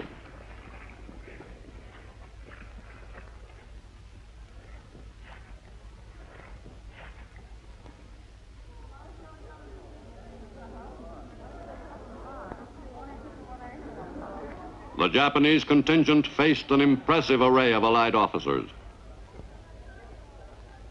The ceremonies were directed by the new Supreme Commander of the Allied forces in Japan, General MacArthur, who took a firm attitude toward the conquered people. We are gathered here, representatives of the major warring powers, to conclude a solemn agreement whereby peace may be restored. It is my earnest hope, and indeed the hope of all mankind, that from this solemn occasion a better world shall emerge out of the blood and carnage of the past. A world founded upon faith and understanding. A world dedicated to the dignity of man and the fulfillment of his most cherished wish for freedom, tolerance, and justice. I now invite the representatives of the Emperor of Japan and the Japanese government and the Japanese Imperial General Headquarters to sign the instrument of surrender at the places indicated. Representing the Emperor at the proceedings which concluded the costliest war in world history was Japanese Foreign Minister Mamoru Shigemitsu, who formally surrendered for his country, thus committing Japan to accept the Potsdam Declaration, calling for the complete disarmament and surrender of all military forces. A few hundred U.S. servicemen witnessed the climax of 4 years of war in the Pacific. That war ended officially at 8 minutes past 9 a.m. on September 2nd, 1945. Let us pray that peace be now restored to the world and that God will preserve it always. These proceedings are closed. The formal surrender of the Japanese nation on the deck of the Missouri was followed by other dramatic surrender ceremonies. On Rota Island in the Marianas, one of the many groups of Japanese troops on bypassed islands gave themselves up to the victorious Americans. Great quantities of Japanese weapons and equipment were taken over by the GIs, and the enemy soldiers taken into custody, preparatory to being returned to Japan. The last man off Wake Island, Colonel Walter Baylor, was the first man back. The Japanese garrison surrendered the island to U.S. forces on September 4th, 45, 3 years and 8 months after other Japanese troops had seized the island, in a battle which will live long in the memory of all Americans. In Malaya and throughout the Southeast Asia Command, British Commonwealth forces accepted the surrender of the Japanese troops. Although they conformed to the surrender protocol, many of the Japanese in this theater did not feel they had been defeated. Singapore was the setting for the principal ritual in Lord Mountbatten's command. The Union Jack flew proudly over this British colonial city, which had been beaten into submission in early 1942. In the Philippines, General Jonathan Wainwright arrived after a quick flight from Japan to accept the surrender of the Japanese forces in those islands. Forces commanded by General Tomoyuki Yamashita. The ceremony at the Philippine summer capital at Baguio in northern Luzon took just 11 minutes. The once feared Tiger of Malaya surrendered the remnants of his army in the Philippines. This was a long-awaited moment for General Wainwright, who had surrendered the Philippines 40 months earlier, and for Britain's General Percival, who had surrendered Singapore. Immediately following the brief ceremony, the Japanese commander and his party were taken away as prisoners of war. Japan wore the face of a conquered nation. The country's traditional way of life, which had prevailed for centuries, was altered overnight. General of the Army Douglas MacArthur became the new ruler of a people who were accustomed to swearing allegiance to one person, whom they considered supreme.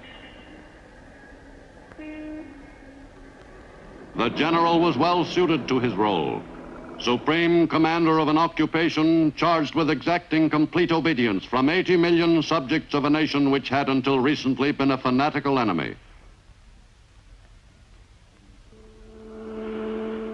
Technically, the Supreme Commander was to be advised by a council of representatives of the four allied powers which had waged war against Japan. But actually, this body was impotent from the start.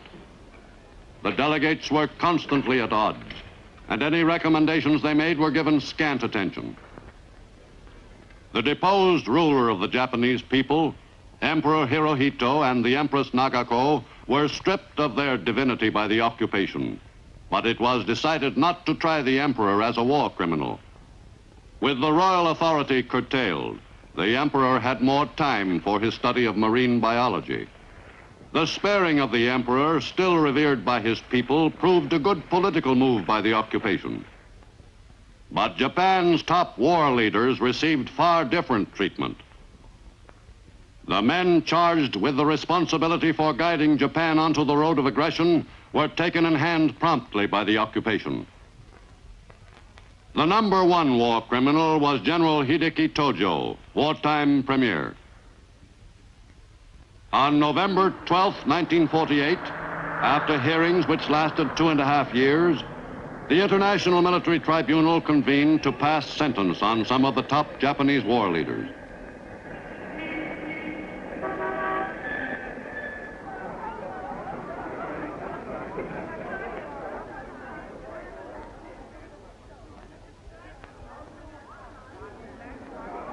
Premier Tojo was charged with the planning, preparation, initiation, and waging of aggressive war, and with violations of the laws and customs of war, and crimes against humanity. But by assuming full responsibility for the war as charged, Tojo reestablished his reputation for loyalty and courage. Finally, after the great mass of evidence had been sifted, the court pronounced sentence on the accused. Accused Tojo Hideki, on the counts of the indictment on which you have been convicted, the International Military Tribunal for the Far East sentences you to death by hanging.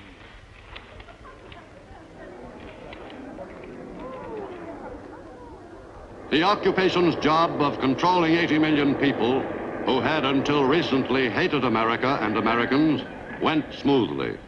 The once despised GIs were assisted by Japanese police who had been judged trustworthy. The Japanese people seemed to reconcile themselves quickly to the fact that the war was over and they had lost. The country's most immediate post-war problem was one of sustaining life, a problem Japan had in common with a number of other Asiatic lands.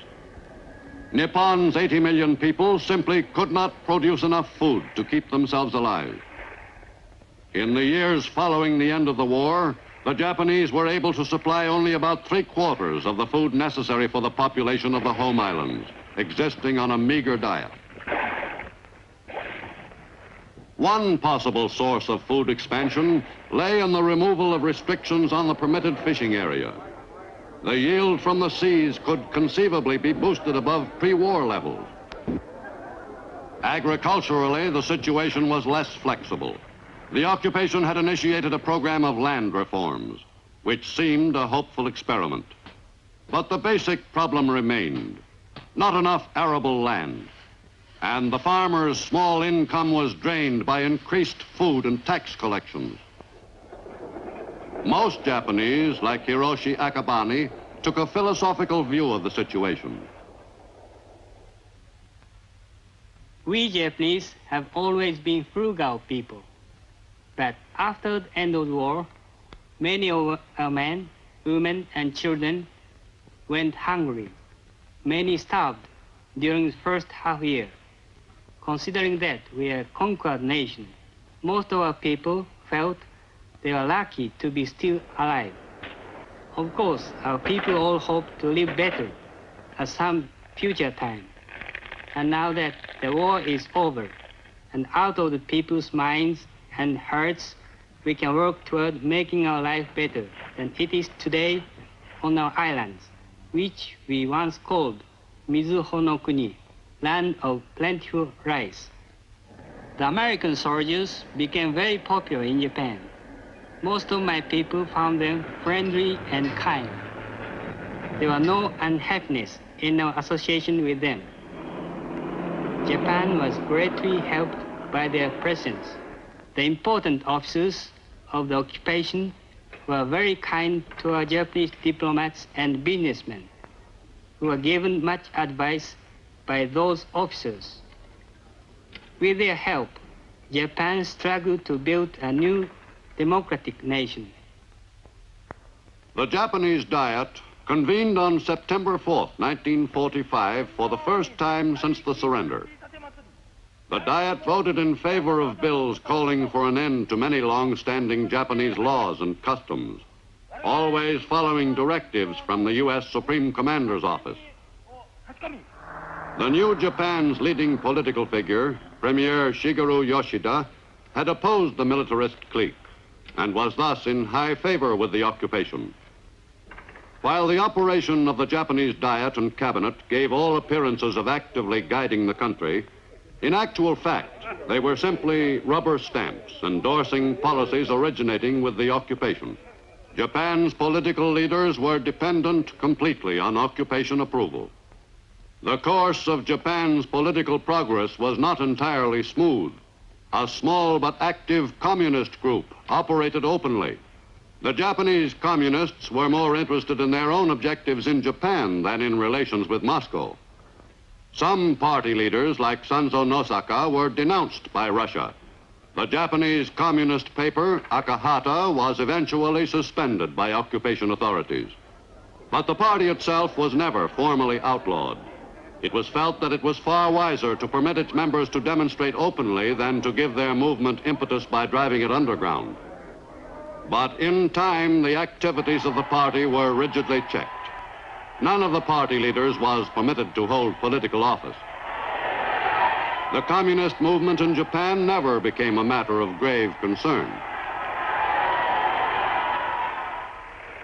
Beginning in 1946, with the return from the USSR of Japanese prisoners of war, the ranks of Japan's communists swelled temporarily. These men had been forcibly indoctrinated during their stay in Russian territory. But any enthusiasm for communism the soldiers may have had usually evaporated quickly in the stimulating climate of the new Japan. One of the first jobs the occupation concentrated on was instructing the Japanese in the ways of democracy. This introduction to an entirely new concept of acceptable conduct was received with interest by the Japanese. Japanese women walked alongside their husbands rather than a few paces behind. Romance blossomed spontaneously. Japanese girl often met Japanese boy informally, without any prearranged plan on the part of the parents. In the new Japan, women led active lives outside their homes, in addition to caring for their families. In the best American tradition, Japanese politicians campaigned for election. Although the privilege of helping select a candidate for office was still not fully appreciated by many Japanese people, they seemed to enjoy the procedure. In the new Japan, women were given the vote. Beginning in 1946, thousands of women who suddenly had political and legal rights by order of the government went to the polls. Some of the new voters cast their ballots for the same candidates their husbands backed. Some others voted exclusively for women candidates. In the first general election, women won 39 seats in the Diet.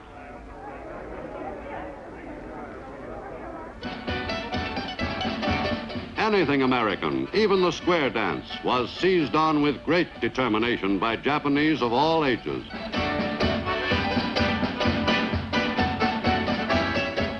In their effort to become really democratic, the Japanese solemnly aped all the outward manifestations of American life. Concluding that coeducational schools were part of the democratic system, the Japanese made many schools coeducational. Schools for students of one sex were quickly transformed to accommodate both. From the very beginning of the occupation, the GIs themselves were the best advertisement for democracy. Overnight, the American soldiers changed in the eyes of the Japanese people. No longer were they the despised enemy. In this lightning transformation, they became the heroes of the new Japan. Japanese children grew especially fond of American soldiers. In Tokyo and other large cities, there are reminders of America everywhere you look. American motion pictures again became popular with the people all over Japan. There is no doubt that the Japanese were genuinely fascinated with the trappings of American civilization. But this enthusiasm for things American in no way replaced the people's devotion to their traditional culture.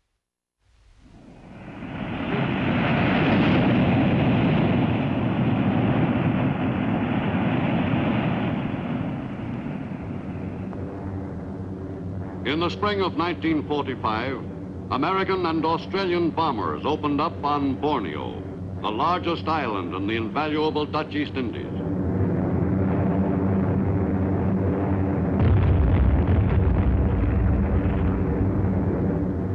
Borneo, strategically located between Malaya and Australia, was an important invasion target.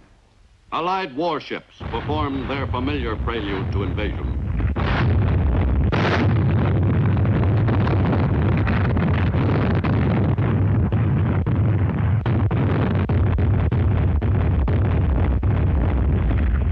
Australian soldiers went ashore at several points on the large island and drove inland against spirited resistance.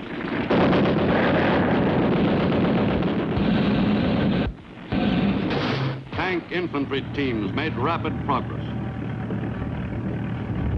On June 10th, General MacArthur landed on Labuan Island off British North Borneo and congratulated the Australians on a job well done. Japanese domination over the peoples of Asia was nearing an end. With the end of World War II, the islands of the East Indies, which had been ruled by the Dutch before the war, became the new independent nation of Indonesia in the eyes of the people of those islands. In Yogyakarta, Java, Ahmed Sukarno, the native leader during the Japanese occupation, and a group of associates, proclaimed the independence of the Isles of the Indies. The nationalists consolidated their position quickly. Everyone available was enlisted to work in the common cause, the setting up of a functioning government strong enough to withstand any attacks upon it by the Allied forces scheduled soon to arrive. The nationalists were determined to stand their ground. In December 1945, the first Dutch troops arrived in the Indies, 4 months after Japan's surrender. The Dutch Marines were assigned to take over the job of keeping order and restoring the islands to Dutch rule, a job which had been performed by British troops until the arrival of the Dutch Queen's forces. The men went right to work in an attempt to quell the insurgents' rebellion.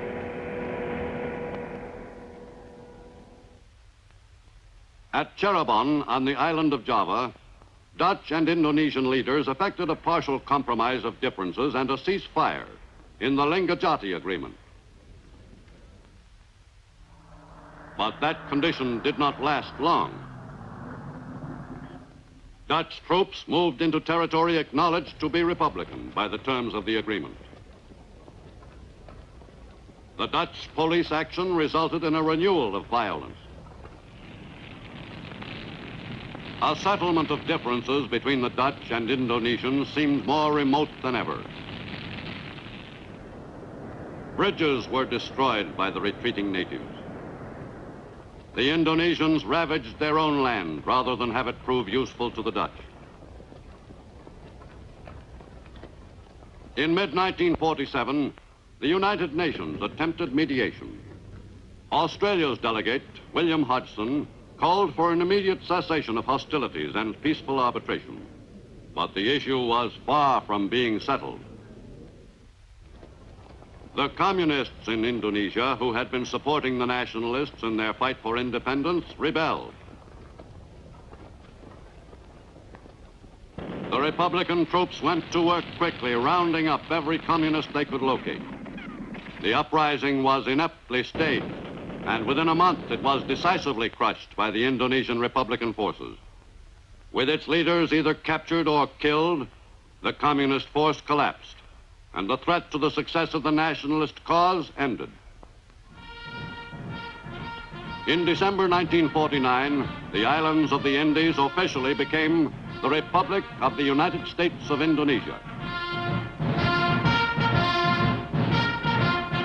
Elected president by the 16 Negaras of the Federation of Indonesian States, Sukarno was sworn in a ceremony at Yogyakarta. The new ruler, who had collaborated with the Japanese, had been striving toward this day for some 30 years. Finally, after 4 years of fighting and negotiating, he and his people were officially recognized as an independent nation.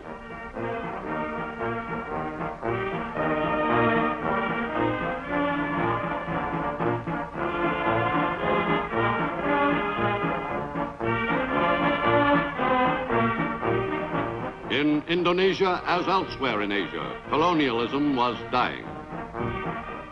India had been working toward an independent status for several decades. With World War II, the stirrings of nationalism throughout southern Asia accelerated the tempo of that movement. The people of the subcontinent of India had been promised a certain degree of self-rule by the British. Finally, on August 15, 1947, Jawaharlal Nehru represented India's millions at the ceremony in which Britain's Lord Mountbatten presented India her sovereignty. The new India became an important member of the British Commonwealth of Nations, but Britain no longer ruled the vast territory which held a dominant position in southern Asia. In Karachi, Lord Mountbatten attended another ceremony to celebrate the creation of a new independent nation. Mohammed Ali Jinnah and some 75 million supporters, mostly Muslim, were at last the masters of their own destiny as the sovereign nation of Pakistan. The new Muslim nation of Pakistan was carved out of parts of what had been the India of the British Empire. The balance of the Indian colonial territory became the new Hindu nation of India. But freedom for the peoples of the Indian subcontinent was accompanied by rioting and bloodshed. Hundreds of thousands died in these fierce clashes between the Muslims and Hindus over the division of the land between Pakistan and India. Some of the territory at issue became a no man's land. Millions of natives left their homes to move to an area where their religion was honored. Muslims poured into Pakistan, and Hindus caught within the borders of the new Muslim nation migrated to the new India. For many, the move meant uprooting their lives, but no sacrifice was too great to make for their religious freedom. India's independence was a high point in the life of Mohandas Gandhi, the spiritual leader of the nation's millions and its most powerful nationalist leader. Passive resistance was Gandhi's approach, a doctrine he practiced with great effect in furthering the cause of nationalism. But in January 48, Gandhi was assassinated by a member of an extremist faction. India had lost her steadiest guiding hand. Thousands upon thousands paid homage to India's great leader. The mourners included not only Hindus, but Muslims, Sikhs, and Britons, who sincerely believed that the world had lost a great man. In Pakistan, as in India, strong efforts were made to effect conciliation of differences between the two nations. But in Kashmir, a disputed province, the strange situation flared into open warfare. To the Western world, Kashmir had long been a fabled, remote land. In 1947, Kashmir's Maharaja refused to accede to either India or Pakistan, and the fight was on. Indian armed forces arrived to combat the Muslim troops from Pakistan. In the closing months of 1947, the disturbance turned into a real war.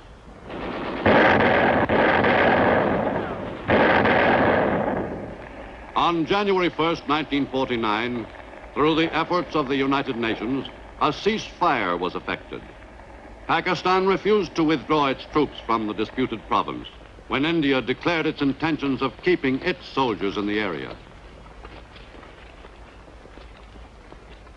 Pakistan held some economic advantages over India, for in East Pakistan, the bulk of the world's jute is grown.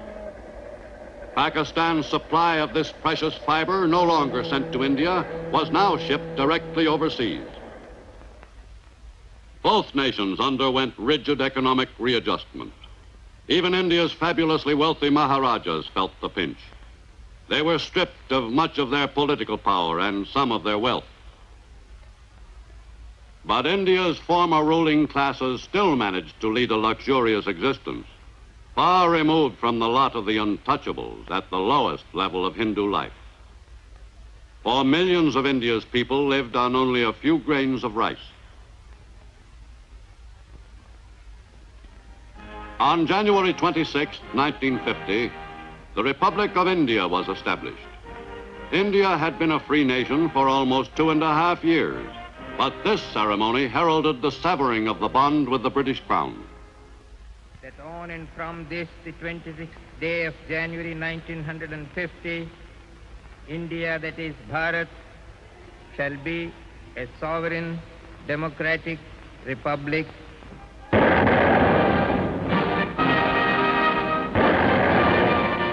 The raising of the flag of the Republic's first president symbolized complete freedom to the Indian people.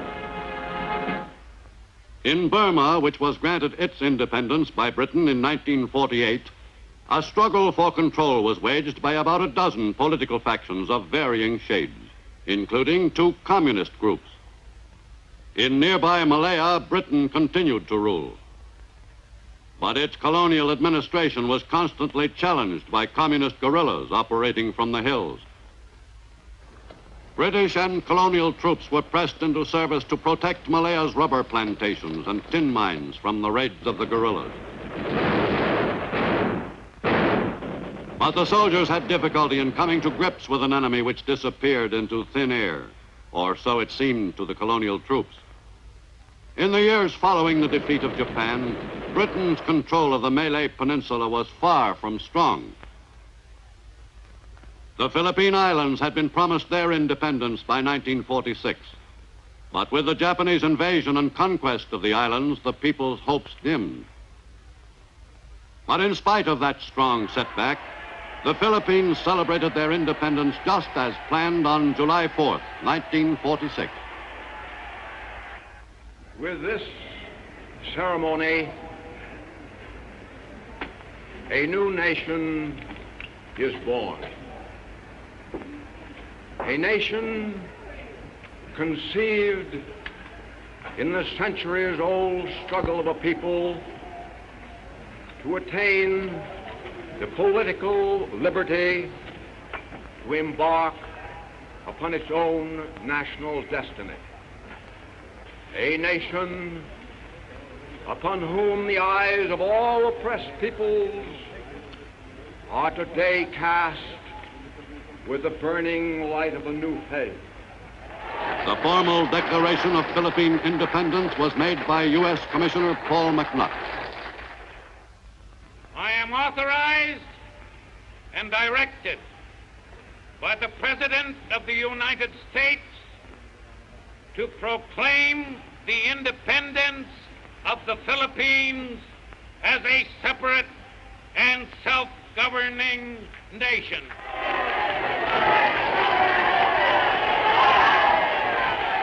The infant republic experienced the customary growing pains during those first heady months of freedom. Philippine political life still reflected the upheaval caused by the war and the Japanese occupation. In fact, one of the election issues, in addition to government corruption and the control of communism, was the degree of collaboration with the Japanese indulged in by one or another of the candidates. The Philippine political picture remained muddled for many months. The first president of the republic was Manuel Rojas, who had worked with the Japanese, but was cleared by General MacArthur. The Hukbalahaps constituted the government's biggest headache. Once strongly anti-Japanese, the Huks now trained their sights on the new government and its policies. With the end of World War II, French Indochina seemed destined for a revival of French colonial administration. In the French Empire, no colony was more desirable than Indochina. General Jacques Leclerc, the liberator of Paris, arrived in Indochina in late 1945 to conduct mopping-up operations against the Vietnamese. The Vietnamese were ardent nationalists who lived in an area comprising almost half of French Indochina. The bitter clashes with the French troops marked the start of a full-scale war which continued for some 17 months. The French proclaimed their control and backed up their statements by force of arms. French soldiers were fighting in dead earnest.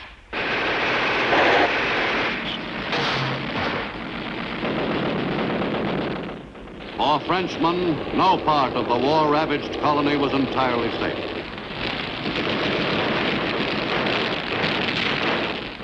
The military operations the French were conducting against the Vietnamese were in no way dissipating the natives' desperate urge for freedom from French colonial rule as they had known it before the Japanese occupation.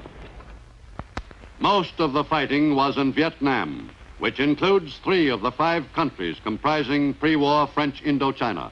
Finally, on June 14, 1949, the independent state of Vietnam, under Bao Dai, former Emperor of Annam, was recognized by the French as independent, but existing within the French Union. But to the natives of Vietnam, even this limited form of independence under a leader who did as directed by the French was some improvement over pre-war French colonial rule. The age-old countries of Cochin China, Annam, and Tonkin, united as the Democratic Republic of Vietnam, embarked on a new era in the history of Southeast Asia, a period which bore only surface resemblances to the era which ended in Asia with World War II. This new day was inaugurated in Vietnam as elsewhere throughout Asia with warfare.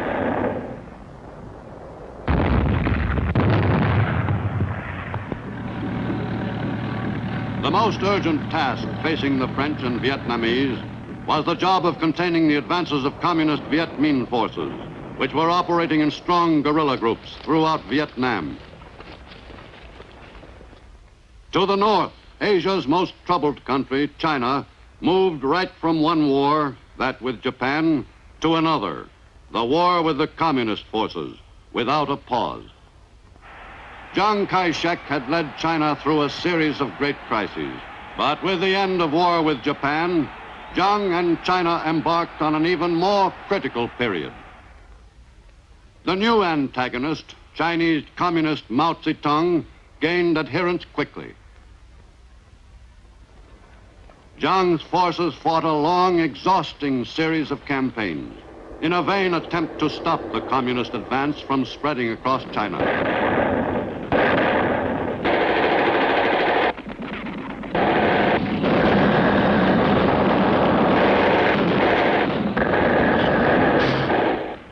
Over a period of 2 years after the end of World War II, China received hundreds of millions of dollars worth of material aid from UNRWA, the United Nations Relief and Rehabilitation Administration. The major part of that assistance, about 2/3 of the total amount, was furnished by the U.S. In late 1945, General George Marshall arrived in China to try to effect a ceasefire between the 2 Chinese forces. At first, his mission seemed headed for success. During January 1946, a series of conferences involving both nationalists and communists achieved some positive results. On January 10th, a ceasefire agreement was reached, endorsed by the nationalists and communists in the mediator's presence. But the Marshall Mission and a subsequent survey of the problem conducted by General Albert Wedemeyer both proved inconclusive.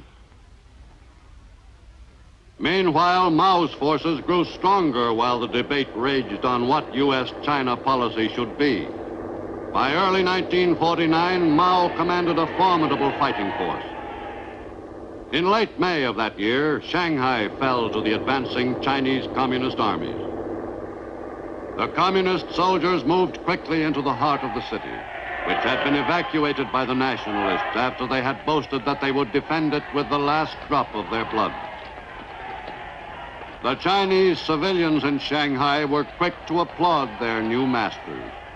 Overnight, Shanghai's population became ardently communistic. In Beiping, in October 1949, Russia's ambassador, Roshin, presented his credentials to Mao Zedong, and the bond between the Chinese communists and the Soviet Union was cemented. Mao Zedong, once a lowly party worker, now assumed the stature of the dominant figure in all of Eastern Asia. The nationalist troops, those that hadn't joined forces with the communists, fled southward with their families. Many surrendered their weapons to the French in Indochina. The nationalist defense of China had turned into a rout. From a small area in North China, Mao's forces swept over all of mainland China. Formosa provided a haven for Chiang and the remnants of his army. Beginning in December 1949, on his island sanctuary, Chiang worked toward the day when China could be freed from the communist yoke. He had the support of the United States, but Britain, by recognizing Red China, weakened the cause of Generalissimo and Madame Chiang. Britain has bartered the soul of a nation for a few pieces of silver. I say, for shame to Britain. One day, these pieces of silver will bear interest in British blood, sweat, and tears on the battleground of freedom. For that which is morally wrong can never be politically right. In addition to U.S. military aid for his troops, Chiang was further aided by the presence in waters off Formosa of the U.S. 7th Fleet, which was assigned by the U.S. to save the island from the communists. In Korea, which had been ruled by the Chinese and the Japanese during the past century, the end of World War II introduced two Allied powers, Russia and the United States, which occupied the northern and southern sections of the country. It is my sincere belief that our great victories on the battlefields of the world will be followed by complete cooperation and collaboration around the council tables of the great nations, resulting in continuance of world peace, and that our conferences here will solve the pressing problem of the Korean people.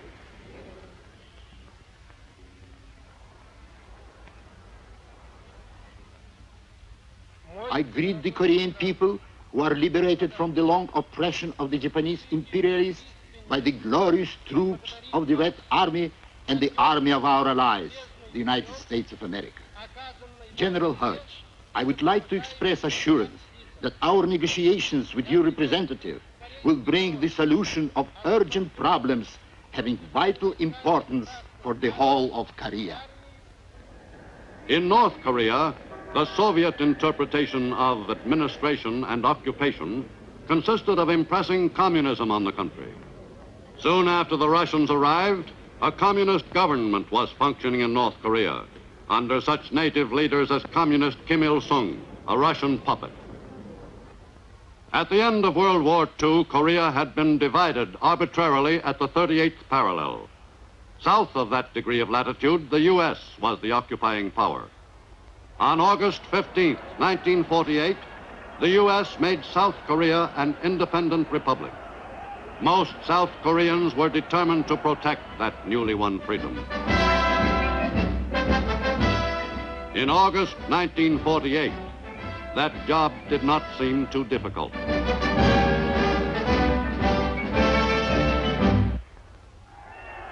But during the first years of the infant republic's existence, the job of protecting that independence assumed larger proportions.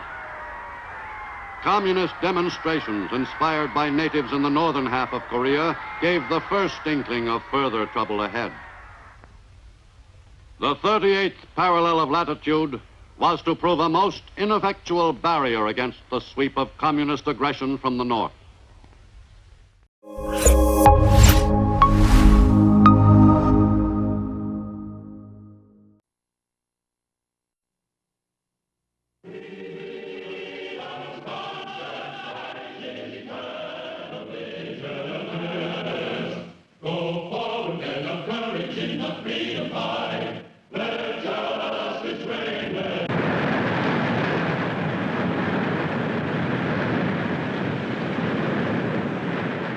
When World War II ended, Korea, ruled by Japan since 1905, was divided in half and occupied by two of the Allied powers.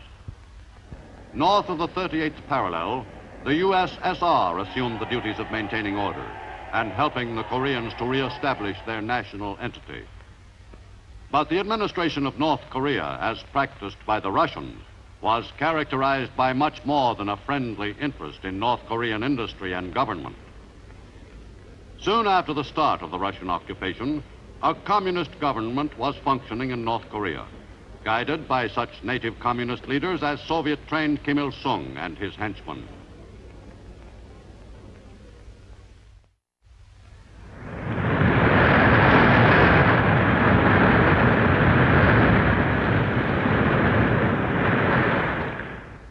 South of the 38th parallel, the Koreans made an earnest attempt to arrive at a basis for closer understanding with the occupying U.S. force. But to the South Koreans, young and old, it was difficult to comprehend the mysterious foreigners from another hemisphere who had arrived in Korea suddenly and set about introducing American methods into the life of South Korea.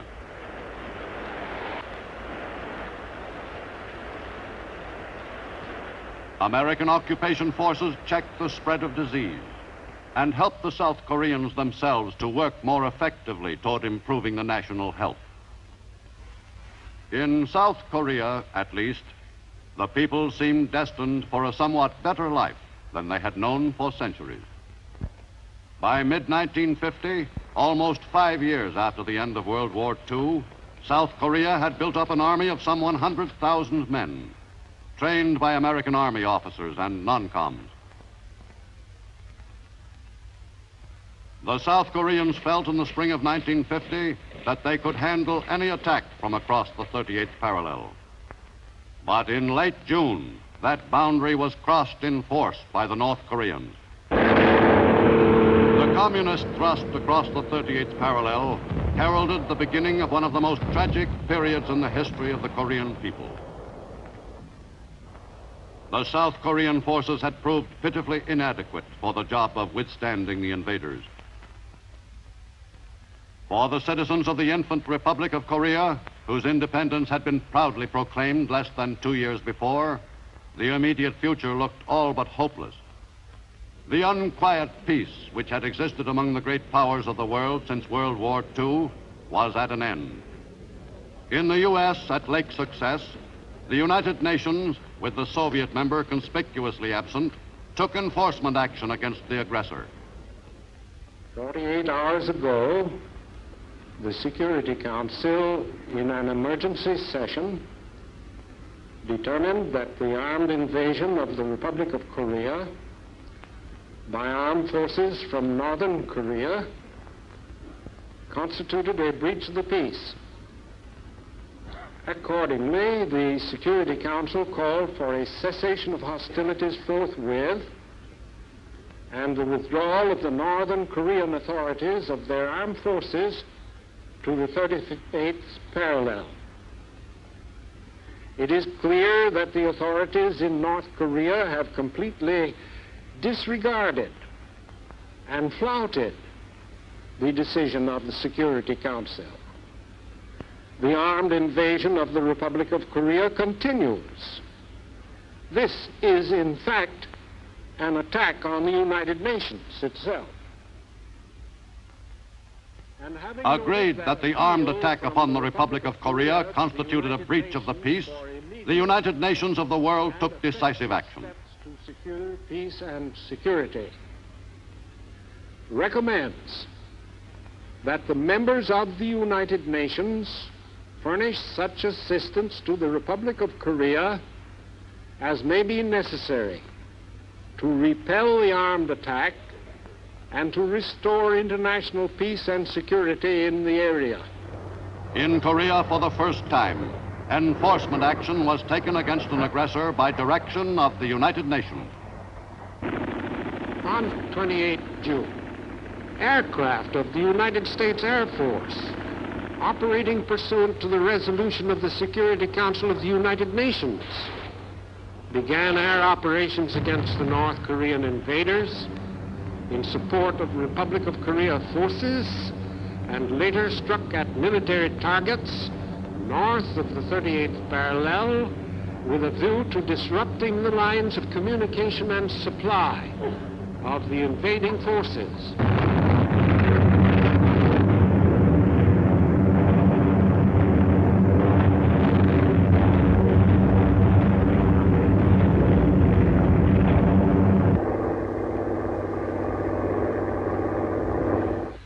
the badly decimated Republic of Korea forces reformed south of the Han River, sought to delay the North Korean advance. By sheer weight of numbers and materiel, they were forced back step by step until on 2 July, the town of Suwon, 20 miles south of Seoul, was reported in North Korean hands. Meanwhile, in pursuance of United Nations recommendations, United States ground forces were committed to the area for stabilization of the front.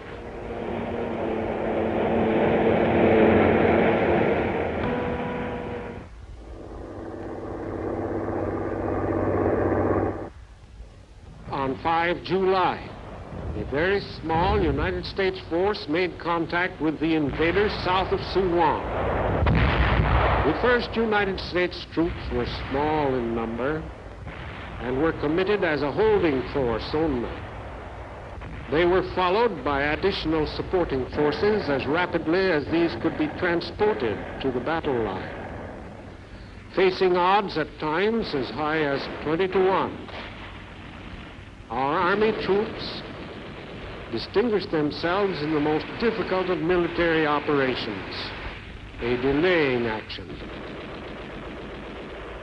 The first UN heroes were American GIs of the 24th Division. In the deserted villages of South Korea, the nations of the free world would shortly make their stand against the forces of aggression. In Tokyo, the appointment of General Douglas MacArthur as commander of United Nations forces celebrated in a ceremony conducted by U.S. Army Chief of Staff, General Lawton Collins. During the first weeks of fighting, South Korean and American forces were pushed back toward the tip of the Korean Peninsula and the prospect of another Dunkirk. The outnumbered UN forces took heavy losses during that first month in the desperate fight for time. On July 31st, elements of the 1st Marine Division arrived at Busan, swelling the force of American fighting men in Korea to some 100,000. The battle to keep the enemy from overrunning all of Korea approached its most critical stage.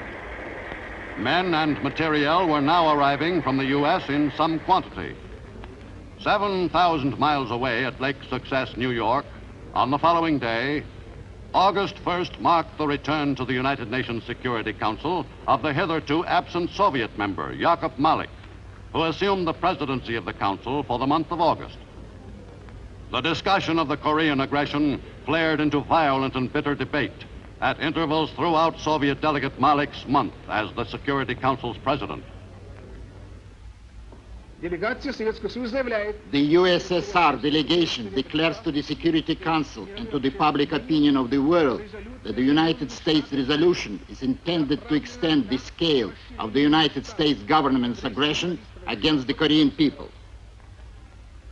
When the president, as such, or as the representative of the Soviet Union, it makes no difference which hat he wears while he's doing it, but when he undertakes to persuade this great audience here present and in all the world outside that the United States of America is an aggressor in Korea, I'd like to ask whose troops are attacking deep in the country of somebody else?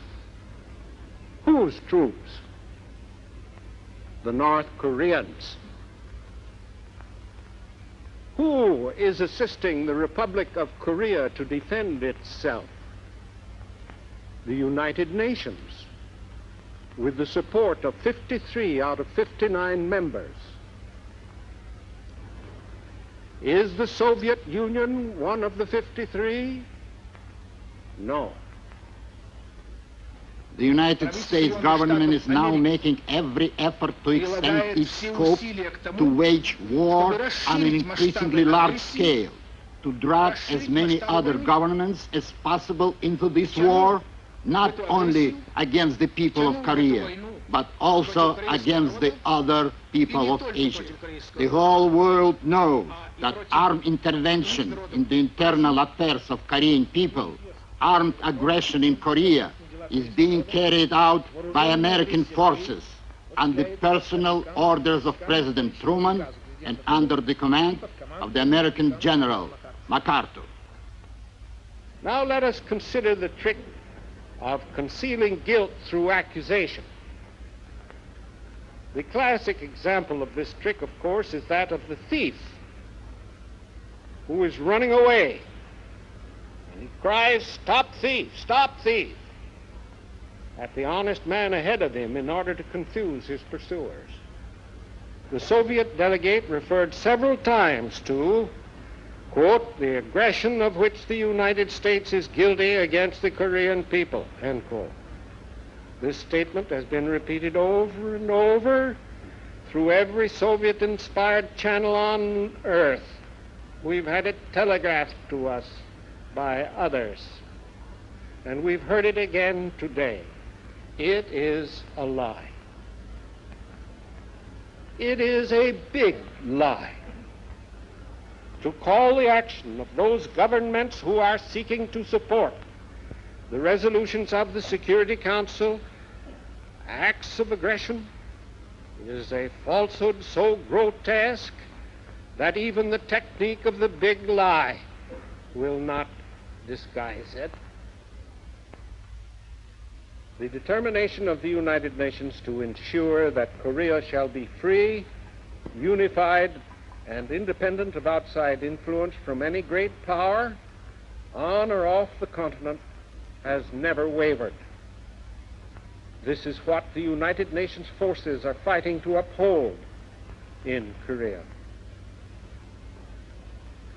It is a supreme effort to give the Korean people the right to control their own destinies, a right that so many countries, caught in a net of imperialism with a new name, communist imperialism, have lost. In Korea, the identity of the aggressor was no mystery.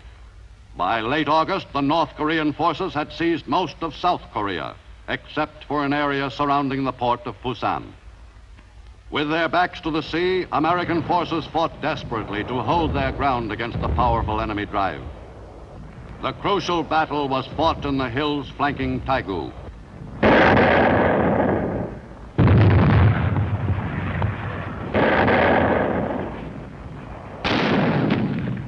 It was a bruising fight for the bone-weary American GIs.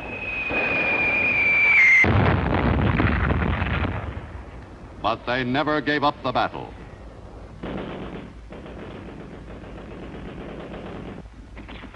In holding the Busan perimeter, the American forces suffered heavily. But the enemy offensive was beaten back. Thanks to the sacrifices of American fighting men, Korea did not become a communist peninsula. By early September, the Busan perimeter was no longer in immediate danger of being overrun. On September 15th, the tide of battle turned by virtue of a daring amphibious attack at Incheon. The attack force which made the assault on Korea's west coast was engaged in an extremely difficult operation. An operation undertaken at the insistence of General MacArthur.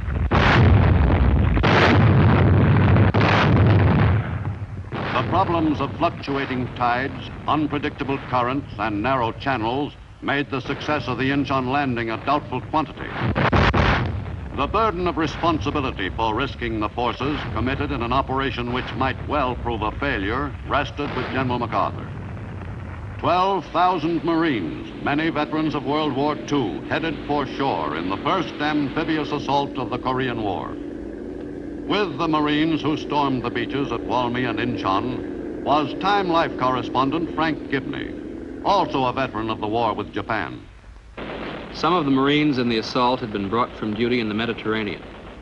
Others had been pulled out of the line in southern Korea. Incheon had to be taken to cut the enemy's communications with the southern front and to trap thousands of his troops in between. The Marines didn't give the enemy time to recover from the surprise attack on his flank. Progress was swift. Many of the Marines I was with were past masters at flushing enemy troops out of holes, an acquired talent they never lost. Hundreds of North Koreans were killed on that overcast September morning, D-Day at Incheon. The surprised North Korean troops had failed completely in their hurried attempt to beat off the amphibious attack. The operation was a spectacular success, a proud day for General MacArthur, whose judgment was vindicated, and for Marine General O.P. Smith. On the southern front, the situation had changed considerably by virtue of the Incheon operation. For the enemy, the battle had taken a turn for the worse. U.S. 8th Army GIs smashed into enemy positions with renewed spirit and moved slowly but steadily forward.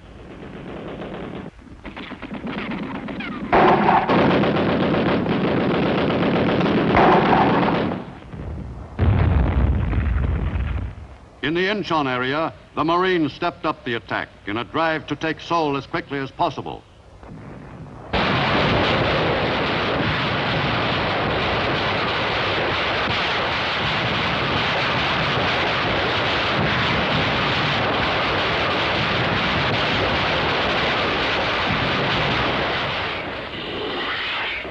On September 24th, only 10 days after D-Day at Incheon, U.S. Marines and soldiers were fighting in Seoul.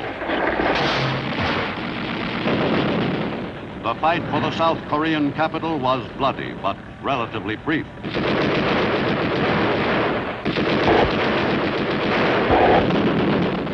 For 5 days, the battle for Seoul raged on. The U.S. troops took their losses, but efficiently stamped out enemy resistance. 3 months after the communist invasion, Seoul was once again free. Thousands returned to the homes they had abandoned before the communist thrust overwhelmed the Korean Republic's capital. Other thousands upon thousands had stayed on during the communist occupation. As soon as the fight for Seoul was ended, they fell to work, rebuilding their badly battered city.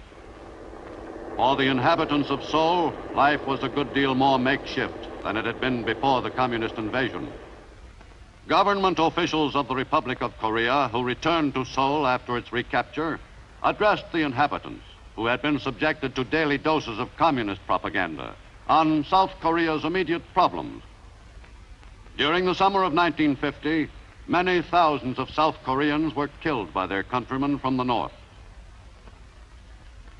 Whatever the future held for Korea, it could hardly prove more tragic than the early years of the infant republic's existence.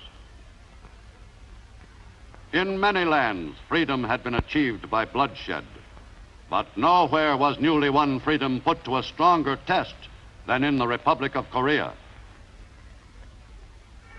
By early autumn, fighting forces from other member countries of the United Nations arrived in South Korea to join the struggle in defense of South Korean independence.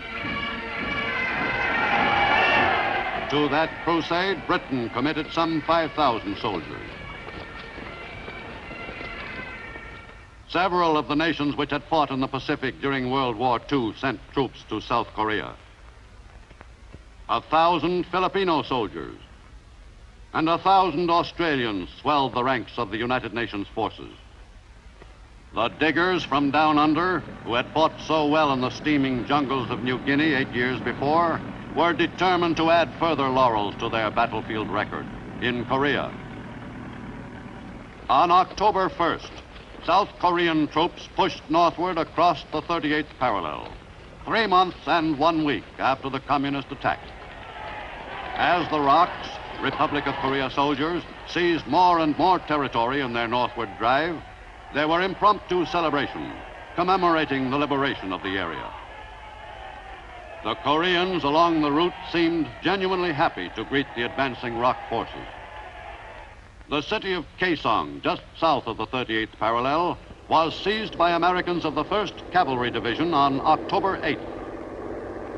The GIs then drove quickly north to the well-publicized boundary, which the UN had authorized its forces to cross.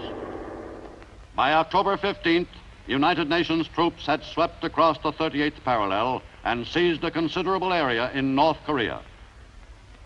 2,500 miles east, Wake Island was the scene of a most important engagement that mid-October morning. President Harry Truman had flown 7,000 miles to talk with his top general in the Far East, a man he had never before met. They conferred for 1 hour in complete privacy, and then held a more general discussion in one of Wake Island's few buildings. This conference included the President's top military advisors, Joint Chiefs Chairman Bradley and Army Secretary Pace. Before the meeting broke up, a decoration ceremony was held, to the delight of the photographers. Though only the two men knew what had been said at the secret meeting, they claimed to be in complete agreement. On October 20th, ROK soldiers and American GIs seized the North Korean capital of Pyongyang. After 5 years, the communist hold on that city had been broken by the UN forces. 2 days later, 120 troop carrier planes transported paratroopers of the 187th Airborne Regiment to an area some 25 miles north of Pyongyang. Over the target area, near Sukchan and Sunchan, the paratroopers hit the silk. General MacArthur cruised above the area, watching the initial stage of the operation. The 800-foot drop took each man only about a minute. The operation went off smoothly. The drop was made at precisely the points indicated in the original planning.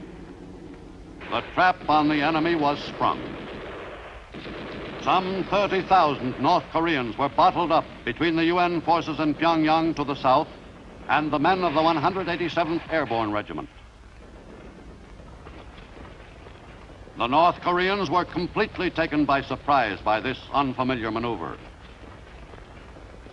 On North Korea's east coast, off Wonsan, U.S. minesweepers went to work on clearing out one of the most intensive sea minefields in military history. The job was done by laying magnetic lines.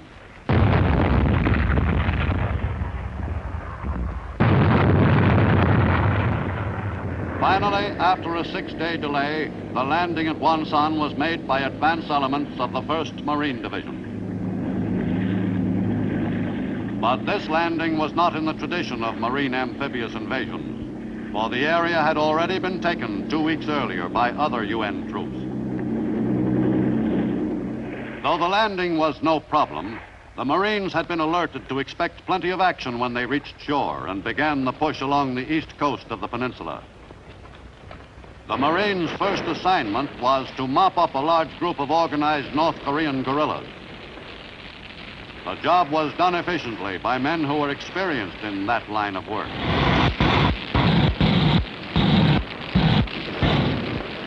The Marines fighting along the East Coast were part of the U.S. 10th Corps, a combined Marine Army force, commanded by U.S. Army Major General Edward Alman, who reported directly to General MacArthur in Tokyo.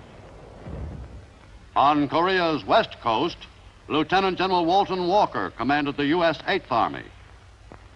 Both U.S. forces were driving pell-mell toward the northern boundary of Korea. That objective received the full attention of both 8th Army and 10th Corps commanders, who did not coordinate their movements but reported independently to Tokyo. The frozen Yalu, which separates Korea from Manchuria, was reached at the North Korean town of Haesanjin by GIs of the 7th Division. Most of the men felt that this achievement signaled the answer to their prayers, the end of the war, and a chance to get home for Christmas.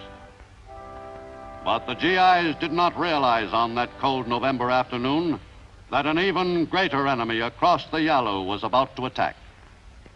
On November 26th, in a move which stunned the UN forces, the Chinese Reds hurled their armies into North Korea and drove deep into the soft center of the UN